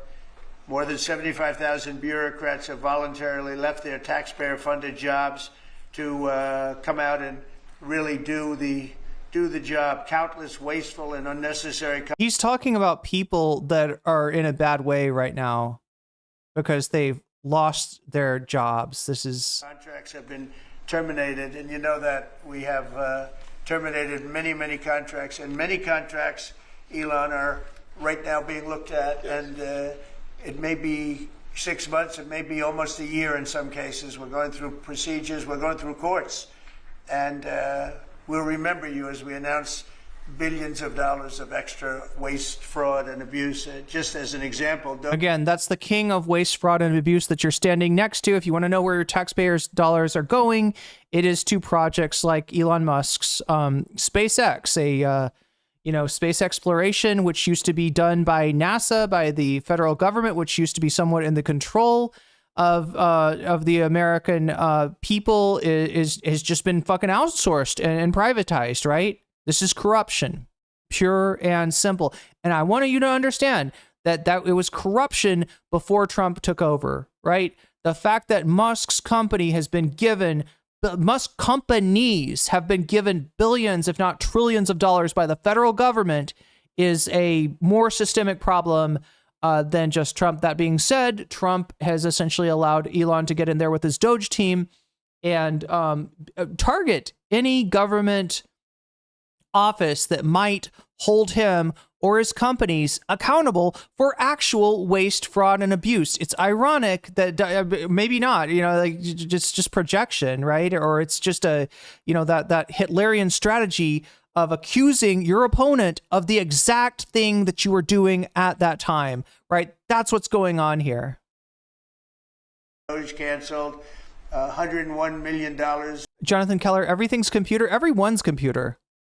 For DEI contracts at the Department of Education, $101 million, and that was just a small section of the Department of Education. $59 million for illegal alien hotel rooms in New York City, and the landlord never made the kind of money that he made in the last short period of time. $59 million to a hotel in New York City. So what happens when Joe Biden does not take legal action against Greg Abbott for relocating people to states that don't have the funding to be able to take care of them? We had a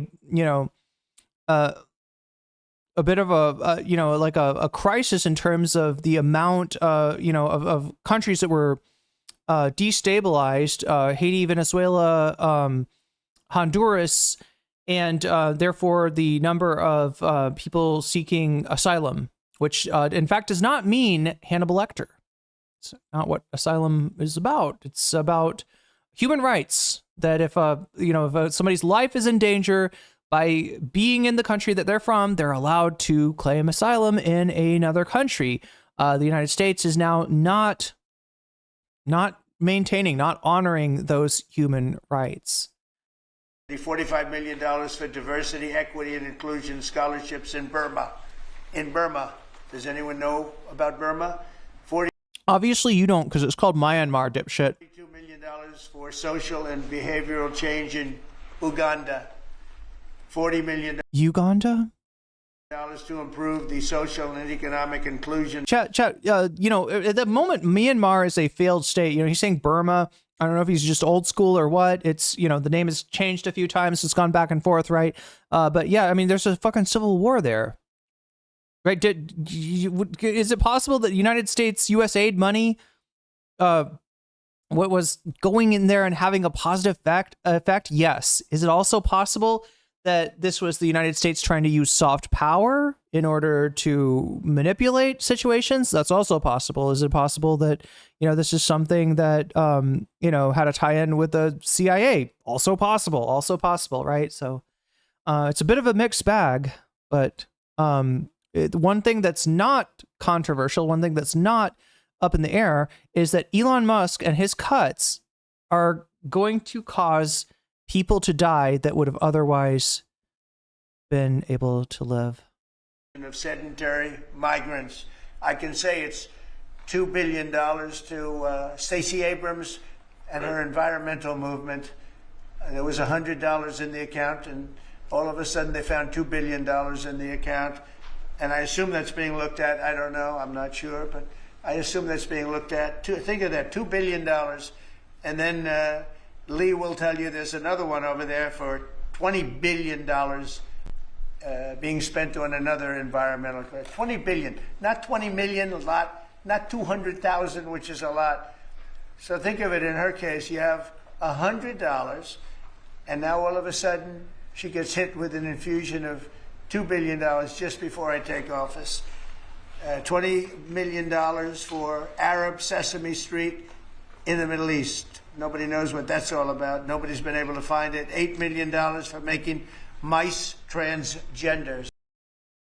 Transgenic, you dullard. You dolt. Transgenic. Now, chat, you might have, issues with this, research depending on your feelings on animal rights, right?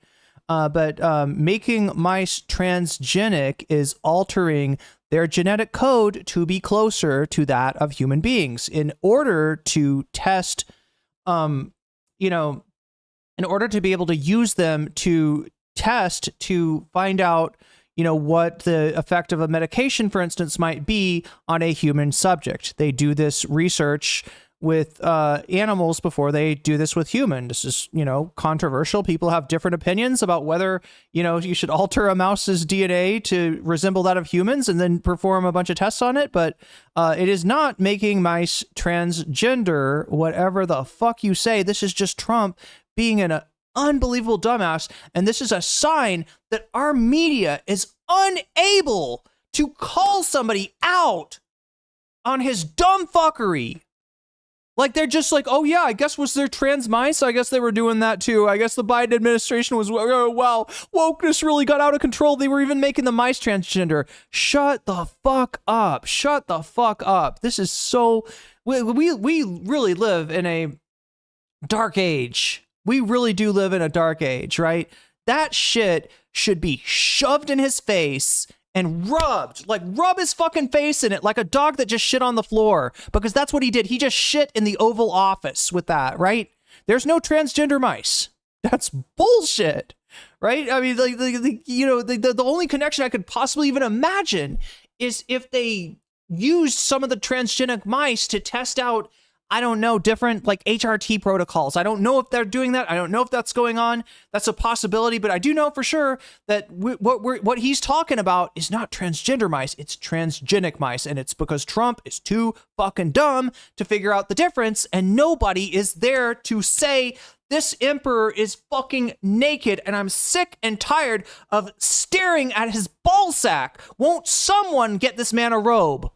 Won't someone usher this man off the stage? This is elder abuse. The United States is guilty of elder abuse. They were guilty of elder abuse with Biden. They were guilty of elder abuse with Feinstein. And they are guilty of elder abuse with Donald fucking Trump. This guy belongs nowhere near the levers of power. And motherfucker has the nuclear launch codes right now, chat. All of our lives are in danger because of this jackass. And because of the failures of our media, of our Democratic Party. And yes, and on some level, the American people. So they spent $8 million on making mice transgender, and those are better than many of the others. I could sit here all day and read. Yeah, I read you the less grave ones, because that is definitely in my interest to do, being that I want to convince you that the Biden was just like spending ridiculous money on, completely inane stuff, right?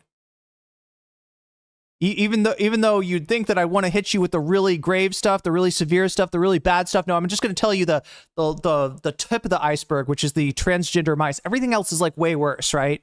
Don't even get me started about the DEI elephants or the illegal immigrant toucan and the right, there was bad stuff going on under the woke spiders, wow, it was really bad, chat. It was really bad. I'm so glad that daddy's home now to fix everything. Things just like that, but we have other things to do. So it's much, much more than just that. We're totally committed to making the Doge cuts permanent and stopping much more of the waste in the months to come. We want to get our great big beautiful bill finished and done. After that, we put some of this into the bill, but most of it's going to. We gotta put a giant $4 trillion hole in the budget is what we gotta do, right? And not for anything productive, not to make the country better, not to build stuff, not to protect people who can't afford their rent. No, for rich people to be able to buy another yacht, right? We got a tax on tips provision that sounds kind of good until you figure out it doesn't apply to you if you're a waitress. You don't earn enough money to be eligible for that tax break, right? That's not going to apply to the waitress. That is going to apply to the hedge fund manager. The hedge fund manager that will figure out through their accountant how to reclassify some of their payment as being a tip and avoid a tax burden on that tip, right? That's what's going on right now. This asshole came in, accused Biden of spending like a drunken sailor when he's not, accused him of making mice transgender when he wasn't, right? And then he comes in and he gives $4 trillion away to the ultra wealthy, to the people who need it the fucking least, ruining Americans' credit rating. It's so ridiculous that we're here. It's so ridiculous that we're here. Isn't there something also, chat, with the no tax on overtime? I feel like that's bullshit too. I feel like there's something about the no tax on overtime where it's not quite for, like, it sounds great. You work overtime. You are hustling. You are burning the midnight oil in order to earn more money to better your life, to make your family more, you get your family to a better place financially. We're gonna say that those extra hours that you work beyond 40 hours, no tax on that. That sounds great, doesn't it? Behind every single positive sounding initiative of Trump, there is something truly ghoulish hiding behind there. Yeah, I can't remember what it is with the no tax on overtimes, but I know the overtime, the no tax on tips thing is complete bullshit. It's for cops, I presume. Yeah, they do get a lot of overtime. The Seattle cops were getting overtime. Do you know about this? I touched on this earlier, right? My home city got invaded by a bunch of Christian nationalists, by a bunch of homophobic shitheads, right? And they had their event in a park named after the first gay state legislator. And, rightly so, people protested. People showed up and protest. The event eventually got shut down. And the hate group decided to show up at the city hall in order to petition the mayor for an apology, for a formal apology from the mayor. And yeah, while that was happening, the cops were getting overtime in order to defend the hate group that nobody wanted, that didn't come from this state, that didn't have anything to do with this state or that state, the state that I used to live in, right? Yeah, there's cops charging up overtime right now in Seattle, apparently. Rachel super chatted $20. We need to hit the streets and stay there. That is your offense, that is your defense, that is hugely important. You need to own those streets. And you need to restake your claim to those streets all the fucking time. That's the one thing that these assholes are afraid of, right? Is people getting mobilized. Trump is also pardoning con artists. Oh, yeah. Not Surge Cloud. That person that you're talking about, his mom shows up at Trump's stupid, Bitcoin thing and petitions Trump to let her son go, to give her son a full commutation of the sentence. Now, part of the sentence was an actual prison sentence because of this is an employer who stole money from his employees and used it to pay for his yacht. And he got caught and he got sentenced. Most of the time, rich people don't ever see a jail cell. This guy was actually sentenced to prison as well. But part of the sentence was also to pay back the money that he'd stolen. Trump's pardon of this asshole canceled the restitution that he was supposed to make towards the employees that he ripped the fuck off. Trump let somebody steal money from their employees, not only not see a jail cell, but not have to pay back the money he fucking stole. Later, we're going to have it cauterized by Congress. Affirmed by Congress.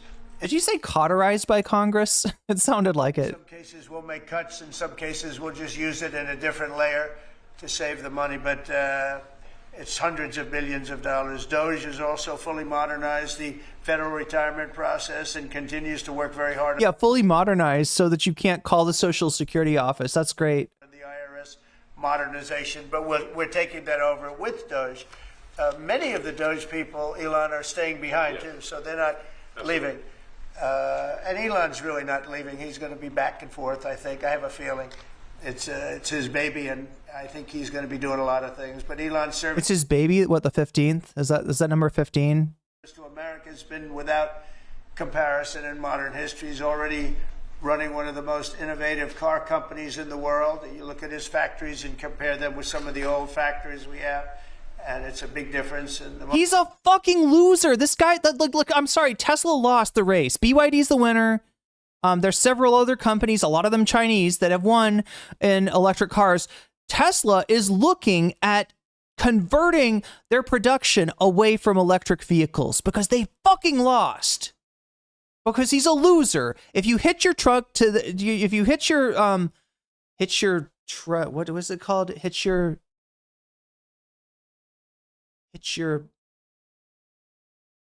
wagon. Yeah, if you hit your wagon to this guy, you're going to Loserville because he's a fucking loser. And he's always been a loser.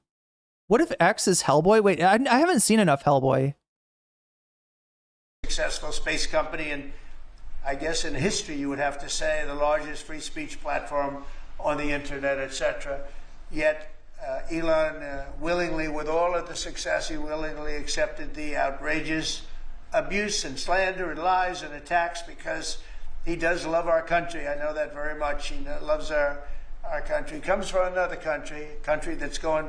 He loves our country so much that he's trying to crash the nation and establish a network state. That's how much he loves the country, chat. The only thing that's wrong with the country is that for a guy like Elon is there's a middleman in between the capitalists and the politicians, and he would like to just there's no why have a middleman? Why not just let the capitalists run everything? Why not let them have their own little network cities, their own little network states, and just completely call the shots and completely mistreat people, use people as human cattle? That's the future that we're looking at, chat. That is the innovation of Elon Musk. That is the innovation that he brings to our government. He loves sucking up our money. Yeah. Chat, I'm almost tempted to just like save this for some time when I can figure out how to stream vertically on here.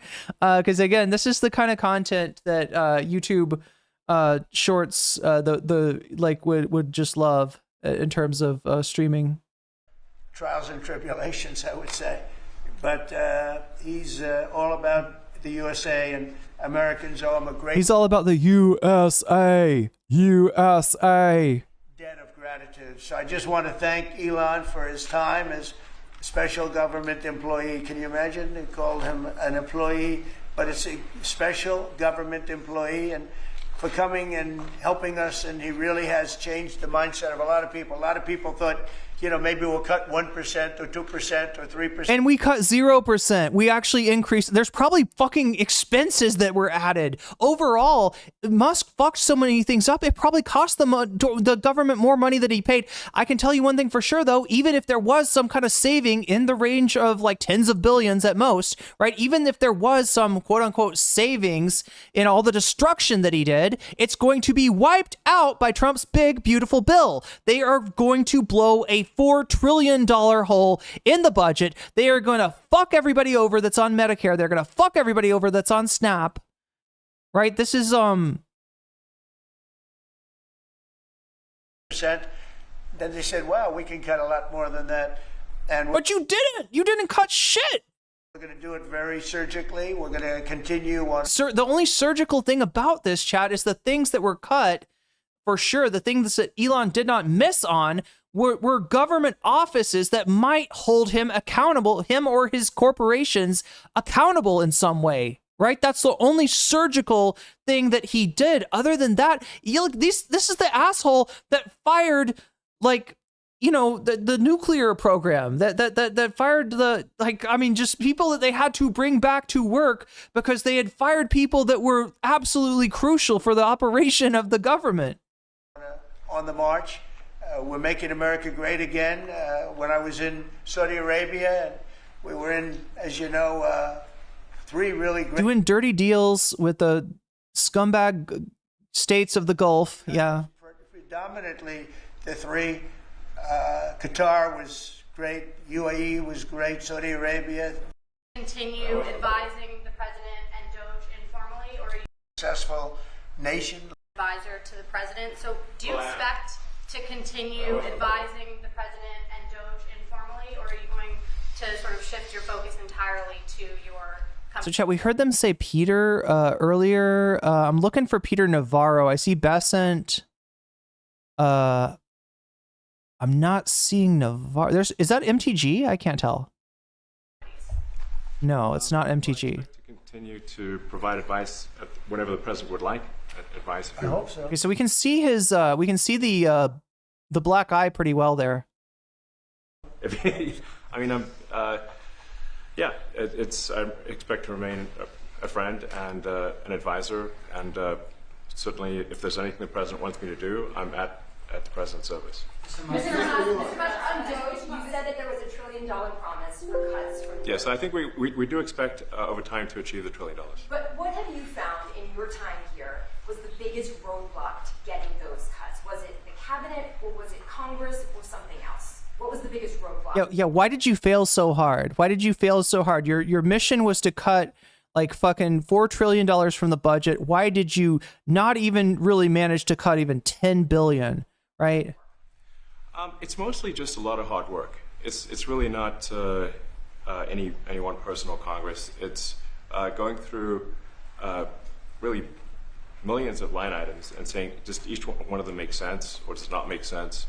Obviously, at times. What's fucked up about this chat is that there are government offices, there are like accountability offices, for instance, that go through and do this, like that are set up because they don't want to waste government money, right? So this was already being done by people that Trump has since fired because those people aren't corrupt. And get your corrupt person in there, have them perform an audit of the federal government, and use it as a fucking vector for infecting the government with their corruption. That's what went on. Stealing data, potentially, not only that, but like with people that have been like, found to I mean, some of the people on the Doge team chat like had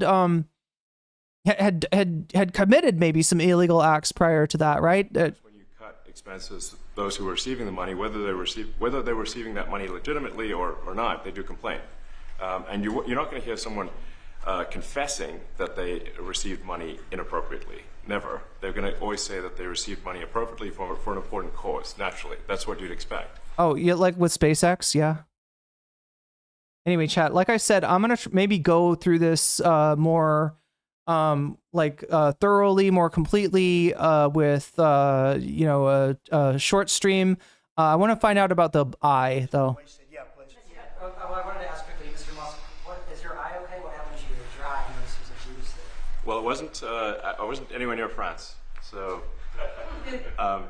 So chat, that's supposed to be a joke. The joke is that Emmanuel Macron's wife smacked him publicly, and so we're supposed to think that's Elon's idea of a joke, right? Is that funny? I wasn't near France where I could have been smacked by Macron's wife. Ha ha ha ha ha. MAGA, dark MAGA, Doge, I didn't notice. chainsaw, melee. Getting slapped, I didn't notice. It's a great joke when you have to explain it, isn't it, Elon? Yeah, no, I was just horsing around with Lilex, and I said, "Go ahead, punch me in the face," and he did. Turns out, even a 5-year-old punching you in the face actually does. That was X that did it? Yeah, X could do it. If you knew X. He's with his mom right now. He's a demonic little kid, yeah. But I didn't feel. No, I'm sorry. I don't know anything. Like, I don't know. I'm joking that he muttered under his breath. I kind of feel bad about talking about a kid, even if it is Elon's kid. That is, that is not his fault that Elon is his dad. But yeah, he kind of mutters under his breath in a weirdly demonic way. Some people have compared him to Damien from The Omen. But obviously, we're just kidding. And, fuck Elon. not going after his kids. Feel much at the time, and then I guess it bruises up. But I just watched around with the kids. I didn't notice it, actually. I know that you try to stay pretty neutral because not your war.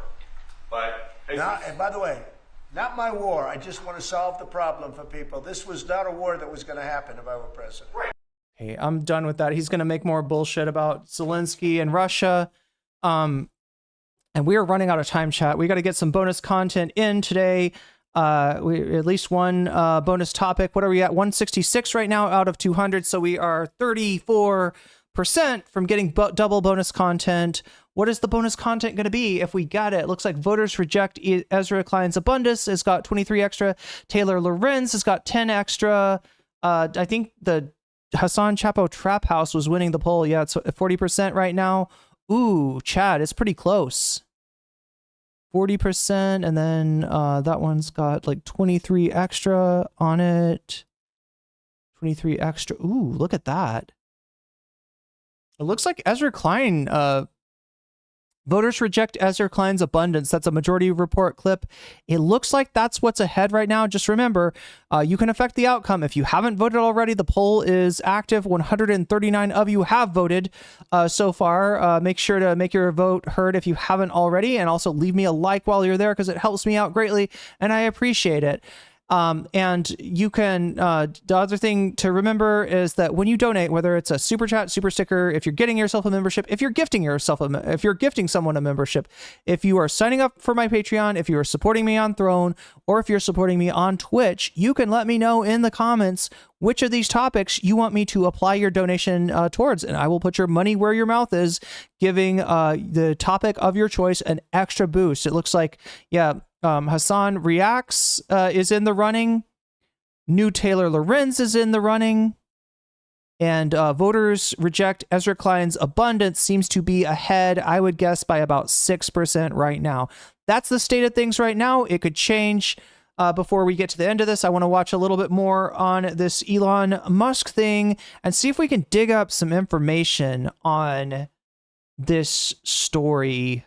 Like this, the story, the Stephen Miller thing, all right? The love triangle, the throuple of Elon, Stephen Miller, and Stephen Miller's wife, who is now, I guess, become Elon's employee as he leaves the federal government. Really strange stuff going on right now in Washington D.C. Let's see. This is Keith Edwards. Anybody know this guy? Anybody know this guy? I found him because he had a short, succinct video on this topic. Who really punched Elon Musk? We all want to know.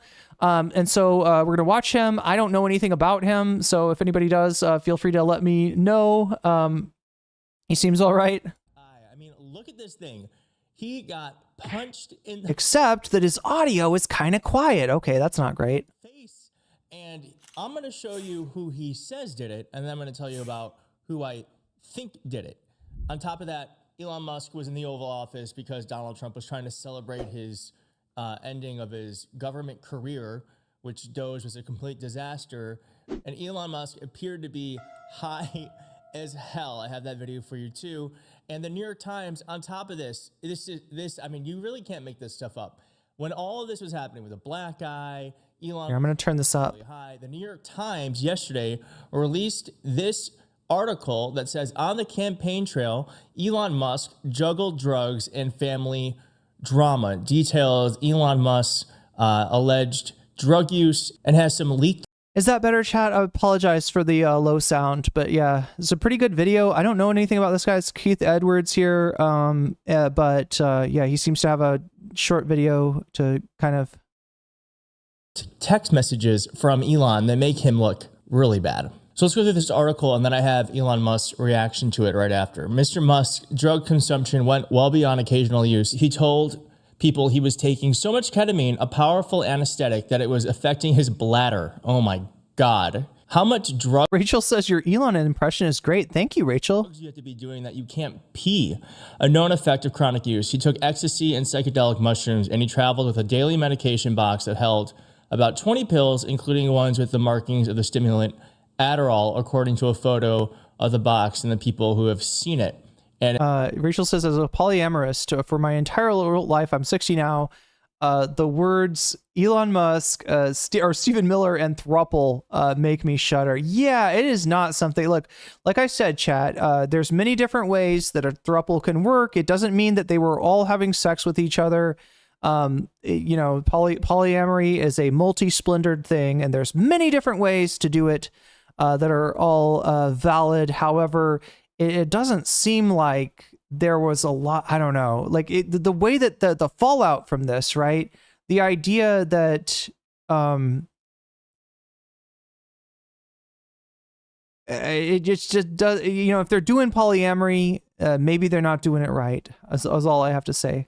And it looks like that box was with him when he was in DC, because the video I'm going to show you is stunning. Like polyamory, despite the common perception of it, is not a license to immorality, right? That's not it's not about like, yeah, anything goes. You know, there is still you know, consent between partners that has to be upheld. And there's also detail here where his ex Grimes, who he has a relationship, or boundaries are very important, had a relationship with and have a 5-year-old son with, known as X. I don't know what Elon Musk's obsession with that letter is, but I still think it's Kingdom Hearts. I still think he sees himself as the bad guy from the Sora arc the Xehanort arc of Kingdom Hearts. Apparently, and you might remember this, Elon Musk took X everywhere with him. Sorry, Elon Musk took X everywhere. That's funny. Here's just a little bit of that. And it turns out that's against what his mother's wishes were, which is this. X's mother. Grimes has privately complained that the appearances violate a custody settlement in which she and Mr. Musk agreed to try to keep their children out of the public eye, according to people familiar with her concerns and the provision, which has not been previously reported. She has told people that she worries about the boy's safety and that frequent travel and sleep deprivation are harming his health. Yeah, well, you might remember yeah, this black eye. Well, I would be worried too if I were Grimes, because this was what Elon Musk's answer was for why he got a black eye. And tell me if this makes sense to you. Wow. Yeah, well, I wanted to ask quickly, Mr. Musk, what is your eye okay? What happened to your eye? I noticed there's a bruise there. Well, it wasn't. I wasn't anywhere near France, so. What does that mean? Yeah, Trump doesn't get it.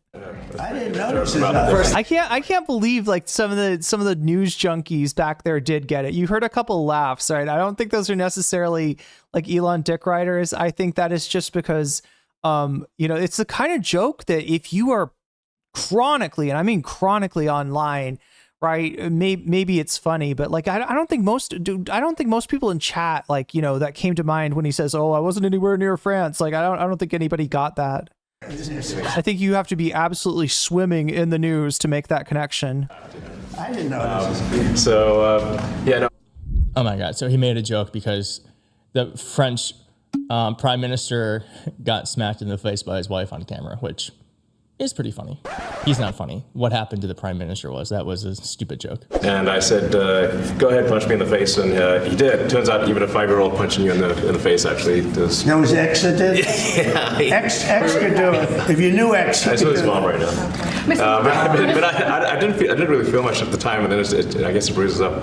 But I just watched him around with the kids. I didn't notice it actually. I got one. Yeah. So Elon Musk says that he told his son to punch him in the face. Do you believe that? I mean, I don't have children, so I don't know. Can a 5-year-old punch you so hard that it bruises? Perhaps. Someone else said here.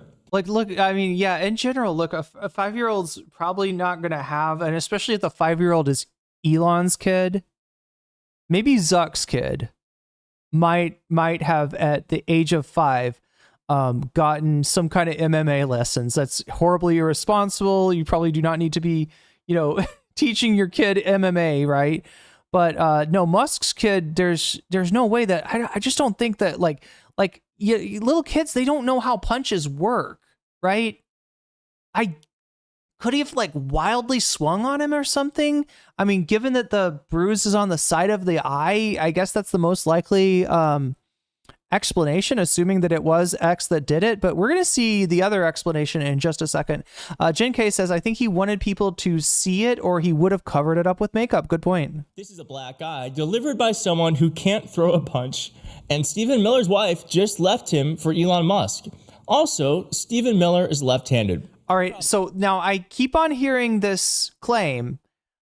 I would love to see that backed up. I haven't seen the receipts that Stephen Miller's wife has left him, and that this seems to be rumors.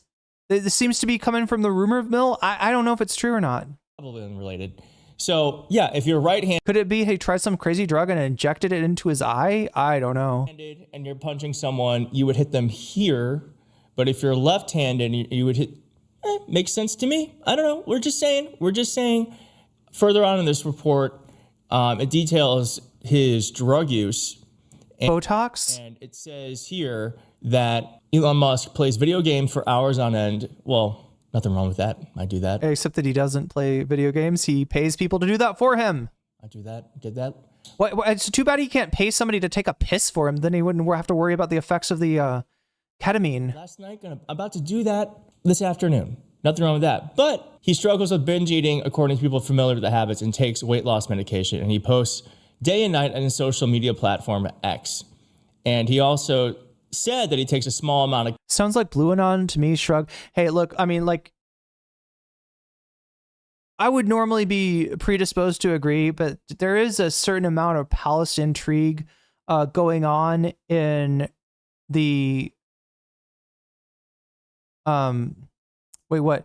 Francois Bayrou, did I say 5? Yeah, is the current prime minister of France. Had to look it up. Is Macron the president then? I always forget how this works. I think they've got a president and a prime minister. He was laying in bed using his phone. It slipped out and that's almost happened to me before though, Rave. This thing that Rave is talking about here, that has almost happened to me. Yeah, France is a republic. What is it? They're on the 3rd republic now, the 4th republic? I'm trying to remember. Ketamine about once every 2 weeks as prescribed for treatment for negative moods. And he said, if you use too much ketamine, you can't really get work done. And I have a lot of work, but it said here, he has actually developed a far more serious habit. Mr. Musk has been using ketamine often, sometimes daily, and mixing it with other drugs, according to people familiar with his consumption. The line between medical use and recreation was blurry, troubling some people close to him. He also took ecstasy and psychedelic mushrooms at a private gathering across the United States. Yeah, Philip Blair, I think that's the one statement you made today that you will get no pushback on. France is indeed a republic. They will tell you themselves. States and in at least one other country, according to those who attended the event. So these are people who actually know. And I'm telling you, this is how the New York Times reports things, because I have been on the other side of some reporting from actual news organizations, is they actually have to fact check all this stuff. So not only are they talking to the one person, they're talking to 3 other people that know that one person to make sure that what they're saying is correct. So they will not put this in here, especially with Elon Musk and his billions and billions of dollars, unless it is 100% verified. And so it also kind of is verified here, because I posted this yesterday on Twitter, and Elon Musk... Also, Stephen Miller is short. The only way he punched Elon in the face like that is if Elon was sitting down. Yeah, the other thing is, like, I feel like if they were to really be in a fight, right, chat, if I knew that Stephen Miller and Elon Musk were going to have a fight, and you know, I had access. Wait, do I have access to Polymarket? I'm not in the US. Maybe I do. But you know, I could place a bet on polymarket.com, you know, like the home of the like, you know, then I would put my bet. I would put my money on Elon Musk being able to beat up Stephen Miller. But I don't know. This really did go out the way that he came in, which is high as hell. This top video here is Elon Musk at Trump's inauguration, and this is him yesterday, clearly on something. It's a case we win. We can't lose that case because we have the right to make grants. Oh wait, was that in the very beginning? Was that in the very beginning? Remember what he looked like in the very beginning? I mean, it kind of looked like he was just rolling his head, but he's just kind of doing it in a weird way. He did seem to be. I don't think Harvard's been acting very nicely. I think Columbia wants to get to the bottom of the problem. They've acted very well. And there are other institutions, too, that are acting, but Harvard's trying to be a big shot. It's a very sad case. That is very strange, especially this bottom one. My God, this is from yesterday. Jin K says it would be a draw because they would both chicken out. Well, Trump always chickens out, as we know from the talk. Oh my God, Chad, that's a story that we didn't do. We didn't do the taco story. Because we have the right to make grants. We're not going to make any grants like that. But I don't think Harvard's been acting very nicely. I think Columbia wants to get to the bottom of the... That is very weird. Very weird. So yeah, I think this New York Times report. I think I was paying attention to Trump at the time. I think we watched that segment and I just didn't notice him rolling his head around like that. I'd be more afraid of a poison than a skunk. Poison with a skunk like Miller is accurate. There's also some text messages that leaked that just really give Elon Musk's grandiose personality a clear indication. It says here there are at least half a dozen initiatives of significance to take me down, he said in a text message. The Biden administration views me as the number 2 threat after Trump. So basically alleging here that the Biden administration is going to try to do something to Elon Musk. He also said, I can't be president, but I can help Trump defeat Biden, and I will. He also went on to say, I'm feeling more optimistic after tonight. This is when Elon Musk went on stage with Trump for the first time, where he jumped up and down like an idiot. He also said, tomorrow we unleash the anomaly in the matrix. This is not something on the chessboard, so they will be quite surprised, Musk added about an hour later. So chat, it's statements like that.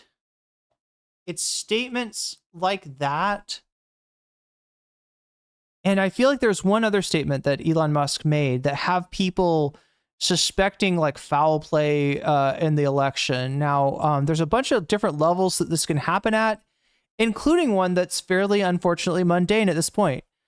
The Republican Party has only successfully elected a candidate, has only won the popular vote and actually won the election. Let's see, 2004 and 2024, 2 times in this century, but they have retained the presidency much more than that. Now, how does that go on? Well, I mean, you've got shit like the Brooks Brothers riot in 2000, but you've also got a more pernicious tactic that's been used by the Republicans since at least 2000, which is knocking voters off of voter rolls. There's all kinds of techniques that they use to manipulate democracy to make it harder for people that might be predisposed to vote against the Republican Party to vote. And so there's that. And I feel like, oh my God, what is his name? I think it's Greg Palast, right? Greg Palast, sometimes a little over sensational, definitely, kind of LARPy, right? But I think he has covered some of what I'm talking about in a pretty decent way. But beyond that, Chad, there's even people that, have looked at the statistics in the 2024 election and compared them to elections in which Putin is suspected to have stolen and found similarities in the statistical analysis, right? That's all I'll say. I can't verify that. I don't know enough about statistics to be able to know if that shit is for real or not. But yeah, there's various different levels. But when Musk says shit like that, it does make it sound like he's talking about stealing the fucking election. He could also be, chat. He could also be just high off of his gourd. Lasers from space, whatever the hell that means. All right, and so then Elon Musk was actually asked about this reporting, and here is how he see lasers from space. It sounds like he's talking about fucking Starlink there. I mean, it's not lasers from space. It's like it's internet from space, right? The president mentioned that you had to deal with all the slings and arrows during your time at Doge. There's this. Some of the people, some of the media organizations in this room were the slingers. Well, so there is a New York Times report today that accuses you of blurring the line between. Is the New York Times, is that the same publication that got a Pulitzer Prize for false reporting on the Russiagate? Is it the same organization? I got to check my Pulitzer counter. It is. It's funny, like Trump uses the fact that he wasn't held accountable for something as like proof that it didn't happen. You know, the fact that that Robert Mueller essentially had no power to actually hold him to account, that it would have taken the Republican Congress actually caring about his corruption to do something about it. He uses that as, oh yeah, so there was nothing going on. Oh yeah, Russia. Oh my God, the Russia hoax. I think the judge just ruled against the New York Times for their lies about the Russiagate hoax, and that they might have to give back that Pulitzer Prize. That New York. See, that part's not true, as Chris Hayes covered. Let's move on. That was weak. That was really weak. Elon Musk are clearly really upset by the reporting and this accurate reporting. And this reporter has been following Elon Musk for years. Here's what Kara Swisser said, who has reported extensively on Elon Musk. And she says, the Trump folks obviously knew, and this is, in fact, important for the public to know, given Musk's deleterious impact on so many. Kudos to Kristen, the reporter, and Megan for having the guts to report out yet another condition that is in plain sight. Next to the media with its Biden age obsession, Trump's increasing and obvious cognitive struggles given his advanced age and family history. It's completely irrelevant. Most tend to be squeamish about reporting, FYI, among other issues like the family hot mess. I always mention the potential problems around the drug use, which Musk has publicly spoken of every time I am asked publicly what has changed with him, and I mostly get an inexplicable shrug from the media. Again, it's also relevant here. And for those asking why this was not put out there before, you're incorrect. This has been out there before. They've been reporting on this since 2024. This is not a new story. It's not a new story. So this is actually the perfect ending for Elon Musk's time in DC. He is a black guy. He's clearly out of his mind, and he has been very much diminished. I feel bad for all of the federal government employees who this insane person has affected, whose lives he has injured. But it goes to show that... And understand too, chat, that federal employees don't just affect themselves and their families, right? You know, they're and the states that they live in, they do affect those things, right? You know, when you cut federal jobs, you're hurting the economy in the place that the employees live. Most federal employees do not live in Washington, D.C. They live, you know, maybe even in red states, right? But you're also putting a downward pressure on wages, on benefits, on the employer-employee relationship across the country, right? When the federal government is one of the last employers that will actually do right by their employees in terms of benefits, you take those jobs away, you normalize, you know, American workers getting less, essentially. Money can only get you so far. And if you are a damaged person, you create a damaged life. Thank you so much for watching. All right, well, so that's Keith Edwards. I don't know anything about him, but pretty good video, pretty concise summation. The other thing I wanted to see, Stephen Miller, Elon. Oh yeah, Stephen Miller wife. I just want to see how substantiated any of this stuff is. Oh, there's more Keith Edwards. Wow, Keith Edwards is this is kind of Elon Musk takes Steve Miller rage quits online after Elon takes his wife. Jack Coach, I don't want to call this guy Coachello. Cocchiarella, Tabitha speaks politics. Just in Stephen Miller asked point blank if he's concerned. Ooh, interesting. Does the White House have concern about drug use by Elon Musk? The drugs that we're concerned about are the drugs pouring across the southern border. Next question. In other words, not real drugs, like the real ones that Elon Musk is using.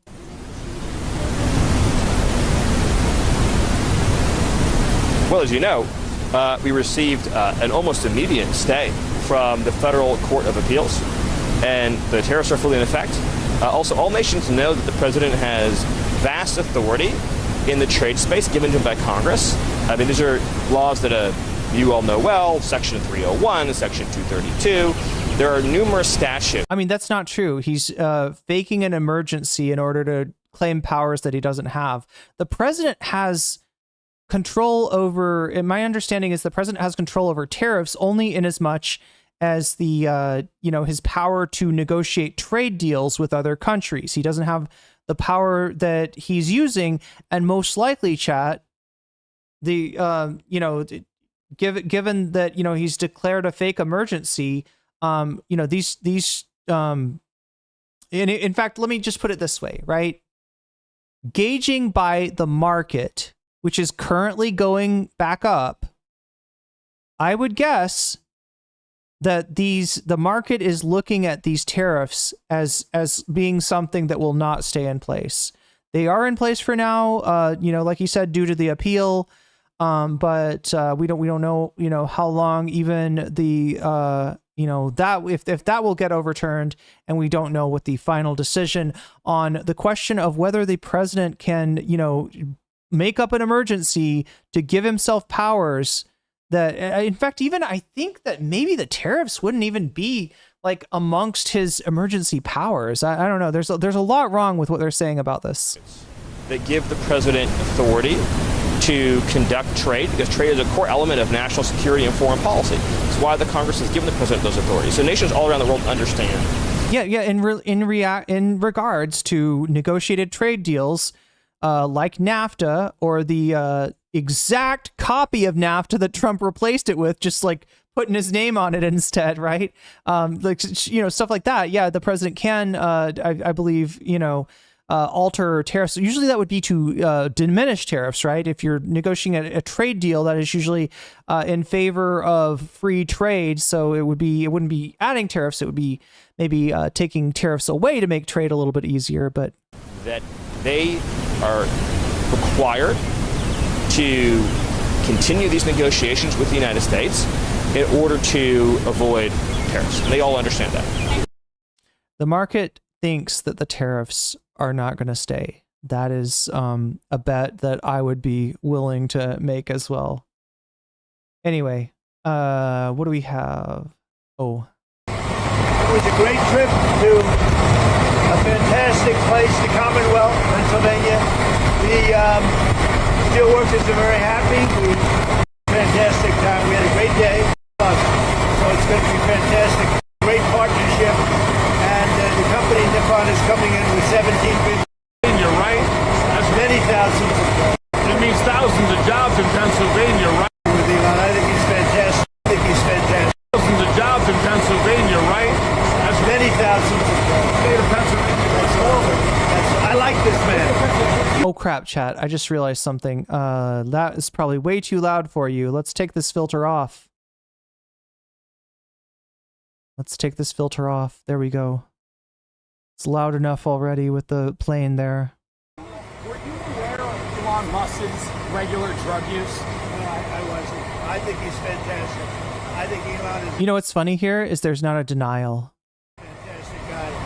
And are you troubled by the answer was, are you aware of his drug use, his constant drug use? And the president is just like, no, I wasn't aware of that. I love having a drug addict run the government. It's great. Did a great job. And Doge continues, and by the time it's finished, we'll have numbers that'll knock the socks off. It's going to be, he did a fantastic job. And he didn't need it. He didn't need to do it. Oh, when you said he didn't need it, I thought you meant the ketamine. Anyway, he probably didn't need the ketamine. There are medical uses of ketamine, obviously as an anesthetic, and also possibly for a treatment for depression. It sounds like he was taking the drug a lot more than what would be recommended as a way of dealing with depression, as a treatment for depression. So, anyway.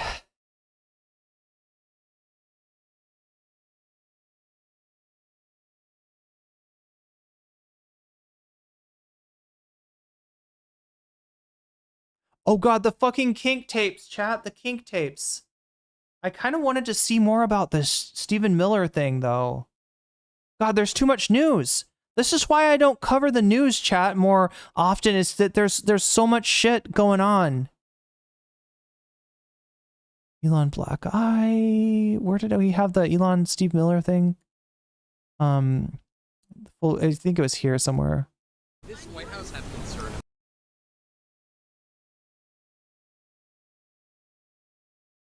Yeah, so Keith Edwards seems to be covering this. If there's anything to this story, I guess maybe we can see it from Keith Edwards here. Elon Musk has taken Stephen Miller's wife, and rumors are swirling right now about how and why this happened. And Elon Musk and Stephen Miller aren't the only ones with marriage issues, because we have Dan Bongino. I'm serious. He said this earlier today on Fox News. He talked about how him and his wife are almost divorced. It's so random how he said this. Watch. I mean, I gave up everything for this. I mean, you know, my wife is struggling. I'm not a victim. I'm not Jim Comey. It's fine. I did this, and I'm proud I did it. But if you think we're there for... I'm sorry, I'm not Jim Comey. I don't know what he means there. Anybody know what that's a reference to? He's complaining about... I don't really care as much about the Dan Bongino stuff. Remember when Elon Musk said this? I think this is a precipice for everything that came later. Call to action. You're hearing a call to action. Yeah. You giving up your other stuff? I mean, how are you running your other businesses? With great difficulty.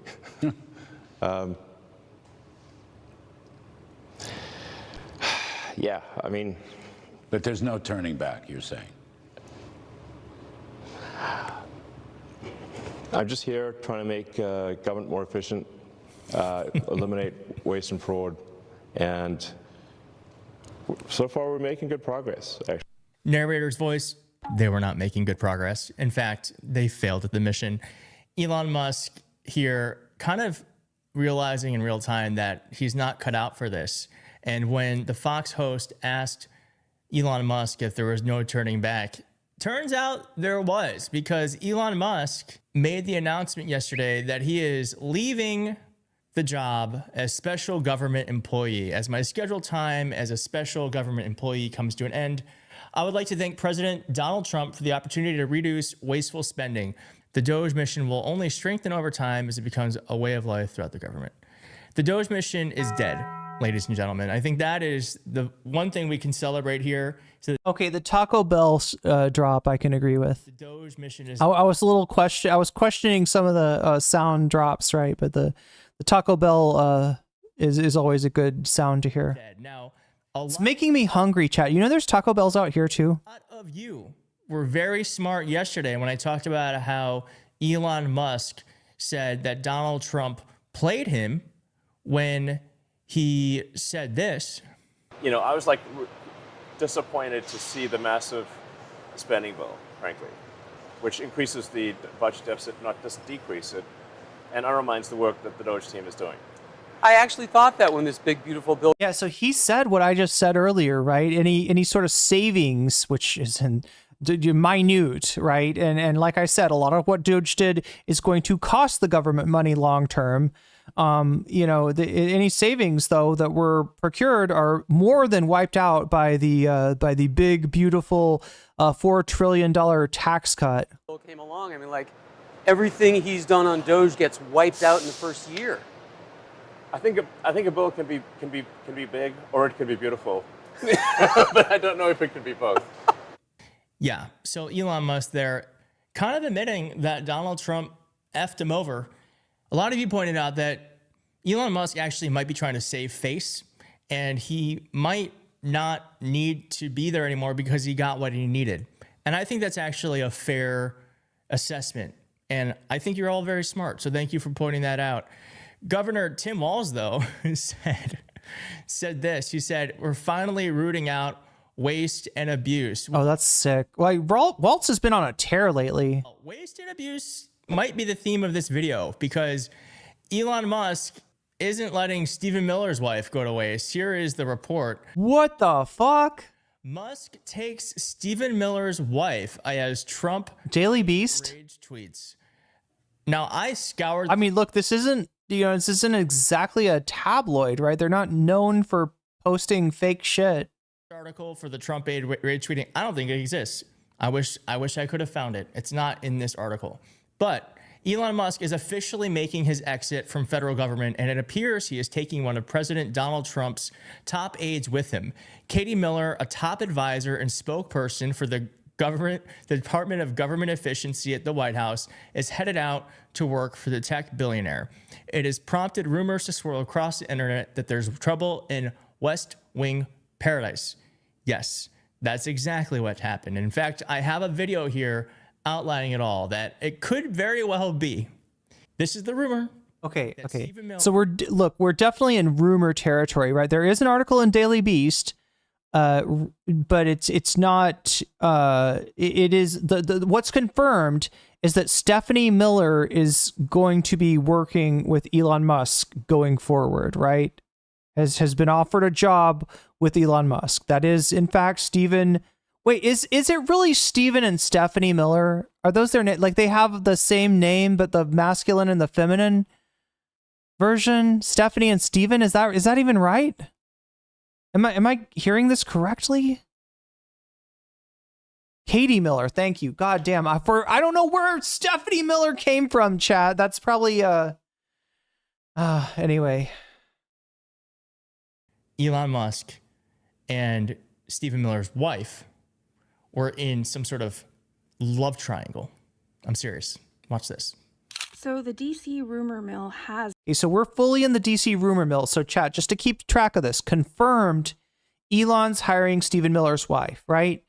Speculation, they were in a love triangle. They were in a throuple, right? There was something going on where they, Elon and Stephen were being intimate with Katie Miller, right? That part's not confirmed. This is DC rumor mill stuff, right?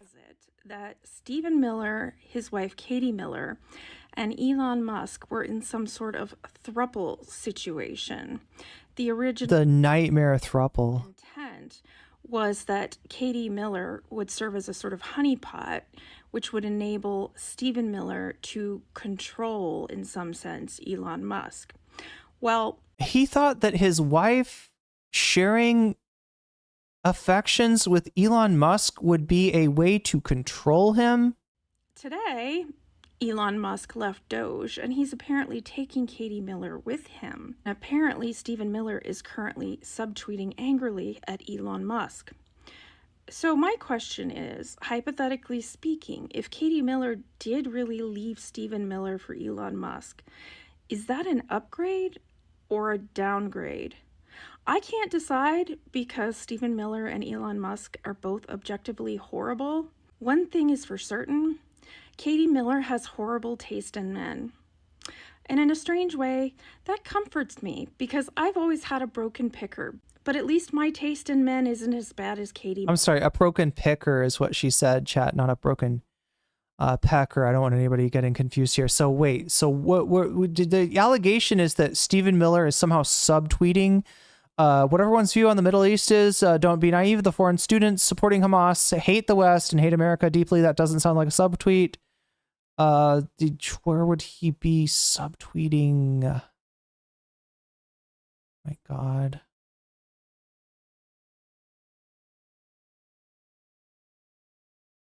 God, this is some sick shit on his timeline here.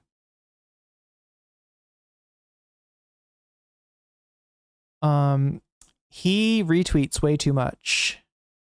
Kash Patel. What would be a okay, anyway.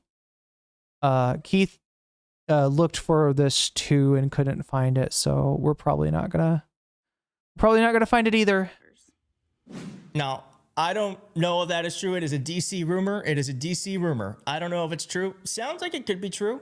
Certainly something's going on where Elon Musk... Do we want it to be true? Yeah. ...is bringing Stephen Miller's wife out of the White House to work for him full time. Stephen Miller's wife also changed the profile picture of her Twitter account to a SpaceX rocket. Ooh, that's brutal, chat. It should have been like a broken SpaceX rocket, though, if we want to correctly represent Elon. We're saying that that means something more than it is, but also a lot of internet people are just very funny. Y'all online are so funny. Stephen Miller's wife left him for immigrant. Oh, very good. Extremely buried lead today is that Elon Musk probably seduced Stephen Miller's wife to impregnate her with another test tube baby. If you don't know what that's a reference to, it's Elon Musk has about 15 children with 15 different women. Someone else just wrote, Elon and Stephen Miller's wife say what now? With this reaction. Not very. That was literally me when I found out about this. And I want to say, oh yeah, there's this, and then I got one more. Listen, 2025 has been horrific, but if Elon Musk impregnates Stephen Miller's wife, it will make up for at least 10% of what's happened so far. I'd say 20, but yeah. I'd say 4. That would be very funny if that happens. And Elon Musk has a track record of doing it. And then this is an old tweet, but I still think it's very funny, and I think it's apt. The most surprising fact here is that Stephen Miller has a wife. Has a wife? I'm still single. Oh, yeah. Oh, poor Hasan. Well, like I said, Doge is over because Elon Musk is bringing Stephen Miller's wife. He's also bringing his right-hand man who is leaving Doge. Wait, Big Balls? To Steve Davis, Elon Musk's right-hand man is following the Tesla. His right-hand man? Does he have a guy to jerk him off? CEO out of the Doge door. That's a rich guy, Chad. When you're the richest man in the world, you outsource jerking off. A White House official confirmed to Business Insider. Musk and Davis's departures signal the beginning of a new era for the Department of Government Efficiency, Trump's singular effort to reshape the federal workforce. I think the new era is actually one that is ending. I think this marks the end of Doge, which, as many of you pointed out, maybe was not a failure because they got what they needed out of it, but it has been a colossal disappointment and has been a colossal failure for Elon Musk's brand, for Tesla, for the SpaceX brand. So though Elon Musk and Trump may have got a little bit of what they wanted out of it, I think they got more hurt than they did. Well, I mean, like Elon Musk got himself out of hot water. That's the main thing that he wanted, was to hobble any government office that might hold him responsible, and it looks like he succeeded in that. So, yeah, that's already. Anyway, chat.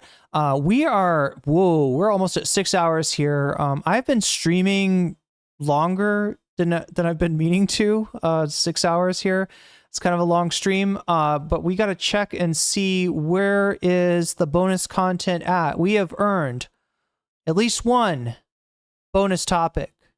And I'm trying to figure out which one that might be. Hasan reacts to Chapo is at 41%. Taylor Lorenz at 25. Ezra Klein's abundance at 23. But here's the big thing, chat. 23 plus 23 is actually equal to 46. 10 plus. So look above there. That's where I'm adding stuff up, right? In the bonus for bonus content. To new Taylor Lorenz, 25%, 25 equals 35. Okay. And Hasanabi.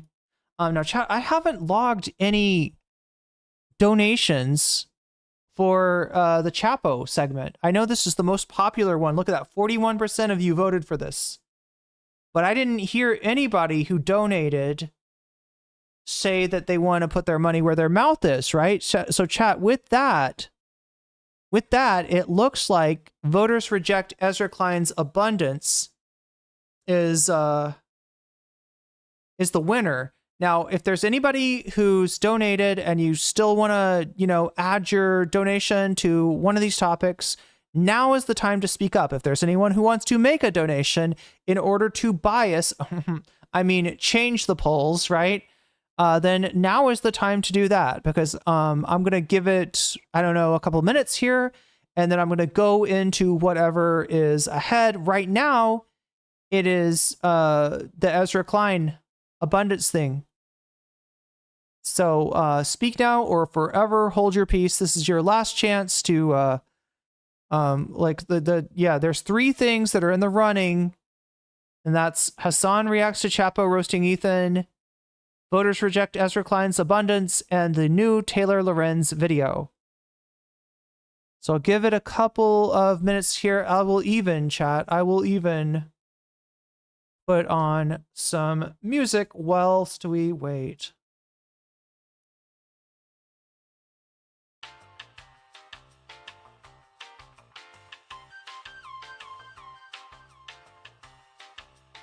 We're at 166. That gets us one topic of bonus content. I'm trying to figure out which bonus content that might be.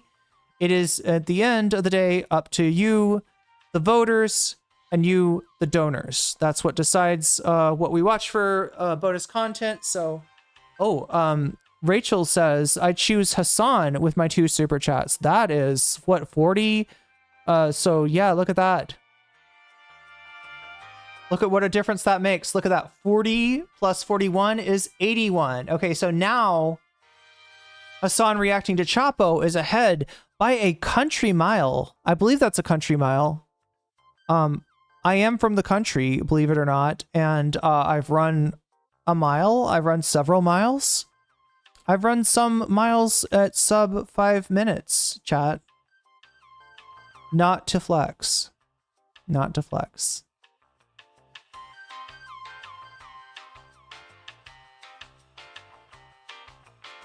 But yeah, that changes everything, Rachel.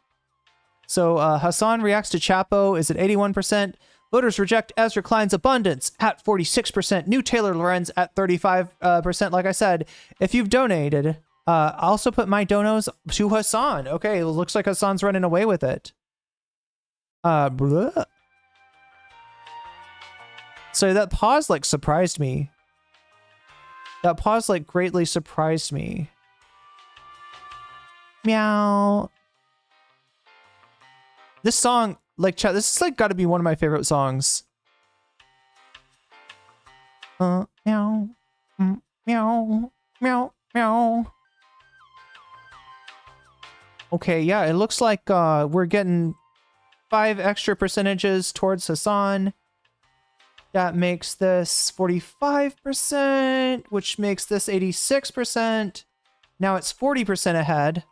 I'm about ready to call it, unless somebody lets me know different. That's a massive it's a massive lead. What song is this? It's called Local Elevator. It's by Kevin MacLeod, aka Incompetech, one of the original copyright free music creators on YouTube, and you know, somebody, that a personal hero of mine. I would love to meet someday Kevin MacLeod. Is it MacLeod, chat? Do you pronounce it like MacLeod, or is it MacLeod? What do you think, chat? Is it MacLeod? I think it's MacLeod.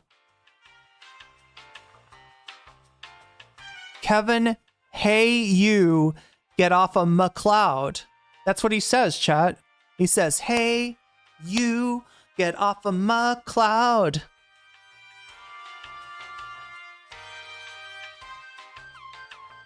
Okay, it looks like we're going for the Hasan reacts to Chapo, which is cool stuff. It's MacLeod? It's how you pronounce it? Okay. Get off of MacLeod.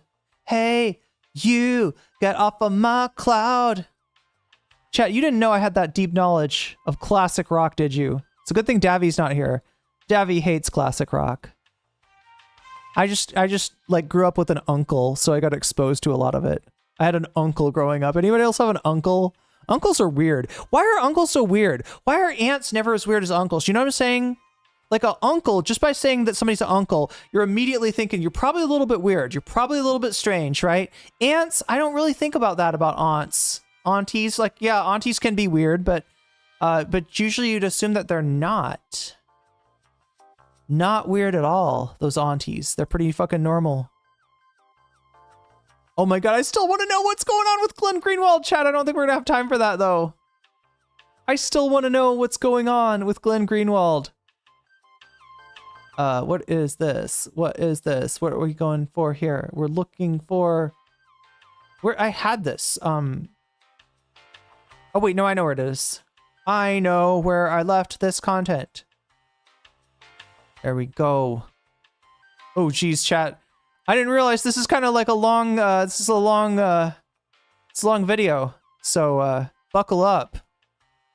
Buckle up, and I'll just remind you, we are 34% away from getting a second bonus topic. If that is of interest of you, you have, well, you have some time, but the time is limited. So here's Hasan reacting to Chapo talking about our favorite guy, the legend, the rent payer, the man himself, Ethan Klein, Mr. Vape Nation. Let's go.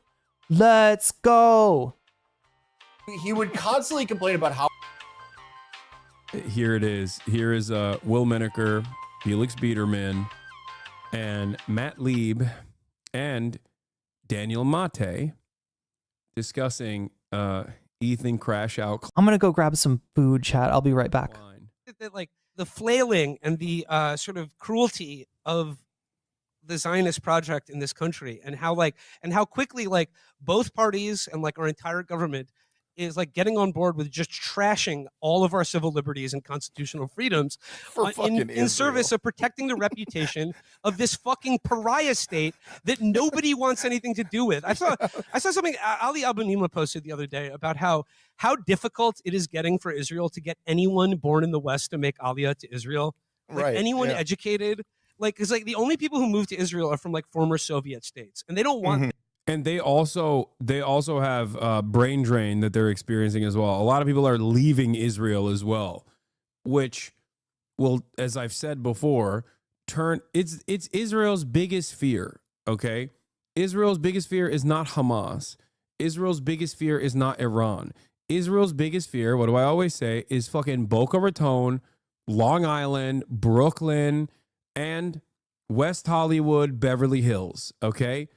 Sherman Oaks.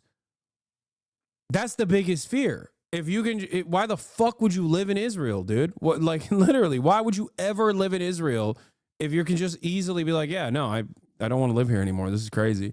I don't want to fucking live with. There's like missile sirens happening all the time. So once that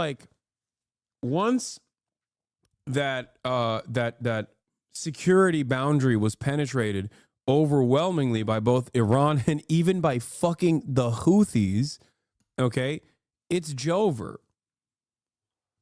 Is Jover. All of the squishy libs that comprise the academia in Israel that have maybe liberal Zionist tendencies are going to be like, okay, well, you know, everyone fucking sees Israel as this pariah state. People don't want to collaborate with me anymore. There's like genuine bigotry that I'm facing because people associate me with the violence that the state is doing. Okay. And maybe you were on board with it. Maybe you weren't. It doesn't fucking matter. The outcome is still the same. You're going to be like, yeah, I'm out. I'm done. I'm done. When that brain drain happens and people start leaving, all of a sudden, you don't have the cool bells and whistles that you can point to say we're the most moral democracy. We're so liberal. Because now the entire fucking country is run by a bunch of ultra-Orthodox Jews that are amongst themselves fighting about whether women should be able to learn to read or not. Or the other half is saying only women should work as opposed to the men who will do religious studies instead. That's no longer the beautiful liberal utopia in the middle of the fucking desert surrounded by these scary barbarians. All of a sudden, it looks a lot like, you know, Israel is the scary barbarians to the liberal world. Right?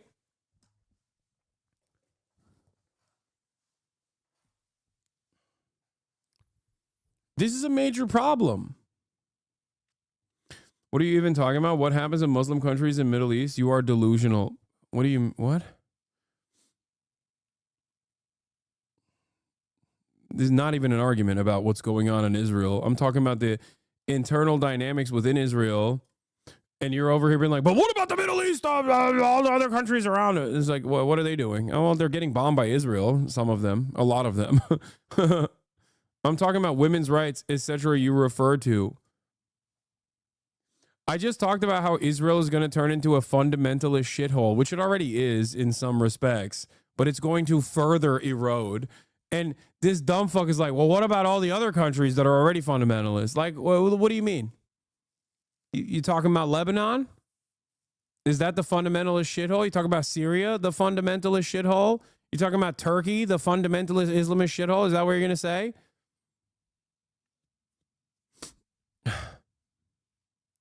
Or are you talking about Israel's greatest allies in the region, the Gulf states? Oh, that's right. You don't care about the Gulf states and the... Here we go, chat. I got a bowl of some very spicy noodles here. Let's see. Let's see if I can handle it. All right. I've been in Thailand for a couple of months now, chat. Right. I've adapted to the spicy nature of the food. But I don't know, chat. This is like, there's a lot of pepper in here. There's a lot of peppers. This is like a 21 pepper bowl of soup here. I don't know. Like, how many megaton? What's the megaton equivalency of this soup? I don't know, chat. We're gonna find out. Actual, the actual issues that persist in terms of women's rights. My pants are cute. Thank you. Palestine women's rights. Then, first of all, a nation that is occupied by an infinitely more powerful superpower is not going to have a lot of time for civil liberties, and yet. Palestinian women's rights? The fuck do you mean? What do you think is going on? What do you think is happening to women in Palestine in terms of women's rights? As far as women's rights goes in Palestine, the number one factor there is still Israel bombing every fucking maternal ward in the goddamn strip. That's a pretty bad thing. Don't you think? Don't you think that erodes Palestinian women's rights a little bit? But even outside of that, what do you think happens to the Palestinian women? You think like women are Hamas owns Palestine's ass, not Israel. They run the inside show. Okay. Wait, don't get an ulcer? Is that a real thing? Got it. Okay. Hamas runs Palestine. Okay. Hamas runs. That is a very big bowl. Yeah, look at that. Look at that size of that bowl. It's like bigger than my head. That's a lot of spicy soup. The Gaza Strip. This is true. What are they doing in terms of women's rights? Spicy noodles for a spicy streamer. I hope I'm not too spicy, chat. Have I been too spicy over the past few days? Yo, Omega Star.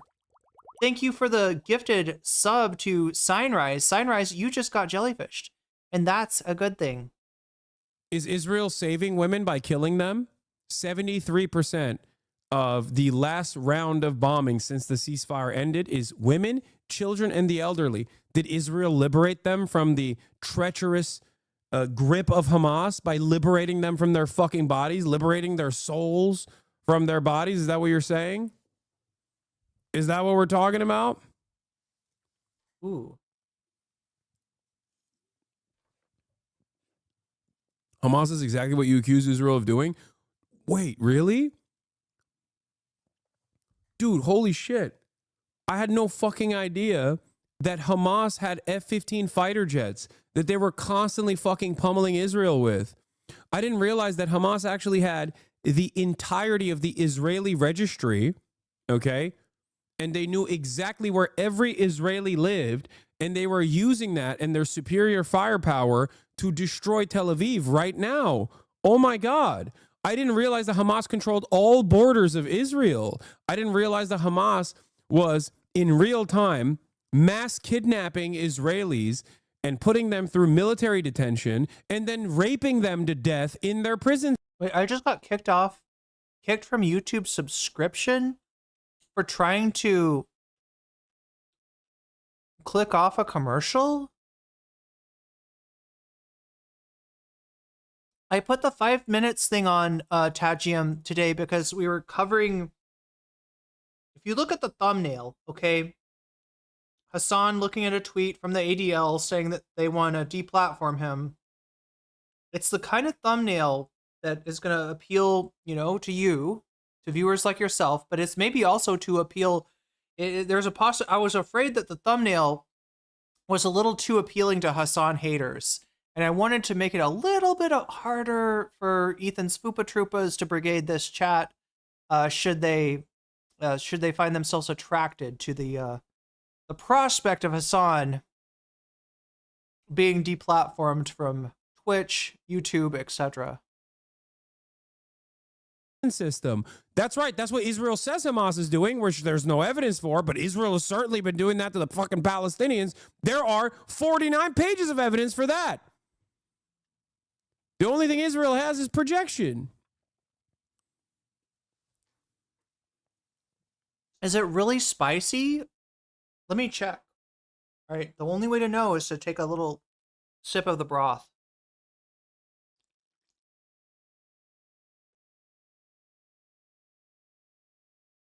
It's pretty spicy, but it's also kind of sweet. It's got some sweetness to it. You don't know anything. Taking the edge off of the spice.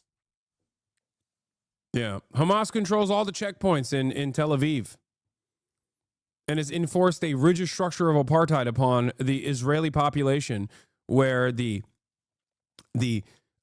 Palestinian, the Muslim, and the Christian population of Israel get more rights than the Jewish population of Israel, famously.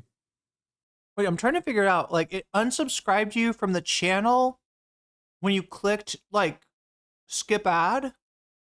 Is that what happened? Yeah. By the way, about the sexual assault situation, one of the fucking freed hostages was raped by his personal fitness trainer. It is the most psychotic thing I've ever seen. Shocking. The raped woman in the Tel Aviv fitness trainer affair. A kidnapped woman who returned from captivity. First publication in Daniel Amram without censorship. It now turns out that not only is this a well-known fitness trainer who's promoted by all the celebrities, but the alleged rapist who filed a police complaint against him is a kidnapped woman who returned from Hamas captivity, yes. And according to her claim, he drugged her and committed severe rape. She told several of her friends about the incident and complained to the police, but refused to talk about the issue.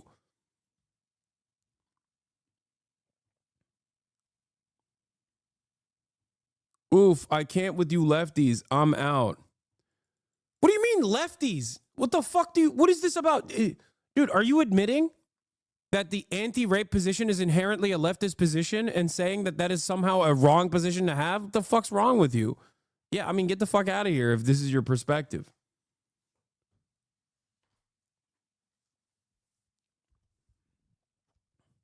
I guess you're waving the fucking white flag there, aren't you? Wow, I can't believe you would talk about the mass rapes that Israel is doing to the fucking Palestinians, which there's an endless sea of evidence for. Oh, man. Wow. I thought this was about Chapo. This is just Hasan yelling at chat. Anyway, let's get back to this shit of Chapo ripping into Ethan. But like, they're experiencing a huge brain drain, and they're not meeting their quotas because of how rotten. And look, I'm gonna try to identify what's in here. All right, because I know I'm gonna get questions. All right, so this right here is Chinese morning glory, right? It's an aquatic morning glory. It's just kind of like a leafy green, right? This is some kind of a mushroom. There's several kinds of mushroom. There's let's see, cabbage is in here. We got of course we got bean sprouts. We got tofu. It's tofu right there. We got several kinds of mushrooms, right? That looks like a king oyster mushroom. There's like a white mushroom, or like a I'm trying to remember.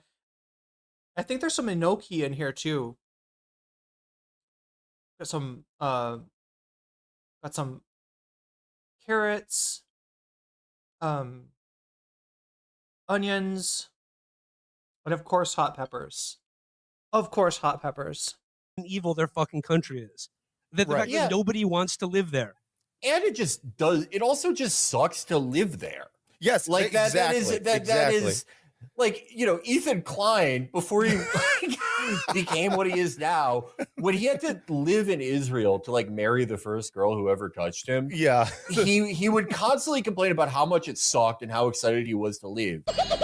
Matt, I know he's got smoke with you. Felix, I know you're aware of him, but I just got to ask, who the fuck is Ethan Klein? So Ethan Klein is a famous Tajium, worry not. Okay, take care of yourself, take care of your loved ones first, right? If you're strapped for cash, you take care of yourself. He was and just remember, you can help me out with just hitting that like button. That's that helps me out a lot. If you've got Amazon Prime, you can go over to Twitch and do a Prime membership, get yourself some emotes over there and do that for free. There's plenty of stuff that you can do at no cost to yourself that helps me out, a lot. So, yeah, if you're strapped for cash, obviously take care of yourself first. This YouTuber, he actually, do you know the Bolt guy? For what? What did he do on YouTube? Well, okay. So he's kind of the reason that like fair use as a concept exists on YouTube, because he. Does chat know about Vape Nation? There were some other members of the podcast that were trying to take that in a different direction. Felix is going to talk about the Bold guy, who is a cringe pickup artist that Ethan dunked on way back in the day. But this is does chat one in chat if you know Vape Nation? Him and his wife like made these videos making fun of this guy, the Bold guy, who Michael Hudson originally showed me. Dude, remember when Felix and I were watching The Bold Guy, by the way, and we realized that he's the most vindicated man on earth? Made these hilarious like skits that were like a mix of parkour and pickup artistry. I remember the Bold guy. Yeah, the Bold guy's awesome. I love the Bold guy. And history has vindicated him. Yeah. Someone in the comments said Ethan Klein is Vape Nation chat. Vape Nation. Okay, a lot of people know about Vape Nation. Okay, I don't have to re-show you Vape Nation then. Good. I'm just like, I'm kind of surprised. Like, wait, what do they mean by we decided the Bold guy was totally vindicated? Is Israel's wife guy?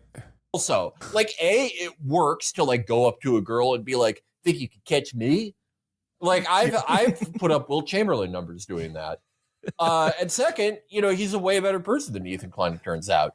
But Nocom one nom nom nom. Nocom nom nom nom. Anyway, Wilt Chamberlain. For anybody who doesn't understand, Wilt Chamberlain was a basketball player who existed probably before a lot of us were born. All right, and he's famous for writing a book in which he talks about having sex with, I don't know, was it like 10,000 women? He's got some obscene number of women that he claims to have had sex with in traveling around the country as a professional basketball player. That's what Felix means by Wilt Chamberlain numbers. They have a really popular YouTube channel, and they would do like skits and like news commentary. It was a little more elevated than what you saw on YouTube at the time, which was mostly like, using a Ouija board to contact my dead girlfriend, kidnapping my friend prank.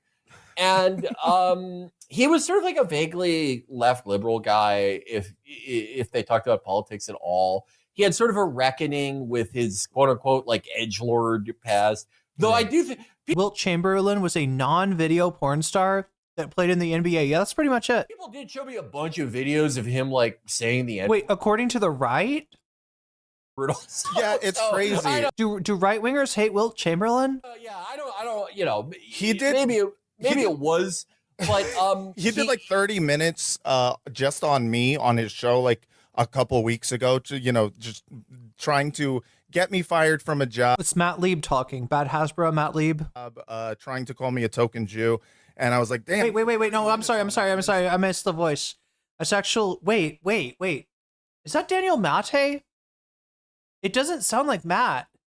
That's Daniel Mate, right? I think they're both on. I think both members of Bad Hasbro are on there. Wait, I don't. Ethan tried to get Matt Lieb fired. I don't remember him saying anything about Daniel Mate. The N-word. Yeah, it's crazy. I don't. He did. Maybe it was. But he did like 30 minutes just on me on his show like a couple weeks ago, to just trying to get me fired from a job, trying to call me a token Jew. I'm sorry, that is Matt Lieb. And I was like, damn, he did 30 minutes on that. And then someone sent me his N-word compilation, and it was longer than that. Yeah. And I was like, oh, I'm good. I don't think there's a video like, dude, also trying to get you fired from your job is such a funny fucking pro-Israel position. Always. Like, literally. Wait, it was 20,000 women? This man, Wilt Chamberlain claims to have had sex with 20,000 women? Yeah, try to get him fired from Good Mythical Morning. It is undefeated and so goddamn consistent. And it's hilarious because it's the most fucking annoying thing you can try and do. It's literally the entire existence of the Canary mission. It is the entire existence for the ADL. It is the entire existence for any number of these different, like, it's Barry Weiss does it all the fucking time. Like, it's just, I'm going to call someone who has power over you and I'm going to try to get you fired. I don't want to argue with you. I don't want to understand your position.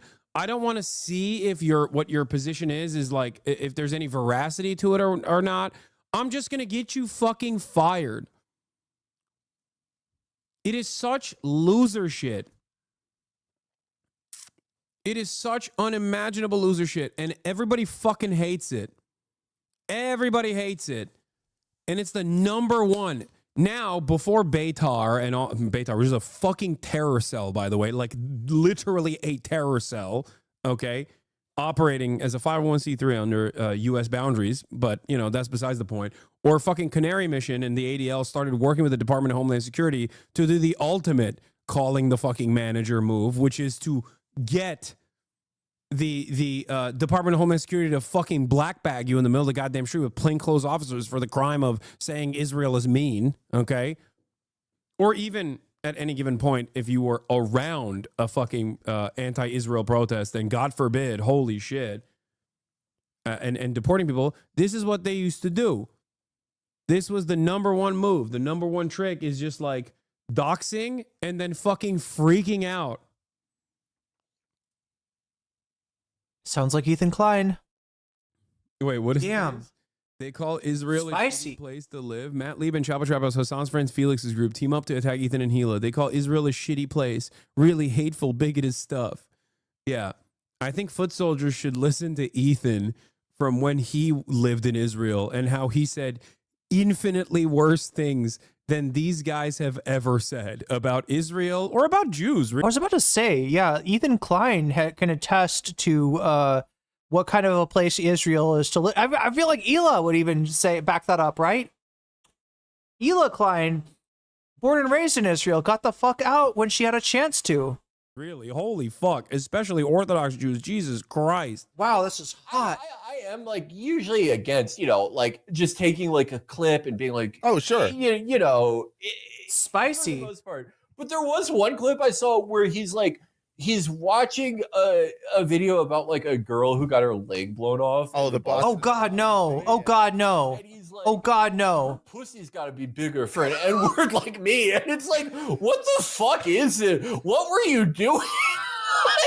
Yeah, what was Ethan even like? He says that he was never really into actually, like he played the Vape Nation guy, but he said he was never a big smoker. But like, God damn, Ethan, you must have been high as fuck during that. It is. That's a real Ethan Klein clip that I have not shown on this broadcast.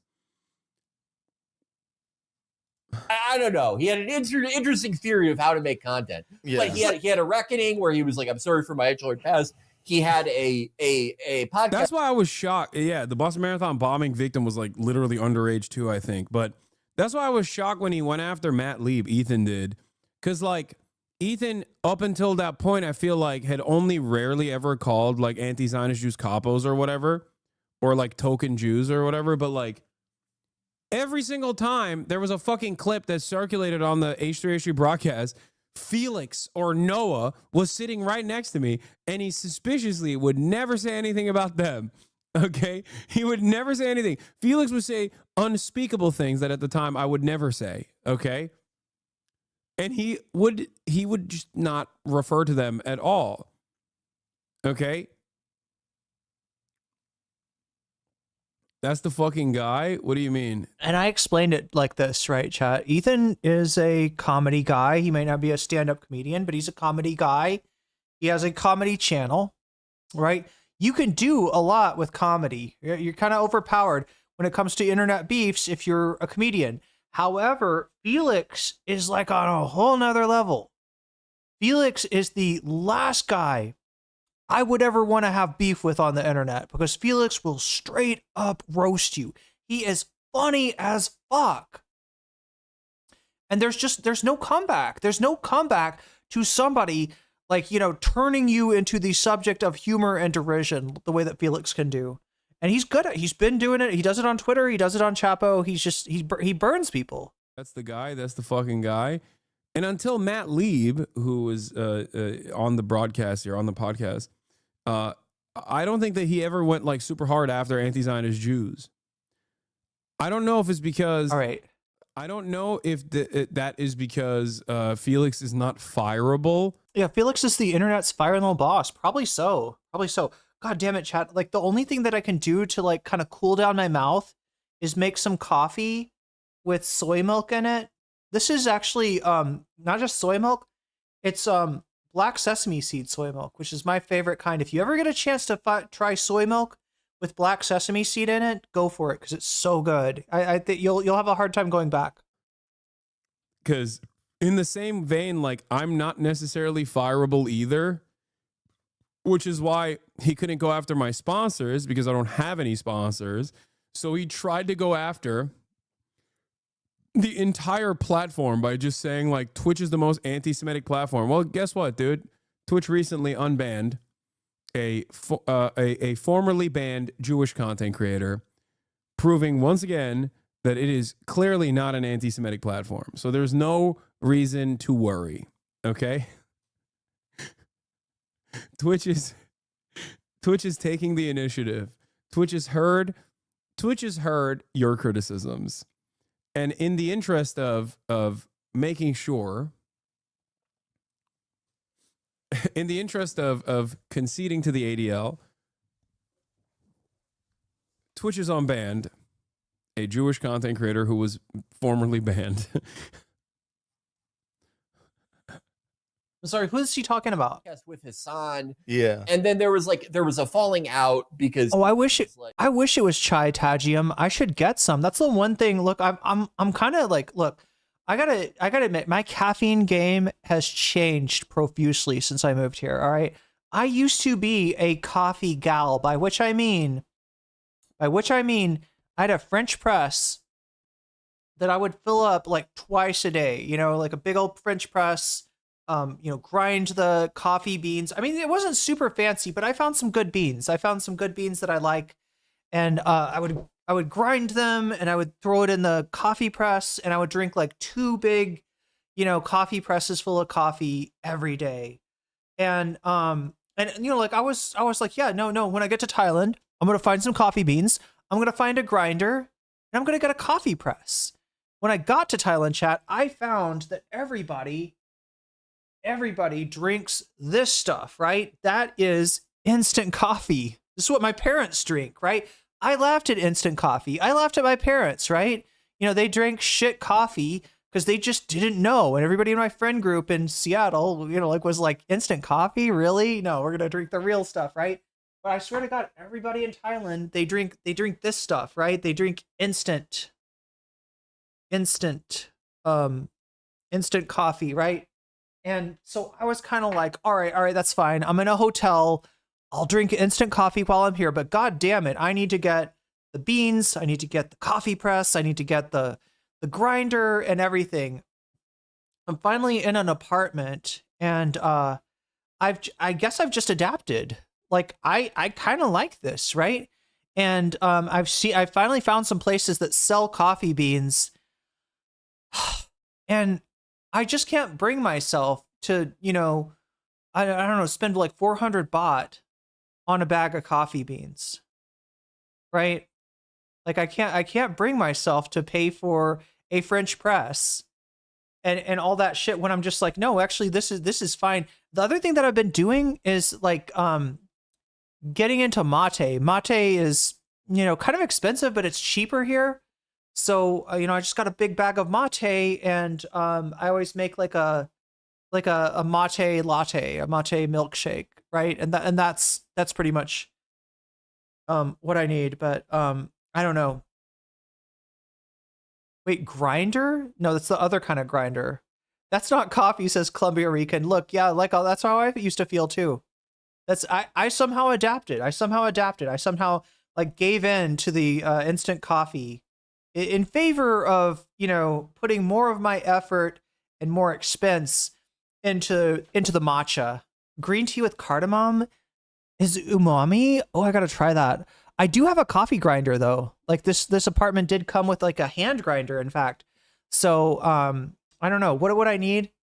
I would need a bag of coffee. Again, like it's just like Daniel Mate. There we go. But I would need to actually, the other thing too, chat, is like buying bagged coffee. It's a little bit of a roll of the dice, right? You know, it's more expensive than this coffee, and not all of it is that good, right? So it'd be like me trying this brand and then trying this brand and then trying this brand. Like you can't really get the same stuff that you get in America here, right? So I'm in a whole new world in the grocery store looking at coffee, and I'm just like, do I really want to drop 400 baht? What is that? The equivalent of like $12 on that's almost as much as it would cost it in the United States. Congratulations getting rid of your cortisol addiction. What you're saying? Because I stopped. Well, I'm drinking coffee. Wait, what are you talking about? I mean, I still have the. I mean, this is just instant. Like the gauchos drink. Yeah, I wish I'd gotten off of caffeine. No, I mean, I'm drinking a lot of green tea. I guess what it is I'm drinking more mate and less coffee, and I'm not worrying about the quality of my coffee quite as much. I'd have some fair trade coffee for you. You know, he was one of these like, I don't know, chat. Maybe if I can find something that's like something that'll work with Throne, maybe I can put some kind of coffee on there and drink it on a special day. Yerba mate, that's interesting stuff. I haven't seen any of that out here. I have not seen any. In fact, I'm not sure that Thailand is aware of yerba mate. I just haven't seen this out here. What is the other stuff, Rachel? You know, the stuff that's like yerba mate, but it's green and it's powdery. You know what I'm talking about? Anybody know what I'm talking about? It's like yerba mate, but it's this light powder and it's green, and you kind of like, what do you do with it? You like pour it in, and then you make a little hole with the bombija. Is it called a bombija? You make a little hole in there, and you pour the water in, and then eventually you put the bombija in, and then you kind of like you pour more of the green stuff over it. It's not matcha. You pour more of the green stuff over it. It's like a form of it's like a form of mate. The thing that I'm talking about, right? I'll show you if I can find it, right? You pour that over it, and then you just kind of like bury the bombija in the green stuff. And I'm trying to remember how it fucking works. It's some amazing stuff. Yeah, it is like yerba mate, Philip. But it's called something else. Like, right, because when I think of yerba mate, generally it's a little bit darker, almost brown, and chunky, you know, flaky, right? This stuff is actually ground up into powder. I can't remember what it's called. I'll find it. I hate Netanyahu and I hate the occupation. Right. But we have to not demonize people, guys. And now he's like Ross Glick now. He's just like I want more than anything else a conversation between Ethan and Felix so bad. What is yerba mate? Are you still talking about coffee? No, yerba mate is a caffeinated beverage popular in many South American countries. Has a very interesting taste. Some say it tastes like dirty socks. Some people say it tastes like a horse's stall, but it is highly caffeinated. You drink it in a gourd, okay? You got a gourd, you fill it up with this stuff, with this yerba mate, and then you plunge a metal straw with a grate on the end of it, into it, right? And the grate keeps any of the particulate from being sucked up into it, right? It kind of strains out the particulate. Bad.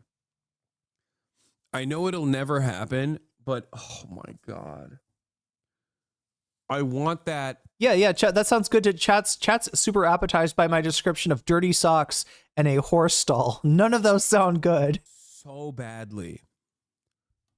Felix also happens to be like, you know, I mean, this was his words, not mine, undeniably Jewish. So it's not like he can present him as like a scary Arab Muslim terrorist guy either. You know what I mean? Even with Matt's like 6'7". You know what I mean? You could be like, he's Ukrainian or something. I don't fucking know. But with someone like Felix or Brace, you know, you can't even do that. No one is going to believe you.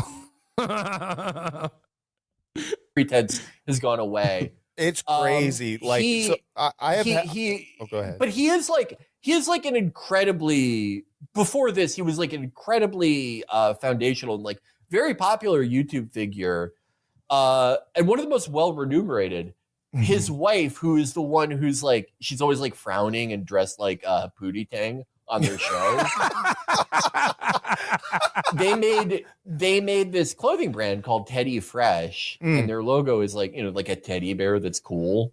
And they made like tens of millions of dollars through all this, which makes all of this so funny. He's been having like a year-long panic attack over like Hasan and now Matt, and he's posting. He doesn't have any conversations he can't come out on top of. That's why he wants to bait you to do his dumbass podcast with him. Okay, so chat, I found what I'm talking about. Oh God, it's a TikTok video though. It's a TikTok video.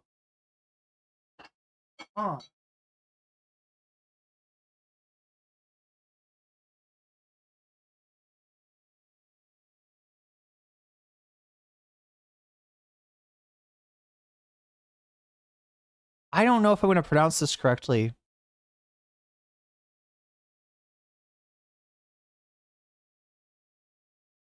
Okay, yeah. Chimarrão? Is it called chimarrão? Brazilian mate? I'm probably mispronouncing it because I don't know how to pronounce Portuguese for anything. See if I can find the TikTok for you.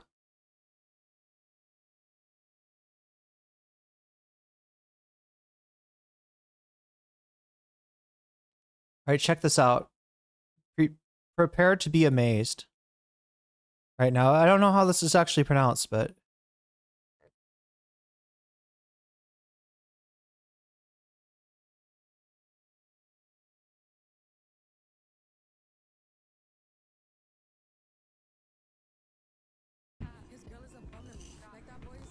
God, I always forget TikTok. I can't play the sound.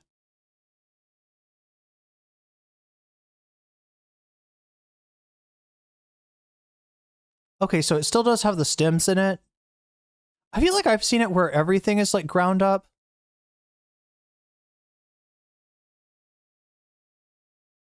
This is like the most, it looks like matcha, doesn't it?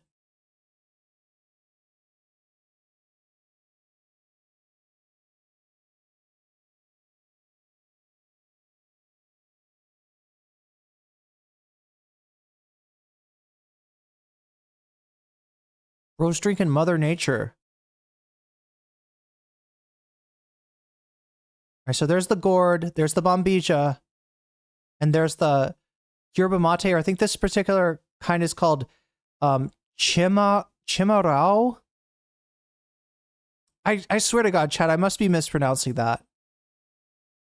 But yeah, it's like yerba mate, but it's like emerald green, super powdery. And then you make a little hole in there, you pour in the water, you sprinkle all over the top.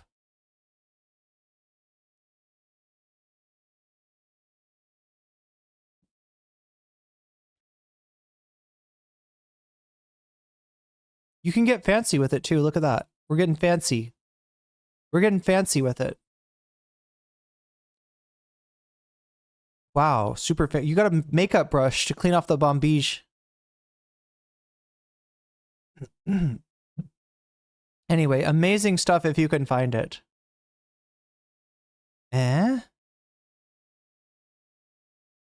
Stop pouring cold water. Okay, so this is like more like standard yerba mate, right? That's what it usually looks like. There's different kinds too. There's a million different kinds, different varieties, and probably different cultures around the drinking of mate in different countries, different places.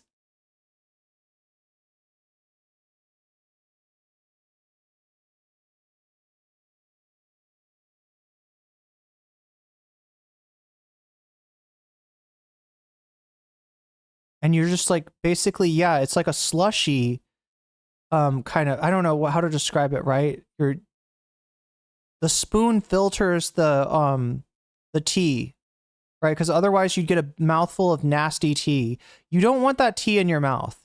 You want to do everything you can to keep the tea out of your mouth, right? But the water that comes from the tea is, I won't say it's delicious. It's an acquired taste. It takes some getting used to, and yes, it tastes like a horse stall, but the effect is worth it. The effect is magnificent. Anyway. What? I would go on. What are you talking about? I would go on Ethan's podcast. Are you fucking kidding me? This is so complicated. Yeah. No, this is the thing. It's like I've accepted the Thai logic. I think my coffee making was probably too complicated. I feel like I was wasting my time, making coffee when I could just get some instant and mix it with soy milk and it's still pretty good. He doesn't want that smoke either. He is not going to ever have a conversation that he... Tajium says the effect of cocaine without cocaine. Are you talking about yerba? It's pretty intense. If you haven't had yerba mate yet, and part of that is because look at how much tea you have. You've got more tea than water, right? You've got more tea than water, and yerba mate is strong. And you sit there and you drink this stuff all morning. You're just sitting with that gourd, just like sipping, right? And then when you're done sipping, you pour some more water in and you sip more. And it keeps you going. It keeps you going all day long. Cannot completely control and manipulate. Are you out of your mind? I've been asking since the fucking context puke. I've been like, hey man, I'll come on the stream. I'll watch it with you. If you really want me to watch the video, I'll watch it with you. There you go. You can ambush me in real time. Columbia Rica in New York says, I'm never going to drink yerba mate. It's basically grass and water. It's expensive grass and water. It's fancy grass and water. It's, with the damning accusations. Yeah, forsake not the gourd. That's right. He will never let that happen. He is too chicken shit. Do his stories on Adderall like 40 times a day. I got posted on there once. Looks like Hulk cocaine. I mean, that's pretty much right, our rebellion. That I don't think there's a better way to describe it. Hulk cocaine is pretty much what it is. I wanted. Look at the shirt I was wearing when I met Felix. It's just two Turks, dude. Yeah, it should have said on that TikTok in the beginning, it should have said bros drinking the Hulk. Right? That would have been a good caption, right? If it said like, because they were like saying like bros drinking Mother Nature, bros drinking grass. It's more like bros drinking the Hulk. What do we got here? Bros drinking Mother Nature. No, bros drinking the Hulk. Bros drinking Teenage Mutant Ninja Turtle. Anyway. Dude, two clearly Turkish men right here. Two handsome Turks. To tell him that I've like lost a lot of weight since then, and I was abnormally fat that year, and I want to do reshoots of that. Dude, yeah, he fucking. On the stream where he like did 30 minutes just on me, they put me on the thumbnail, and it was like a headshot picture, and they like maybe an hour before the stream started, they changed the picture to something less hot. And I realized that like, oh, this is like they're so petty that they didn't want me to look too hot in the thumbnail. And every time, like, this guy is like obsessed with Hasan in a way that like I said, like all I see from him is him whining about Hasan or his living nanny. One of my favorite like psychotic, just like your kids haven't had dinner story posts I saw from him. Mhm. It was like a screen cap from a video of Hasan where he's like in a bathtub, Mhm. and Yeah. it's like he's Living like, nanny. oh, you know what? His glasses are fake. They don't even have prescriptions in them. Yeah, Hasan, what about your living nanny? Who cooks your chicken, Hasan? Who cooks your chicken? Oh yeah, it's Kaya. He's like he's like Mr. Skin for Hasan. Yeah. What is Mr. Skin? There's so many like near nude videos of Hasan that I would have never seen before if not for Ethan. And he's like, look how stupid his cock looks in this. Yeah, he wanted to be Mr. Hand. I don't think cocks look that good over 8 inches. I think that's Hasan, but he ended up being Mr. Skin. So yeah, my dad always told me more than 8 inches is wasted. I only kind of became aware of him after October 7th when he I had like kind of Wait, I hate my boss that yerba'd in front of my face, but it is real. Wait, your boss yerba'd in front of your face? Wait, your boss busted out like yerba mate and like it's kind of extensive, right? The whole procedure. And I don't know if anybody's like streamlined it to make it like, I mean, there's not, as far as I know, there's not instant yerba, and you probably wouldn't want to drink it. Yerba's, I don't know, it's bitter. Like I said, it's kind of grassy, tastes like a horse. It's Mr. Hands of Hasan. Oh, is that what they were saying? The Mr. Hands? Wait, Mr. Hands was the guy that died having sex with the horse, right? kind of seen the face before, but I didn't really know who he was, and I knew he had this We've like met before, haven't we? As a matter of fact, I'm there right now. Yeah, well, the weird thing about him and I is that we both went to UC Santa Cruz at the same time. Yeah, this was shocking. This is a shocking revelation that like Matt and Ethan lived such. Everybody, chat, like half of my friends are from Santa Cruz. I don't know what it is. I was living in Seattle, chat, and yet half of my friends went to UC Santa Cruz. I don't, maybe, oh, you know what it is? Yeah, I bet I know what it is, right? I've heard before that Santa Cruz is like ridiculously expensive. Like, I mean, Seattle's also pretty expensive, right? But there's so, like, Santa Cruz, I've heard there's something about it that is just really, really, really expensive. It must be something like that. People go to school there, maybe live in the dorms, and then when they move out, they're like, you gotta go somewhere else, right? It's I think it's really expensive, isn't it? Anybody in chat from Santa Cruz? Do I have any Santa Cruz chatters? Any what is it? The banana slugs? It's the banana slugs, right? The UC Santa Cruz Lifestyles with like one major difference. We're both the same age, and like we're kind of just like I'm just a version of him if he had not married an Israeli. I think like I think we were on a birthright at the same time. So yeah, like he's just this guy who after October 7th, after he started like beefing with Hasan, he the only reason I started covering him was because he kind of dedicated his show to doing Israeli propaganda. And one of the big things that he did was he got Twitch to change the terms of service so that Zionism, or saying Zionist, is a slur. And you know, for me, this is something we cover a lot on Bad Hezbollah, is, you know, people using the like institutional muscle of the ADL in order to. Let me see if I can explain Twitch's terms of service when it comes to Zionist, right? Because it's not exactly like that, right? It's like this, chat. On Twitch, you can call somebody a pig. Hasan calls people hogs all the time. And as long as you do not say this group of people are pigs, as long as you do not compare a race to an animal or something like that, right? You know, you're okay, right? You can call somebody a pig, all right? You can call somebody a Zionist. You can say that's Zionism. You can say, you know, I don't agree with your Zionist interpretation of these events, right? That's okay, right? But if you combine Zionist and any other insult, like, you know, calling somebody a pig, that's what could get you in trouble, because it's interpreted somehow by Twitch that if you do that, you're using Zionist as a dog whistle for Jew. I don't know. It doesn't make sense, but that's the rules. Those are the terms of service. That's where it settled. That being said, chat, the reason that you don't hear me using that kind of language a whole lot is because I saw what happened to Froga and Denims et al. In the Sabra Hummuscade. All right. And I know that Twitch sometimes bans you when you haven't violated terms of service. Right.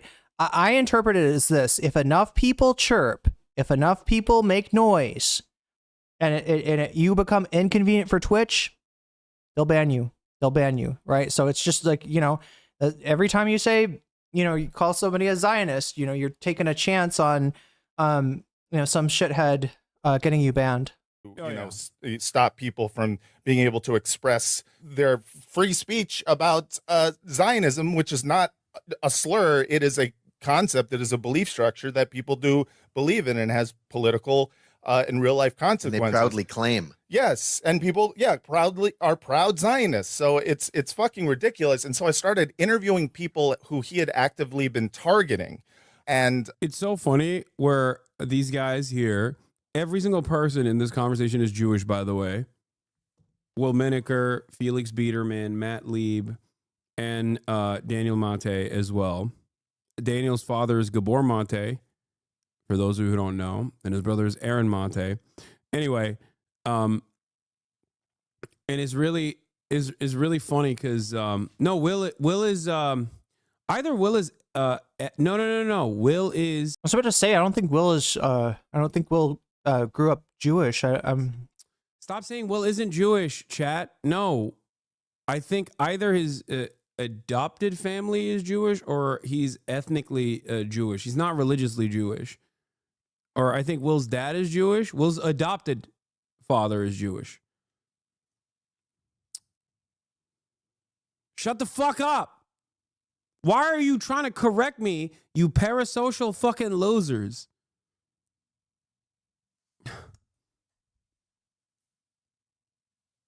Who said he's just from New York? Oh, man. Anyway.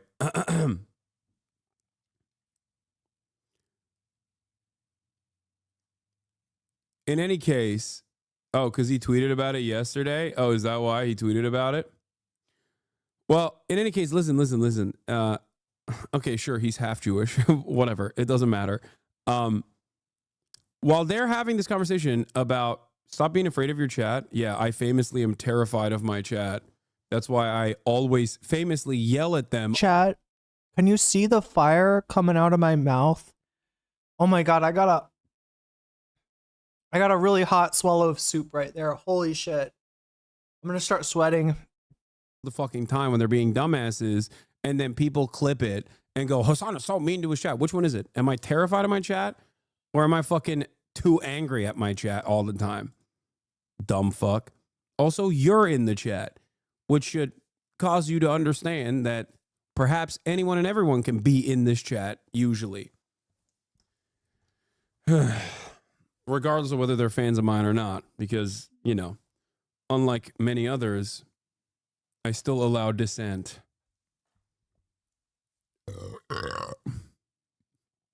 Next time you should shake them. True. So void soup. Yeah, that's what it feels like. Or like, what do you call that? Like a supercritical fluid, or like a plasma? It's a plasma. It's not a liquid. It's not a solid. It's not a gas. It's a plasma. The thing that I wanted to say is this conversation has taken place amongst 3 Jewish people and 1 half Jewish person. How about that? For the sake of full-blown clarity here, is actually about Ethan Klein doing Hasbara And there are still chatters in here that are trying to be like, well, Hamas is still disgusting. It's like, this isn't about Hamas, okay?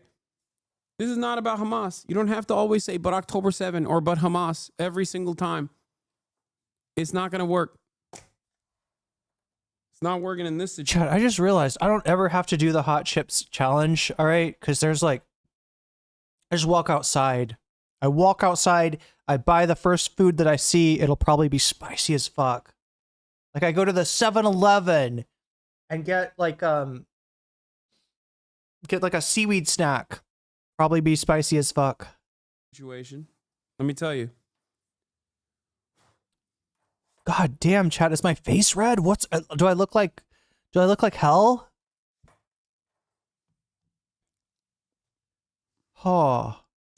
That I think is what pissed him off. I interviewed Frogan, who's a streamer who he had banned from Twitch. This guy Anthony, who was on this, does a Anthony Sargon of the Do Not Worry podcast. You always look gorgeous. Oh, that's really sweet of you, Omega Star. Podcast called Do Not Worry, which is he's essentially a former. You do look a bit flustered. That was hot. I'm recovering now. I'm recovering, but I got like a spicy little, like, I don't know. Ethan fan who's watched. It's a podcast. Like I always order it, chat. When I get food, I always order it maximum spicy, right?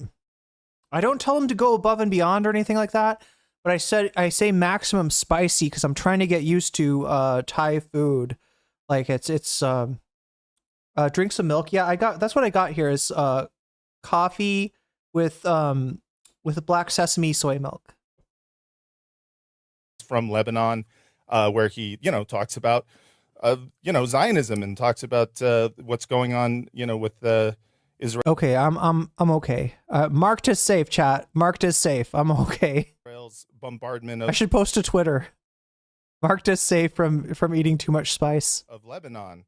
And I had Hasan on. I had this guy Bad Empanada on, and I think that just drove him over the edge because Bad Empanada is just like kind of an internet troll who doesn't give a fuck.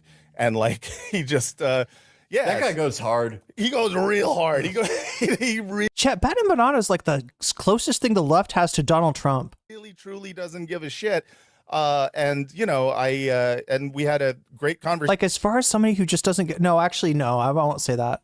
I feel like Bad Empanada, like, well, no, he does lie.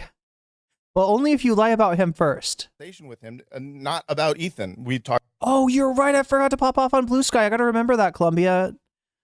He hates me as well, for the record. Talked about Zionism and stuff, and that really pissed him off because I think with Ethan, the big thing is that liberal Zionists are fundamentally insecure, and their entire, belief structure, everything that they believe in is centered around the fact that they are moral people. And so anyone claiming that any of their preconceived notions about Israel might be in fact wrong, like completely shatters their self-image. And so, rather than having to like rebuild your own self-image or kind of like learn from anything, you just double down and turn into the most grotesque. Oh, he's more like the bizarro version of Trump. Yeah, opposite of Trump. Version of yourself. And so he's a weird guy, man. I think he really just wants to fuck Hasan, which is like, that's fine, man. Fair. That's fine. Fair. He's hot. Yeah. I mean, Chad, many such cases of people wanting to fuck Hasan. Get it, but it is really strange. He's been going after me for a bit now. It's a weird pattern too, because like we've talked about the phenomenon of like, Michael Rappaport guys, guys who it's been a rough past decade, 15 years. Yeah. Did Michael Rappaport know that he was going to be playing himself in Fallout? You know what I'm talking about, chat? Michael Rappaport played one of the Brotherhood of Steel members that you just fucking hate his guts.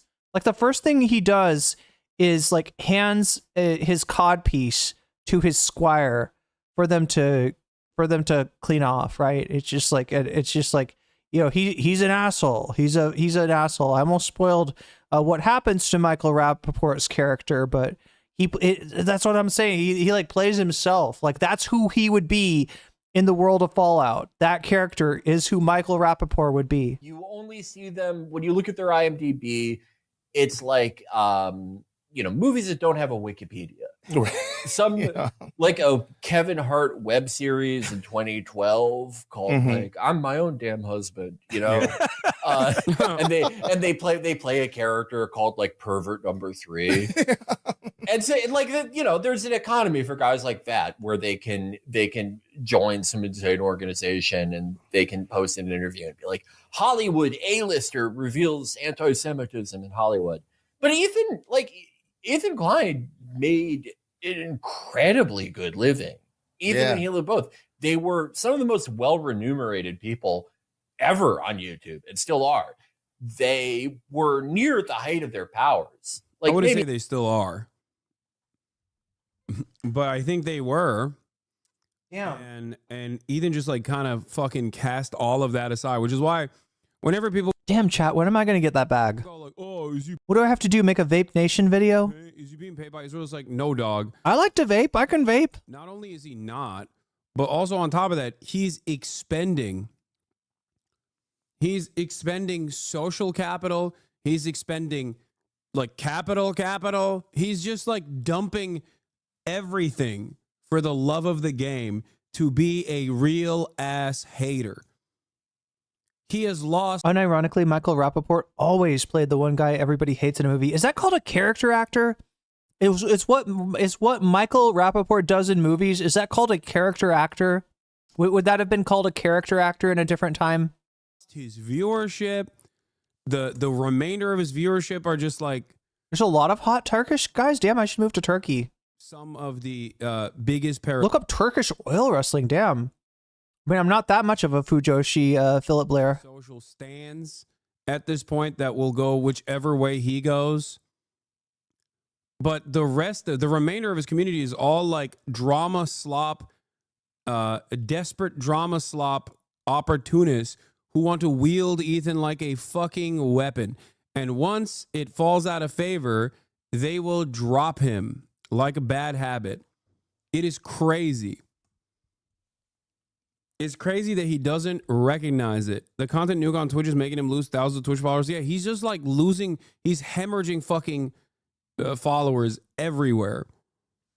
So no, I think this is real. This is a real, genuine belief that he has because nobody has checked him. Like, or the people that are closest to him, I guess, are telling him like, keep going, you're doing great. Maybe not as huge as they were in like 2016, as far as I understand, but like definitely not. I don't think he listens to his staff either. I don't think he listens to anybody. I guess Hila's the only person he listens to, you know? Definitely. George Jackson, bad empanada, ironically enough, not that bad. Rappaport territory. But ever since they've done this, I think it's just like too fucking weird for most of the people that watch. Right. I think most of the people who watch like just have no idea what any of this is about. I don't even think they like know where Israel is. Right. But the word for Michael Rappaport is typecasted. Okay. They look at this guy who they thought of as like the funny Vape Nation guy, and his story looks like those people you have that like in your life that are always having mental breakdowns. Vape Nash. Looks like Vape Nash. Ellipses at the top, 50 a day, complaining. Like if you only knew who Ethan was, you would just be like, he sure hates this naked guy. Exactly. He really, he keeps the calling Michael this naked guy Rappaport a Nazi. Michael Rappaport thing makes total sense. Like, you know, it's shocking if you're watching like someone who's being so callous about the death of like children, and you know, obviously. Wait, Turkish hair removal? Tell me more. Just like, whoa, that's I need to get my eyebrows done. fucking weird. But it makes sense if you consider how many times he posts a picture of a plane ticket to Israel and goes, I'm taking another plane ride. And it's just like, he's in it for the free plane ride. I get that. You know, it's fun to travel and be put up in a hotel. But the Ethan thing is weird. It's so much more self-destructive. And it's like someone who I think you know, like it's like when you value ego over your own well-being, which is it's crazy. It just kind of. Well, speaking of ego, I have nothing to say about Ethan Klein because he did a whole 30-minute video on you. I'm sitting right there, right next to you on the video. Doesn't even fucking mention me. I mean, you know what? You come at the same thing with Felix. King, you best not miss. But if you do miss, at least wait, depilatory? Are you talking about depilatory cream though? Like I've never had Turkish depilatory cream, but the like depilatory cream like in the United States, like Nair. Oh my god, that stuff is horrible. Mention his second in command. At least mention his, you know. Wait, those Turkish cats who go swimming? Look, I love cats and I love swimming, but generally I've had to accept that the cats do not love swimming. But you're telling me that Turkish cats love swimming? You should have taken a stray. I told him this. I was like, you should go after Daniel. You know, he's someone we could get deported together. I got Daniel. I know exactly how you feel because like during this, when I would go on Hasan, I was like, I thought of myself as the guy in the squadron with the M249. Sure. Where it's like, I'm going to stand out there. I'm going to take fire. You know, I'm going to draw fire to draw his aggro. Right. The worst thing about Nair is the way that it smells, right? It smells bad coming out of the bottle because it's like caustic stuff, right? But it smells especially bad after you've left it on your hair for a little while. I swear to God, like you could hear your hair sizzling with Nair. It's like, shh, it's so bad. Because, you know, I have Wait, so much Epify. Is Epify better? experience being yelled at. Some would even say that I like it when it happens now. Oh yeah, note to self, Felix Biederman likes to be yelled at. Interesting. I said all this stuff, and I only got posted once. It just didn't work. Yeah. I said all this like terrible stuff about him and continue to do so, but it doesn't work. He's like, fuck you. Who has more videos of Hasan taking a bath? Well, I think Matt said this. He's fixated on whoever he thinks he can get fired from something. Right. Exactly. He didn't start coming after me until he found out I have a job that he wants. And so like, yeah, that's such a crazy dude. By the way, we're combating anti-Semitism. Yeah, that's right. The hairs are screaming no, says Emily French. Getting this Jewish man fired from his producer position is a crazy way to operate. Okay. Yeah. And as far as I understand, like, I think Rhett. Yeah, that's what I was thinking, Emily. It sounds like Felix is a, well, Findom or maybe Femdom. I don't know. Understand. Maybe both. The fucking optics of firing your Jewish producer. Maybe Felix is all about that Jill Hammer.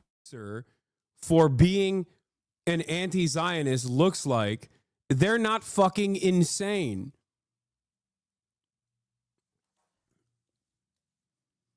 Like that's so funny to be like, no, Rhett and Link, why don't you fire this guy immediately? Fire this Jew. He's bad. Like they also support Palestine, by the way. And they're not, yeah, exactly. They're not fucking grotesque monsters who are going to be like, wow, you mean to tell me my anti-Zionist Jewish producer is an anti-Zionist? Well, news to me. Time to fire the guy. Crazy, dude. Like that I think pissed him off more than anything else. And he's like, oh, good, I can get someone fired. And that's kind of been his MO. I mean, it's funny the amount of excuses I think a lot of people might, not just Ethan, but like a lot of Zionists make for what is essentially just a campaign to try to disenfranchise or somehow punish people who are pro-Palestinian voices. Like it's at the end of the day, it's his entire MO. He can make up whatever bullshit reason as to why. I mean, he's like, you platformed the terrorists. I was like, bad empanada? He plays video games and talks about Zionism. But you know, it's just an excuse to deplatform people. The funny thing about Ethan is he keeps claiming he's pro-Palestine. Yeah, no, he still so does that. It's so funny. He's always just like, I'm the most pro-Palestine person in the world. Anyways, next topic is going to be another goddamn pro-Palestine person who I think should be put straight to jail. I mean, this is your point about like going after people who can get fired. This is giving me an amazing idea. I should just like go to like a sports authority or something and just like pick up some shifts. Yes. And then like make the same posts Yeah. that I make. Yes.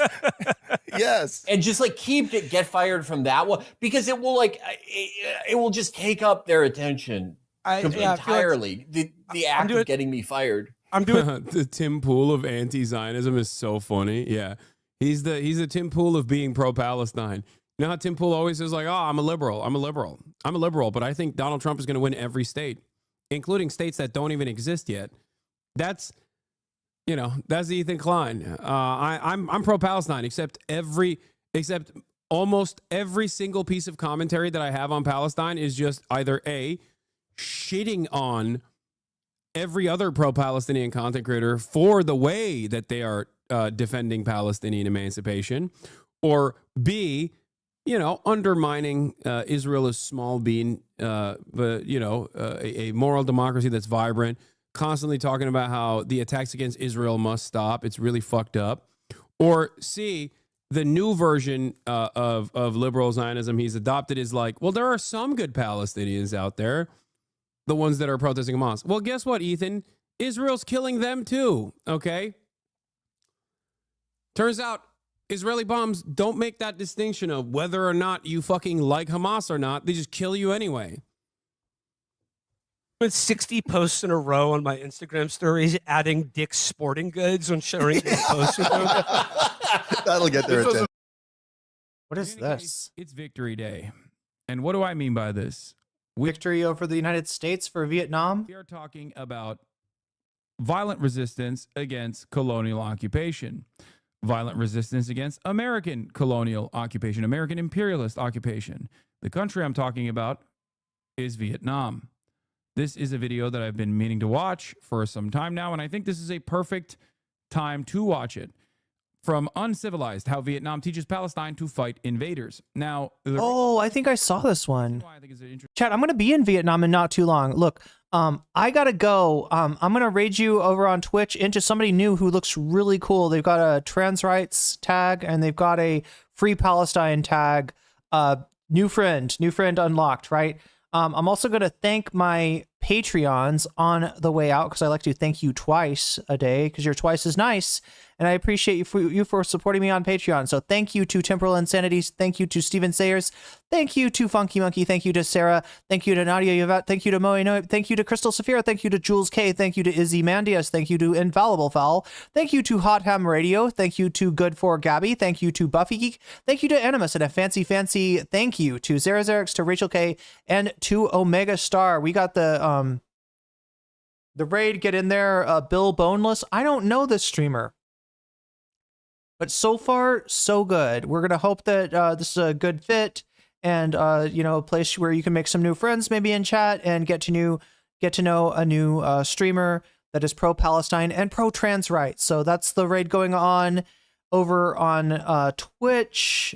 Is it telling me how many people? I can't tell how many people I've got going. Oh, look at that. We're counting down. 8, 7, 6, 5, 4, 3. Much love, everybody. Thank you, mods. Thank you, Thumb Gang. Thank you, everybody. I will be back with more tomorrow, and look for some more content from me because it's the first of the month. I can do more things. Make some. Maybe we'll do some Vape Nation videos. I don't know. I got to get that bag somehow, chat. So maybe I got to make some YouTube videos. Anyway, I will catch you all tomorrow.